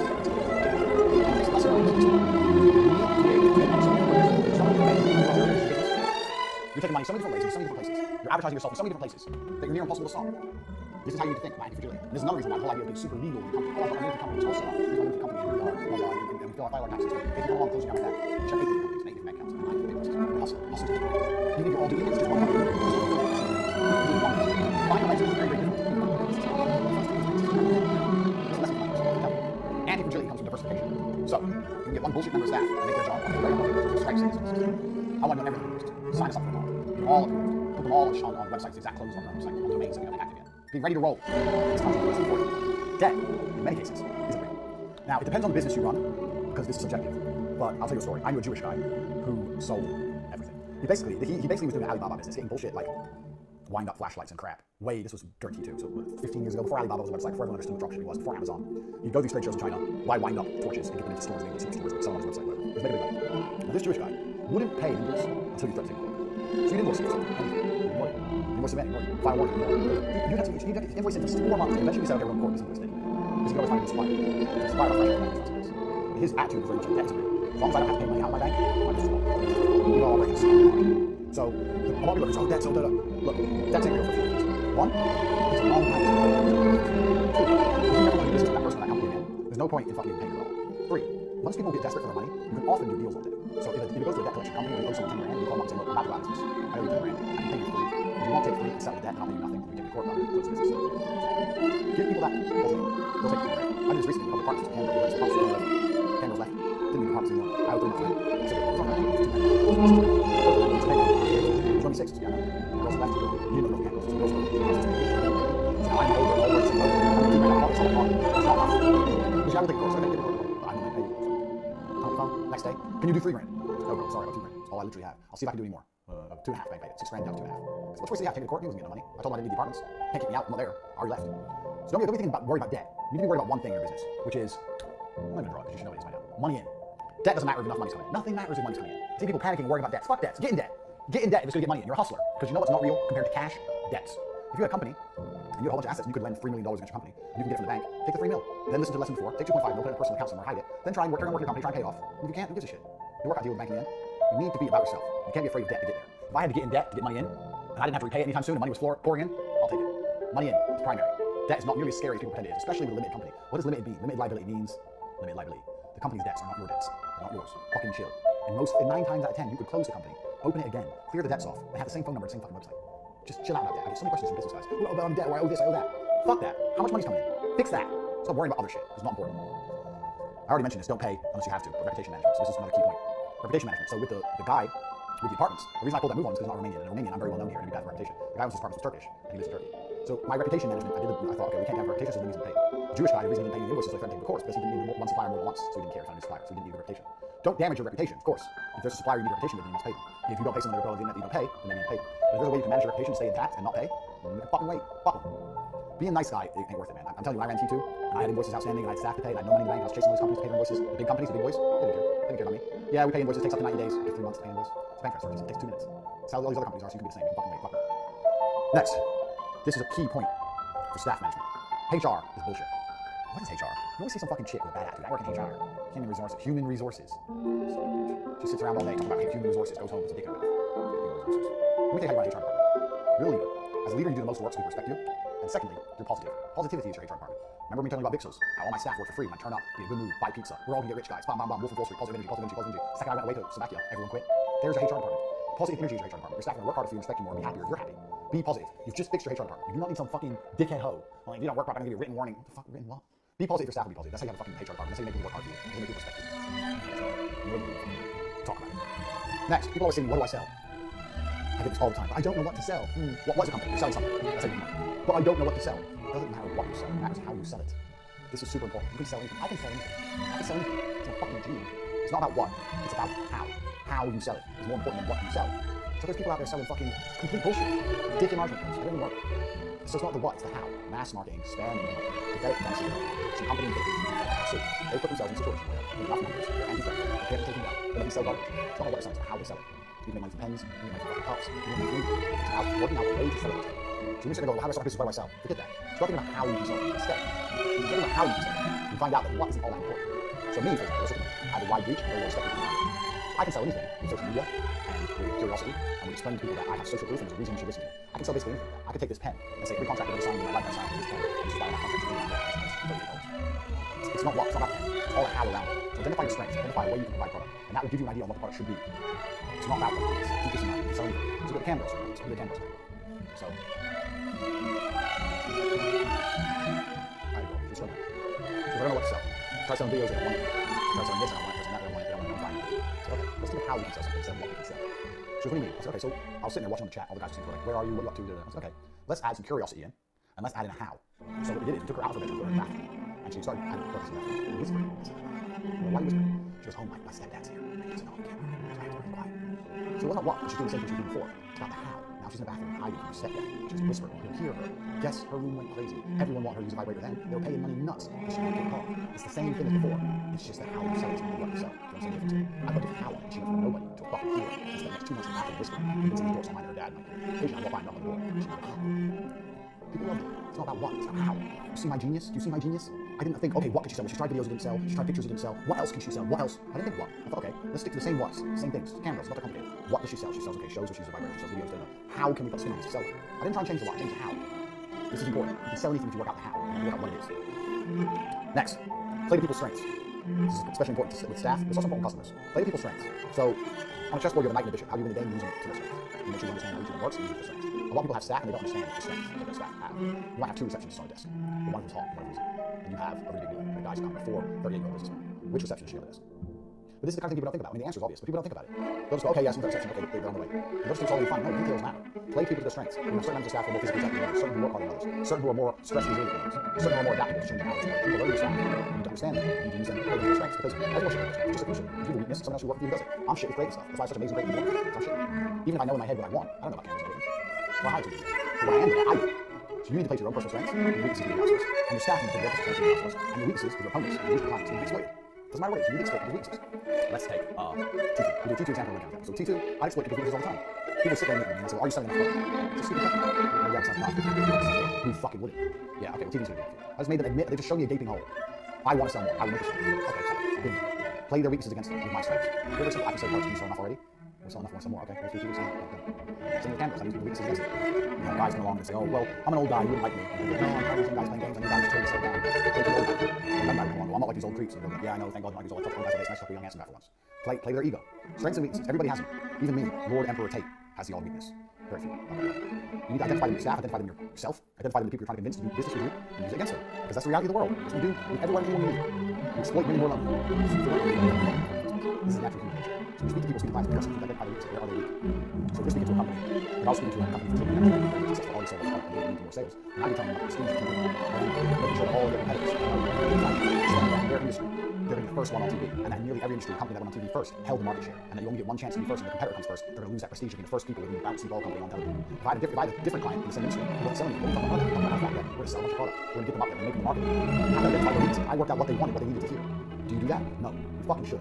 Work it out. This is down to, once again, a how to sell as opposed to what to sell. So what's the famous thing they always say? Sell me this pen. I've never done that in my life, and no one's ever said it to me. But it's not about the what, it's about the how, just like before. So you're just saying, well, this pen is white, and it has lots of ink, and it can write for a long time. You're talking about the what, you're talking about the how. Sell me this pen. Do you want to write down your ideas? Yeah, I already have a pen. Yeah, but you don't have this pen. With this pen, you can write down ideas, you can't write down with that pen. Well, why? How do you know that's true? Because I've been pens for a long time, I'm a pen expert. Tell me this pen, you have it, way to write flows in your mind. They come up with multi-million-dollar ideas, you never had before. I know all about pens, I know about pen you have, I know what pen you could have, and this is superior pen. Fuck it. I didn't talk about fucking benefits. I'm supposed to spin on it. But that's why I tie in myself. Curiosity. You know about pens, this is the best pen. It can't be that much better. It is. Absolutely is. Blind confidence. Well, okay, I'll try one. So it's not about the what, it's about how, and you have to play people's strengths and weaknesses. Keep this in mind. Identify their weaknesses. Nobody's weakness is that their pen runs out too soon. That doesn't happen. People's weaknesses are that they don't think they're going to run out. That's a weakness. I can't remember the last time someone had a pen that goes, damn it, I've had this pen for 3 months, it's run out of ink. I have some weaknesses. Play weaknesses, play strengths. Think about it. Think outside the box. Next, satisfy immediate need. So I recently was having a conversation with a guy with one of my companies, and we were discussing the back end of one of my companies. We were talking about needing a back end system to run the company. And we were talking about how in the future, if you don't have this system, blah, blah, blah, blah, future. You know how you convince people to do things? You satisfy an immediate need, because people are lazy. Someone comes along to me and says, you need this because in 2 years, once you said in 2 years, I don't care. And neither does anyone else. Most people out here are stressed about shit that's happened yesterday and shit that's going to happen tomorrow. They ain't got time to think about 2 years from now. If you want to sell somebody something, you need to satisfy an immediate need. Immediate, not later. So it doesn't matter what you're selling, but you need to look at your selling points and you need to get them T2 all the time. Companies going, oh yeah, we're just in branding, we're thinking maybe next year. I'm like, next year, when your competitors are going to be. You need to be the first. Immediate need. Now they're starting to panic and think about it. First, they came to the meeting and want to talk about TV for next year. Now they're talking about TV for right now. But I said, well, yeah, well, next year we can da-da-da, ibs and buts, candy and nuts, maybe next year. Maybe I'll die in a car crash next week. I ain't got till fucking next year. You're a hustler. This is what this is, Hustlers University. Hustlers need money today. You need money now. You haven't got till next year. You need it now. So the only way you get people to give you money now is if they have an immediate need to be satisfied right now. No one can give you money now, some shit's going to happen in the future. Immediate needs. So it doesn't matter what you're selling or what client you're talking to, find an immediate need for it. Don't talk about the future. Don't talk about legislation that's going to happen next month. Don't talk about how next year they're going to need. Say, right now, you need this because. Right now. Urgency. Panic. Ooh, oh shit. Now. Fuck. How do I live without it? Oh my god, now. If you have any selling points that sell to the future, great. They can be icing on the cake. Your cake that's really going to sell product is immediate need. You cannot identify someone's immediate need. Say, absolutely. You need cars. So, I actually really want to. But because I'm so good at sales, you buy a car, sales, it's very, very typical of car sales all the time. Go in there, yeah, I think of a new car next year, but my car I bought now is fine for now. Yeah, but you should get this car now. Yeah, but you need this one now because you'll save X amount on fuel, you'll save X amount on taxes, X amount on insurance. Also, this car has this new system, self-drive system, so blah, blah, blah, so you're on the motorway, cruise control, da, da, da. It doesn't say, yeah, okay, next year, maybe now. It's like, no, now. That's why you need to bullshit. Use the garbage. Immediate. Keep this in mind. You ain't got a sales point, you ain't got a pitch, it's not immediate. I think what's no trend, I was saying. Why do you see it? So we sit here and then how did you do? 60. If you didn't see it, you didn't. You didn't witness it with your own eyes. You literally did not exist. This universe, this world we live in, you didn't see it. Same with your work. Don't assume work from your staff. Don't assume things are done. Check on them. If you don't see shit happen, it didn't happen. This is true of the world. It's especially true. I learned this one. I knew this one anyway, but it's especially true with the cam girls. I worked and I did 10 hours. I made videos. If you didn't see it, it didn't happen. It's this way with 99% of things in life. If you ain't seen it, it doesn't happen. It's also, you can apply this to binary. Is things done or not? What you'll often have in business is you'll ask somebody, is this done? Yeah, 20 minutes. Do you know what that means to me? It means no. It's not done. It's still not done. It happens all the time. Okay, tomorrow. Okay, yeah, later. No. Is it done? No, it's not done. It's in the not done pile. Until it's done, I can cross off done, and I can just forget about it from my mind. It's not finished. I want to see it finished. It's fucking done. Pronto. If you didn't see it, it didn't happen. Keep some mind, especially staff. A lot more say, oh, and I did this today, I did that today, I did this marketing today, I had this idea, I sent these emails, da, da, da. You didn't see it, you can't verify it, you can't check on it, it didn't happen. It needs to happen again. You need to watch it, you need to find a way to verify it. Oh, you had this idea, and you spoke to all these clients. Okay, well, I didn't hear you speak to them. I got time to just remember, so we're calling again. Didn't anyone buy? No, okay, let's call them again. I called them yesterday, cool, call them again. Didn't see it, didn't happen, doesn't exist. Next. Everybody loves the winner. This can go down to how your brand works and how your company works. Never, ever, ever admit a problem, and never, ever, ever admit you're struggling. Ever. Don't do that. There's a guy on Twitter who recently started on his email list about how it's been a hard year of business for him. That does not make people want to buy from you, bro. It makes people not want to buy from you. Everybody loves a winner. Nobody loves a loser. You come along and say, my business is fantastic, we make so much money, we have so many clients, we're great, you want to work with us, we're doing fantastic. People want to work with you. You come along and say, well, you know, we're new, we're struggling, we're new, we're small, so we value each customer because we're small. We're small, but we make a lot of money because we do a very good job for our clients. Everyone loves a winner. They're going to love you more if you're a winner. Nobody likes a loser. No one feels sorry for a loser. And no one trusts a loser. No one has confidence in a loser. If you're going to go in for brain surgery, and there's 2 fucking guys there, you want the guy who's like, yeah, easy, no problem. You want the confident. You want the guys like, I don't know, it's first time I don't know. Even if they're the same qualifications. People love winners. They don't love losers. And winners in life are brash. Look at me. Ultimate winner. Mr. Winner. What am I? Brash, confident, arrogant. So I tell you, I'm going to teach you shit. Did I say, I've run some businesses, I think maybe there's a few things I could teach? No, I told you I know fucking everything. I'm going to teach you fucking everything I know. I made millions, you made millions. Everyone loves a winner. Come across as a winner, people are far more likely to trust you. When you come across as a loser, never admit defeat, never admit problems, especially customers and clients. As far as they're concerned, your company isn't perfect. Doesn't matter if all this is on fire, you have to keep the warehouse is set on fire. You know what I would do? I'll tell you. I sell bouncy balls. My bouncy ball warehouse is on fire. I come in on Monday morning, my bouncy ball warehouse is on fire. You know the first thing I do? First thing I do is I tell all my salesmen, okay, the warehouse is on fire, we can't fill any orders. Call everyone up and try to get some orders. The first thing I do, even when my warehouse is on fire, is tell all my fucking salesmen to try, just like normal, to bring money in. Because that's all the business is. And that's all that matters. And that's all that's going to fix your problems. I don't say, send an email out and let everyone know that our warehouse is on fire. I don't say, okay, slow down the orders because we're low on bouncy balls. It'll be hard to fulfill. No. I say, sell some fucking bouncy balls. I'll fix it later. Get some money in the bank. Now. Next. Keep an eye on competitors. And steal their ideas. Especially before they get traction. Because if you stick to the rules I've taught you thus far, especially with speed, you can overtake them anyway. So if you see someone, hey, I did this the other day. I did this exact same thing. I saw someone launch a free Telegram. So I started I'm in there with my group, another system, staff, I was sitting around and waiting for us to did nothing. We would much harder to catch it. So the point is, if you see a competitor idea, steal it right away. And then implement the most important business lesson, number 1, speed, and then you can overtake them. Keep an eye on competitors and be ready to steal. Steal everything they do. If you see your competitor start a GoFundMe, start one. Why not? But just advertise it harder, blast it everywhere, do things they're not prepared to do, make sure your staff are, get better pictures, write better copy, speed. Even if you got beaten, just take away some of their momentum. You sell bouncy balls. Your competitor starts a GoFundMe for their bouncy ball. You start a GoFundMe for your bouncy ball. They raise 100,000, you raise 50. If you didn't raise that 50, perhaps your competitor would raise it. Because people who are interested in bouncy balls, they want to take 50. So not only have you raised 50, you also take 50 from him. It's double whammy. It's not the fact that you've raised 50, so you've also taken 50 from him. So if your competitor is doing anything, steal his idea, even if you're not going to pull it off, just to take some of the momentum away. So with the war room, if I have any ideas how I can war room, I do my big ideas on the days that other groups can't have attention. Just to combat. Just takes some attention away from it. Even if I don't get you or not, it doesn't matter. Just so they don't have free reign. Don't give your opponent free reign. Just so you know exactly what you're doing. Keep an eye on them and prepare to steal their ideas. Even if doesn't work that fast. Steal it purely just to slow them down. I'll tell you a few times I've done this, if you do it right, you do it with speed, you often overtake them, you often beat them. But ourselves, trust me, it's very, very good. Next, let's go over this very easy. Money, business, and effort is your life. It's your life, meaning it's all you need. I'm not saying you can't do it. It's just you go for it. You have a business. Try and go somewhere for business. Let's say you really want a holiday. You're about to go on a holiday. You're going to go on a holiday. Cool. Do you really want to go to the Seychelles, or could you go to India and have fun, sit on beaches, and speak to another bouncy ball? Mix everything together. You can find a way to do all the things you want to do with a business plan. Trust me, you can do it. Even things as simple as with the cam girls. I really want to go to Thailand, so I told all the girls, okay, if we make this much money this month, I'll take you all to Thailand. That was work. They all worked their asses off. They hit target. They felt like they got a free holiday. I had to go there anyway, and they made me a bunch of money. Always tie work into all the other things you have to do. Your whole life is work. Your whole existence is work. So you can tie it all in every single way. That's what hustlers do. Hustlers never turn the brain off the money. So anything you have to do in your life, try and put a work hinge on it. Because it's very doable. Before you know it, you'll see that if you're awake, you're working. That's how I live my life. It's 20 past midnight, and I'm working. When I'm awake, I'm working. Soon I'll go to sleep. Until then, I work. That's how it works. Right, next. Develop a phone addiction. If you don't have a phone addiction already, develop one. And maybe it's bad for your mental health and your happiness. We don't believe in burnout. So that I am very, very successful in the realm I'm in now. In social media. It's because the amount of content I use, the amount of original tweets I do, the amount of ideas I have for courses, the amount of speaking I do, the amount of videos I lay out, my Instagram stories, the pictures I take. I am always on my phone. Anyone who knows me will say, take this on his phone. If I'm awake, I can do so many things. People who don't have phone addictions, you tweet once, write an email, put your phone away, go about it. If you're sitting there and you don't know what work to do, here's what you do. This is a very, very simple way to start making more money. Very, very simple. Go on your phone. Look at all your apps. Delete those bullshit. How far you want to go. All the apps that could make you money on the first page. Twitter, Twitter, email, whatever. All the apps that make you money. And you sit on your phone and you use the money. It's 1 o'clock and 7 o'clock. Your phone, you're not first page, and you refuse to put it down. And you keep going to the apps and doing something. You'll find work. You'll be surprised. You'll go on Twitter, you'll write something, you'll retweet something, you'll email, scroll through, oh, this guy, this guy, email him, over your gallery, okay, let's put pictures. Actually, this part might be good at this, let me picture of this, okay, let me tweet that out, throw that out. Just sit on your phone and just fucking do things with apps that can generate money. Develop a phone addiction, you'll increase your phone. No, I have a phone addiction because without a phone addiction, phone addiction is to help you to make money. Absolutely true. Next, nothing's too good to be true that you sell. Maybe they say that in life, nothing's too good to be true. Anything that you sell is certainly not too good to be true. These, what you sell is amazing. This whole modesty, honesty shit, everything you sell is fucking amazing. And you can speak this into existence. I've worked so hard on this because I told everyone how great it is. So by telling you all it's going to be fantastic, I've worked super hard. If I didn't say that and I sold it my software, I wouldn't feel it's an obligation to try as hard. If you sit in front of someone and tell them, I'm going to do amazing work, I'm going to do amazing work, you're never going to get a copyright. You're never going to have a copywriter as brilliant as me. You're never going to have a copywriter as punctual or skilled as me. You'll be a better copywriter for that person than you can say. Nothing's too good to be true, and you can speak it into existence. Everything you sell is fantastic. Just tell the candles all the time. Guys, that's what I do in private. Tell them you're giving them the best private of their lives. I'm going to give you the best private you've ever had. You're like, really? Why? What are you going to do? You're going to have to find out. I guarantee I will. Maybe she doesn't know mine. He doesn't come back. Who cares? Maybe you're like, come on, maybe he's a bit drunk, and maybe she doesn't see what shit in the market. Who knows? Nothing is too good to be true. Nothing that you sell is too good to be true. Put that spin on it. That's what people want. We live in a world where it's difficult to get people's attention. People have ADD. People are constantly all over the place. So if your offering doesn't come across as absolutely fantastic, they're not interested. We don't live in a world of mundane. Look at Instagram. Everyone's got supercars. Everyone's traveling the world. Everyone's got perfect bodies. Everyone's on the beach. Blah, blah, blah. This is the world we live in now. So you need to have a product that reflects that. Where people, it doesn't matter what your product is, it doesn't matter it's fucking bouncy balls. It needs to be something that people are like, wow. If even half of what he's saying is true, I need that. Put that spin on it. And also, you're going to work harder and produce better results when you have that personal obligation. Next, tear into these lessons here.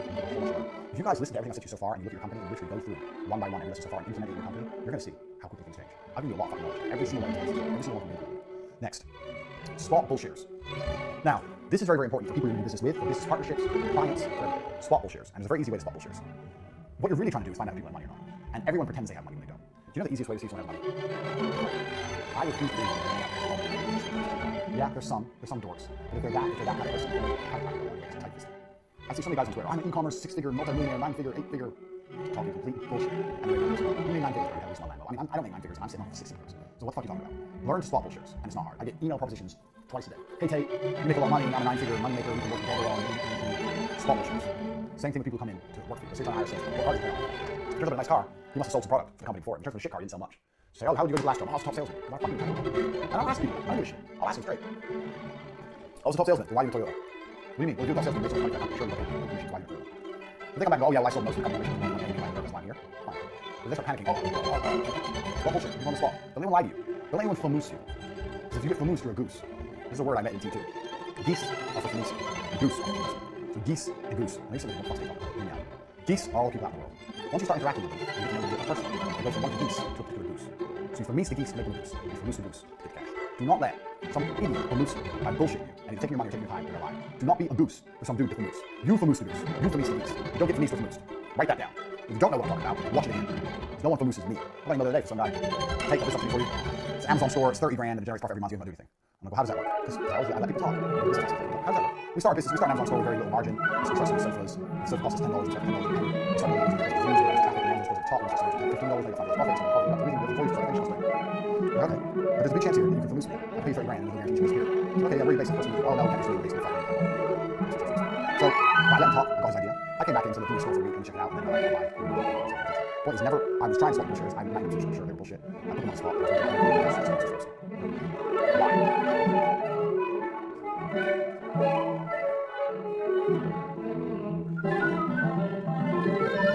Why? So a lot of you who run businesses will get sales, and you'll know how they bought. You know where they bought. You know where they found out about it, or who they heard of it from. You don't know why they bought. This is the most important question. When's the last time you asked someone why they bought something? You sell little electric motors. Someone buys one. And let's email them, why did you buy it? And I know because people don't ask, because then it assumes like your product's low quality. No, you just say, hey, fantastic decision. You collate information. You do a really good choice about fantastic product. You'd like to know your reasons why. Oh, I bought this electric motor. I bought it to cover around my city. I bought it for my whatever. The whys will tell you more about where the how to sell products than the hows, the wheres, or the whats, or the whens, all that fucking shit. Everyone collects all the hows, whys, wheres, whens. Sorry, the hows, wheres, whens. No one collects the whys. This is the only reason I give a shit. The war room. How did you hear about me?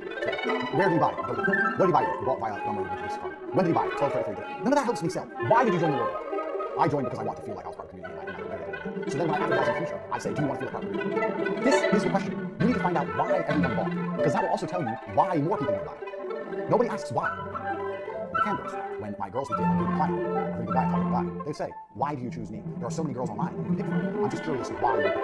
Oh, it's a really funny buddy. Or I love that. Or I like what you're doing. I like what you're saying there. Ask your top 10 customers why. Maybe 7 of them all have the same reason. Now you know why you're getting big customers. Nobody asks why. Nobody asks why. I'll get email after email. Please rate our customer service. How was this? What did you think of this? No one asked me why I bought in the first place. Isn't this the only question that matters? You need to identify the whys so you can create future whys. Why is all I give a shit about. I'm uninterested in anything else. Why do people buy? So you need to, if you have a customer base already, understand that. Now they may say, oh, because you know what, we have a good relationship and I trust you. Perfect. Then you know it's not about the product, it's about you as a person. That's good. That's just as good as I really need that product and you were the cheapest. Whatever. That'll teach you need to have cheap prices. That'll teach you need to be more friendly. You need to identify why. My hosting with Overtake.com is done with a different company. I don't know if hosting. It keeps going down. It pisses me off. But the guy who's on my website, James, he believes in them. And I think it's because they do some things for him which are complicated that he doesn't do otherwise. And also the customer support is good. His whys are there. A fast host they don't know this. But my point is he has strong whys he wants to use them. Even though so far the service has been fucking shit. But their whys exist. And the whys are saving them. And the whys will save you too. If the why, if someone buys something from you, and you ask them why, and they say it's because you're a great guy, and your product fucks up, you know you need to play on the fact that you're a great guy. If they bought from you, and you ask why, and the answer is because it's cheapest, and the product fucks up, you'd offer them a cheap replacement, or a cheap solution. Why did they buy? Because especially if you ask enough people, you're going to find out what is the actual triggering mechanism for people to buy your products in the first place. People buy from me because they trust me and because I have results. If I say, why did you buy from me? Because Tate, I've been following you a long time and I can tell you don't bullshit. This tells me that I need to be more authentic with my message. Show more receipts, more proof, more. Because this is why people bought and this is why people continue to buy. With the cam girls, I came to you because you know what? You're just honest and I've had all kinds of shit from girls. I like that you're just yourself and you're not putting on an act, you're not acting all sexy, you're just chilling, eating pizza, and being yourself. I've had cam girls sit in their pajamas eating pizza, being themselves. That's why they got that particular client. I've had other guys who come and say, oh, you're always dressed the best, you always have sex in the world. So it's opposite. Different girls have different customers, different girls have different clientele, different businesses have different clientele. What is the why for people who have already bought from you? And can you identify the why for people who buy in the future? Give people a why. And the easiest way to give them a why is to work out the why that worked previously when people have already bought from you. Why? No one asks this. Start fucking asking. Also, ask yourself why. Think of the last thing you bought. Why did you buy it? Why? Think about it. Doesn't matter what it is. I bought water. Why I was thirsty. Okay, so how do they advertise to me? You're a water company. You have a chance to put a billboard outside of a gas station. What do you put on the billboard? I'll tell you what you should put on the billboard. So you can go to the billboard and go, Evian from Mountain. This is because even big companies make this mistake. I'm telling you, the hustler. I make money and I know that why is the only thing that sells. Evian can put a poster up that says, from Mountain Volcanic Springs, 6,000 years old, below the surface of the earth, mineral water. Or they can put up a sign that says, stop. Are you thirsty? Hydrate yourself. Evian. Why did I buy the water? Did I buy the water because it's from a mountain spring 6,000 years ago? Or did I buy it because I was fucking thirsty? If you advertise to my why, I'll buy more. So the poster should say, you're thirsty. Maybe you don't even realize. You're thirsty. Evian. Why? What's the why? I bought water because I was thirsty. You need to put why on it. And big companies even make this mistake. Selling pointless bullshit from Mountain Springs, Why? I don't just come to you and start selling saying, Hustlers University filmed with the best cameras in the war room with solid oak walls, with a fucking whiteboard and a chessboard. Why are you going to buy this? Because you want to learn how to make money. So I sell the why. I'm going to teach you how to make money. fucking ask people why and sell why. There's not enough people do that. Right. Next lesson. Everything is a sell. So I'll give you an example of this. In T2 television, I made a mistake that Dan, the crackhead, corrected me. And the mistake I made is I had an opportunity to get credit when I didn't get it. So a client called me up and said, hey, Andrew, we're supposed to start campaigning on the 10th. We want to have distribution in place when we start campaigning on the 15th. I replied, no problem. I booked the airtime for 15 minutes. What I should have done is go sell it, because everything is a sell. What I should have done is go, that's a problem, airtime's booked months and months in advance. Okay, is it definitely the 15th? Well, then I'm going to try and move this for you. Is it the 15th? Yeah, if you send me an email confirming you want to change your airtime from the 10th to the 15th, put it in writing for me. I'll get in touch with the TV channels, because everything's already been scheduled. So I'm going to get in touch with them, I'm going to try and also change other clients, so I'm going to move some airtime around. Let me see what I can do for you, I'll come back to you. Okay, or let me know. Right? Come back to the details. Okay, I managed to pull off removing everything, but I didn't do anything. I put a sell on. Like, I did a bunch of work for him. Now he's like, yeah, well, I need to change my airtime. Andrew changed it. Yeah, I remember Andrew, they're good. Should we go to the other company or should we stay with Andrew? Well, Andrew, before when we had problems, he fixed them for us. He pulled some strings. I didn't do anything. So when after I said, yeah, no problem, Dan said, no, you fucked up. Why? Because you had a chance to get some credit out of that company and to build a rapport and to look competent for no reason. Dan was a crackhead, he was a good salesman. He was right. Everything is a sell. Everything is a sale. You're always doing them a favor. And you do that by putting a sell on. Everything's a sell. Everything's a chance to sell. I've had customers come to me and say, hey, I want to order this product, but I want to come in an unmarked package because it's from my favorite clothing. All my products already came in unmarked packages. Do I reply, they already come in unmarked packages, don't worry. Or do I reply, okay, what's your order number? I'm going to make sure I put it in an unmarked box for you personally. They'll tell me his order number. Okay, all right, let me get this done for you. We'll send out. Just let you know I made sure the box, I checked the box, it's definitely unmarked. That person's going to buy from me again. Because when they needed something, I was there. I didn't do anything. I put a sell on it. I took the credit for something I didn't even fucking do. Every single thing is a chance to sell all the time. So let's say you're a video production company, for example. And the client goes, oh, I need it this format, this format, this format, this format. Instead of going, yeah, no problem. Well, okay, we usually take some time to convert, or some of these formats can be quite big and quite difficult. But don't worry, I'll sort it out, I'll make sure. Can you send me a full list of the formats you need? This is. Yeah, okay, I'll make sure the conversions are all done. Even when I film, I'll keep this in mind. Sometimes aspect ratio. I don't even know what I'm talking about right now. I'm talking about complete shit. The point is, I put a sell on it. So now the person's like, yeah, that person's really good. I need all the different formats. And I'm sure she's talking about the computer. Who gives a shit? Put a sell on everything at all times. And many people throughout the sales process will often miss a chance to put a sell on something. So if someone buys something for you and they want any kind of 1% request, even if it takes no effort at all from you, that is your chance to sell harder by putting a spin on it, putting a sale on it. I hope that lesson's been driven home because I do this all the time. Not with Coca-Take, not with these kind of products, but with any kind of physical products, all those kind of things, I always put a sell on it, all the time. Sometimes I do have to do things. Sometimes it's not always as easy as doing nothing. My point is, make sure the client knows how you've worked for them. That's an important point. Next, take every offer seriously. So, when I was selling TV advertising, I went to a meeting once with a guy, and I sat down with him, and he let me explain everything about TV from start to finish. It's a 3-hour meeting, everything how it works. At the end, he said, okay, I'll get back to you. I called him up, he said, I'll get back to you. Anyway, because I was working with Dan, and we believed in hard closing, I got to the point where I said, look, I've got to do TV now, you're not going to do TV this year, airtime's filling up, it's going to take time to get your advert approved by the advertising body, because the kind of product you are, we need time, blah, blah, blah. I'll try to hard close it. And you know, he replied to me, he said, Andrew, I want to let you know that I was never going to do TV. I never had any intention of doing TV. But when somebody comes to talk to me about something, I'll say it. That is a smart guy. That is a smarter guy than the guy who goes, TV, no, not interested, thanks. Let people talk. Mr. Amazon store. I was never going to buy his phone. Still, I said, well, how does it work? We put 1% and it was 1 cent over, and we built reviews. Blah, blah. Now, if I ever want to start Amazon business, I already know something, I already know a little trick. I've learned something. Always let people talk to you. Never take every offer seriously. Let people speak, even if you have no intention of ever spending any money. Don't get famous. Don't be a goose. Don't let their sales pitch work. Be smart enough to let them pitch you and play along without letting it work. Like when you're on a date with a bimbo. She's like, I'm a good girl. You're like, oh yeah, I can tell you're a good girl. You know she's a hoe. Don't fall for it. Because some people will fall for it. In front of a slick operator, they'll still fall for it. Don't fall for it, but let them try. Because that's where knowledge comes from. I used to say this all the time. Once again, I was selling TV. Sometimes I try the marketing manager, they shut me down, and I call up and try to get the MD. Sometimes I get managing director. Let's say, I'm just going to let you know that I have a fantastic offer. Put your client on TV, and your marketing manager will speak to you about it. Try to get in trouble. He's like, what do you mean put me on TV? So we have an opportunity for paid advertising and also product placements, some free opportunities. I'm trying to call your marketing manager, and they won't even speak to you about it. Before you know it, the marketing manager's calling me back because the boss has told him off. Some guys try to put us on TV, and you're not taking his calls. So beef people. Make people have to listen to you. And when people want to tell you something, sit and listen. But if you're a smooth operator, people listen to you, you can close them. My point is this. Sit, if anyone comes to you with any kind of offer, Andrew, I want to sell you an Amazon store. Andrew, I want to go do a back end for your website. Andrew, I want to design your new website. Andrew, I want to be a copywriter. Andrew, I want to do this. Tell me why. Tell me what you'll do. Tell me why I should use you. Blah, blah, blah, blah, blah, blah. Okay, no. How do you know so much shit? I fucking learn so much. Smart, clever, patience. The main reason people don't do this is because they're lazy. Oh, I'm busy and trying to talk about TV, I'm not going to do TV. Should listen to me because you'll learn a whole bunch of stuff. You know what you learn during my pitch about TV? You learn the difference between TV and magazine advertising. You're already doing magazines. You learn about the difference between TV and newspapers. You learn about why my adverts on TV are more successful than advertising on magazines and newspapers. You might learn something about how to change your copy in your magazine adverts to have more success. You would have learned something, but your stupid ass didn't want to listen to me. So people come at you with offers, let them pitch you. But just don't buy anything unless it's really good. Do not become a goose. You go a goose. Don't become a goose.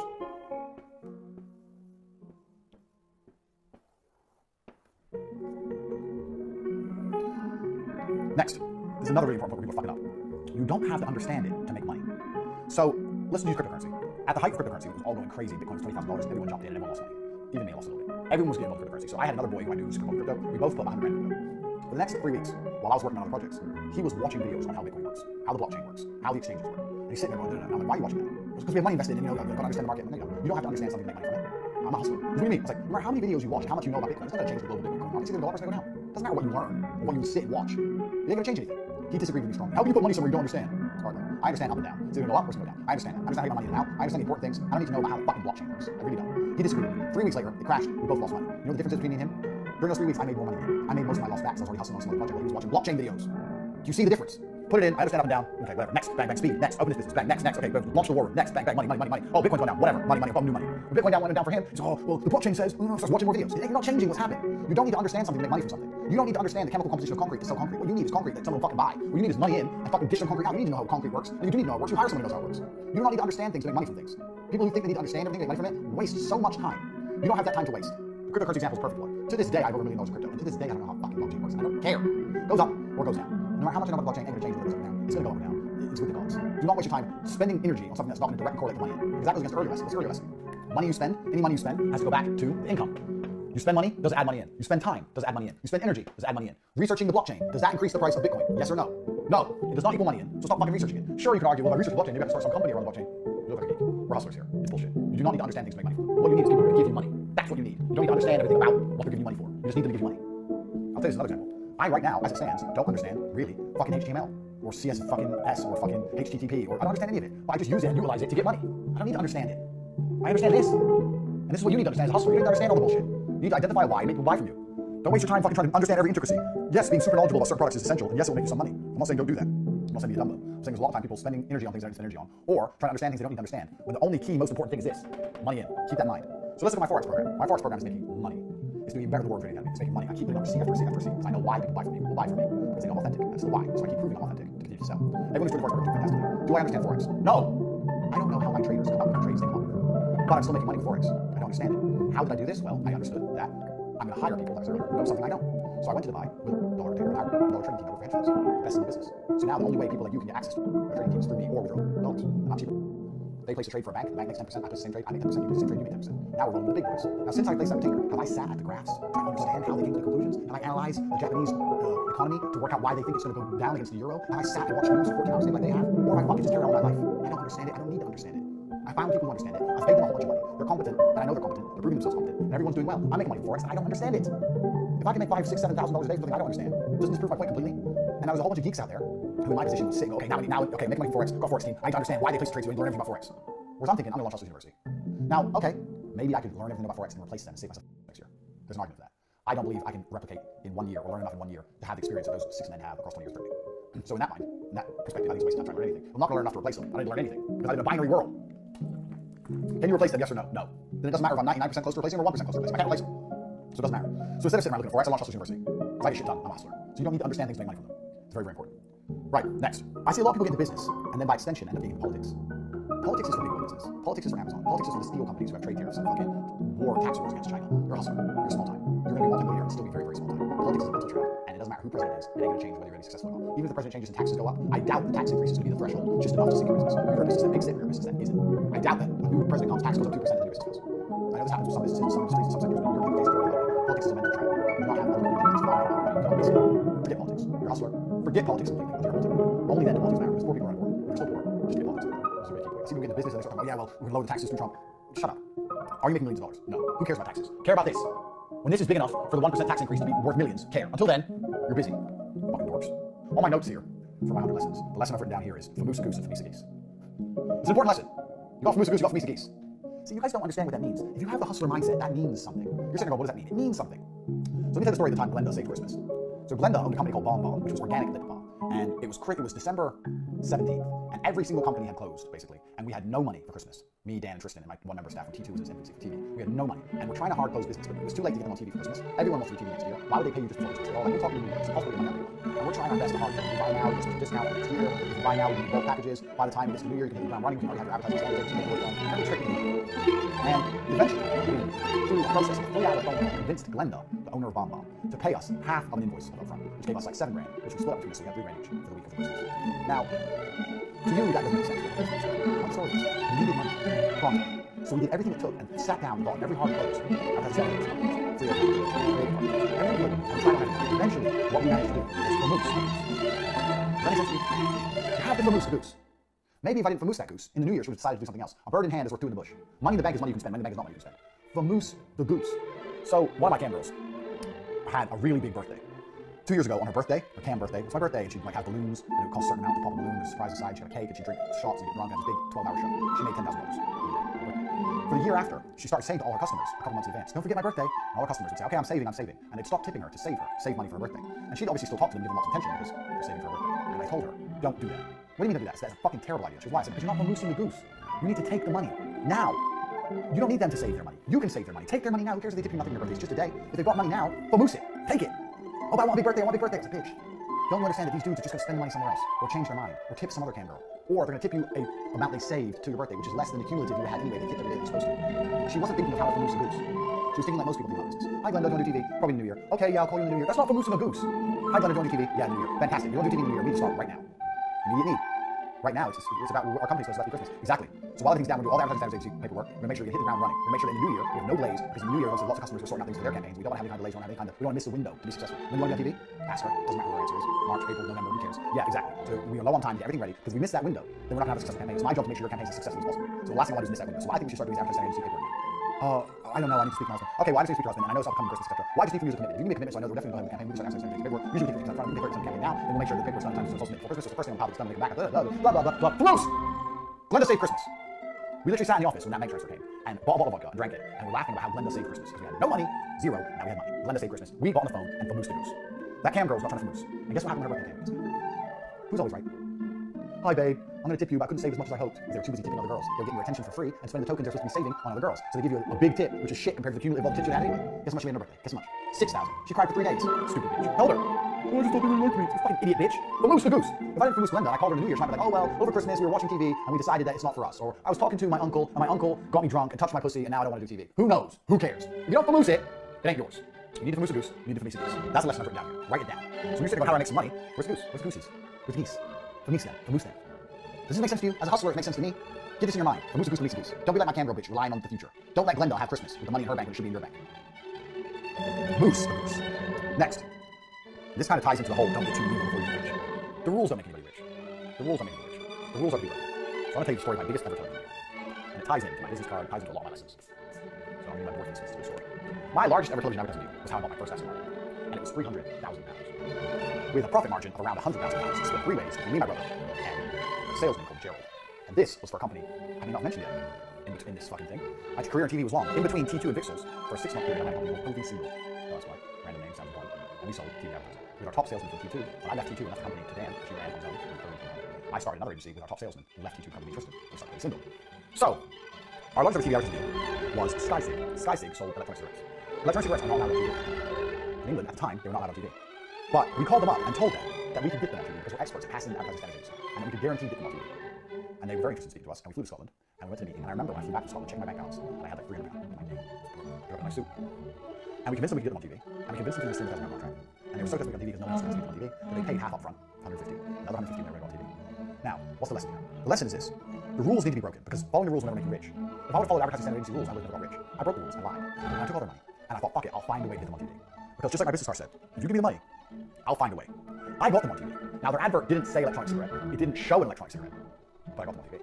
It was bullshit, random lifestyle pictures with an ending that led to a website. And it was all curiosities. People thought, what the fuck even is this? I don't understand. People go to the website, didn't understand what it was. And the website was their products. But I still got on TV. Fulfilled my obligation. How did I get rich? How did I get my first? It took me a lot of money. Between me first 66 grand in a day. How did I get that money? By breaking the rules. You gotta break the rules. And you gotta be ready to take the money. So someone comes to you and goes, can you do this? And you sit and go, no. You sit and go, yeah, I can, this much. Make them pay, find a way. Worst case, you give them money back. I'm not saying be a scammer. Don't be a scammer. Be the kind of guy who can do the impossible. They're very different things. I did the impossible.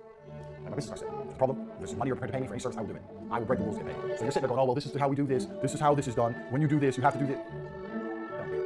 I've heard this from so many email copywriters. Oh, you need to put your business address at the bottom of your emails against the rules. Against what? The email rules? The email police? Oh, the email police are coming. Oh, no, the email police. Oh, did you hear about Tate? He got shot dead by the email police. Fuck them. Fuck the rules. I don't care about the email police. I do what the fuck I want. I'll email you as many times as I fucking like. Unsubscribe me. I won't put the address on the bottom. The address on the bottom will be fake. So I don't give a shit. Because email address, the address on the bottom, postcode, the physical address on the bottom, is not going to put more money in my pocket. It's not going to add anything to my money, so I don't give a shit. I can't explain. Even discussing it annoys me. It's a waste of time, it's a waste of energy. I don't care. Because I care about money in. So I don't care about dumb shit. I break rules. All the business rules. I break them all. I do what the fuck I want. As long as it brings money in, I don't give a shit. As long as it doesn't put me in jail, I don't care. If you're sitting here, one of the greatest businessmen in history is the guy who ran that Fire Festival. Have you seen that documentary? If you haven't, watch the Fire Festival. The guy was a fucking genius. He got a whole bunch of influencers, got Ja Rule, got Emily Ratajkowski, whatever, a whole bunch of fucking super beautiful models, advertised this festival on an island, did exactly what I said, promised there to be, too good to be true, promised private jets, promised luxury villas, promised all this crazy shit with no money, took millions and millions of dollars off everybody, tried to make it real, took the money first, tried to make it real, told everyone they had to use electronic money inside the festivals, they had to upload their money on the website, and convert it to millions more, completely fucked up, didn't deliver any festival, and when it all went to shit, he didn't even fucking do it. All the staff, he just stayed down, he was some people, he didn't do it. Then what do you do? Now he's in jail, he pushed it too far. Then what do you do? Took the Fire Festival email list, Start emailing everyone, promising them front row seats at the Lakers or an exclusive audience with Drake in a private room that for $100,000 a ticket for things that completely didn't exist and took millions more. Now he's in jail, so he pushed it too far. But don't you understand the genius? If he would have not done the second part and just stopped with the festival and just gone to court and been like, yeah, my staff were incompetent, didn't do things they're supposed to do, the government of the island changed their minds last minute, which is true, and it ruined everything, I'm really sorry that I'm really trying to pay back as much money as I can, but he followed my business principles, and Famoose stole his money off the top, after himself first and all the business, that he could have just taken millions for no reason. The biggest Famoose, all the geese, got Famoose, he Famoose all the geese. Pushed it a bit too far, but if he would have stuck everything on so far, you see how he made $10-15 million, got away scot-free? Guy's a genius. How did he do it? He broke all the rules. Fuck the tax man, fuck this, fuck that, we're gonna do the best festival, make it sound too good to be true, speed, let's get those advertising out, take all the money in, don't worry about actually doing anything, just take all the fucking money, get all the money. Guy's a hustler. Can't say he's not a hustler. Look at Cherries. Cherries do the same thing. Oh, give money to the poor African kids. None of us African kids. Cherries people. Famoose. Straight Famoose. Life is Famoose. Everyone's Famoosing you. Starbucks is Famoosing you. When you buy a fucking coffee for €4 and it costs them 2 cents, including the cup. Then you ask for a large and it's €4.50 for this much extra hot water. Bigger cup, bit more water, 50 cents. What's the margin on that? 49.9 cents? You're getting Famoosed. So get prepared to Famoose people. Fucking Fire Festival guy's genius. This guy I do business with any day of the week. He understands how money's made. Get it in. Promise him Drake tickets. Promise him Drake in an exclusive private room, $100,000. Okay, we sold 5 of them. What do we do? Okay, we'll try and contact Drake. Drake wants to. Okay, then message him and say that we can't do Drake, but we can do a guy who says yes. Who says yes? Jewel. Okay, tell him it's Jewel, and they also get free access to the next one. To the mystery one. Put some curiosity on. So they all go to Jewel, and they're waiting for the next one, and then they don't charge back because there's curiosity will handle it later. Money. Fire Festival. Guy's G. He knows more about business than the dork goes. I've started a company. I've got my tax certificate, and I've got my VAT number, and I've registered my logo, and I've started a website, and I'm going to hire an advertising agency. And hasn't sold a fucking thing. That guy knows business. Fucking Fire Festival. He didn't have a festival. He didn't give a shit. Money. He stuck to my principles completely. He didn't have a festival. But you know what he did have? A fucking payment processor. He had that. $20 million. He had that. Jesus Christ. Most of you people start festivals, start fucking going and buying tents. You wouldn't have no money. No one signing up. No payment processor. You look at tents. Fuck tents with cash. Next lesson. Always sharpen your tools. So at T2 Advertising, we will, every Friday in the morning, sit and go through our television advertisements. Even though I had some people working for Sony, and we were working, we were still sitting, constantly sharpening.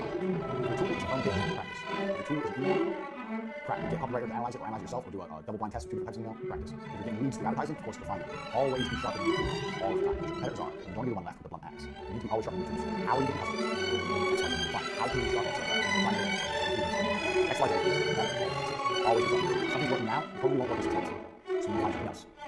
Or you need to get that tool that is working now, it needs to be sharper, so it is ready for 6 months from now. Stay ahead of the game. Too many people find something that works and sit on it. Can't sit on nothing. Not in this world. Because the world moves fast. Don't have like Blockbuster Video, do you?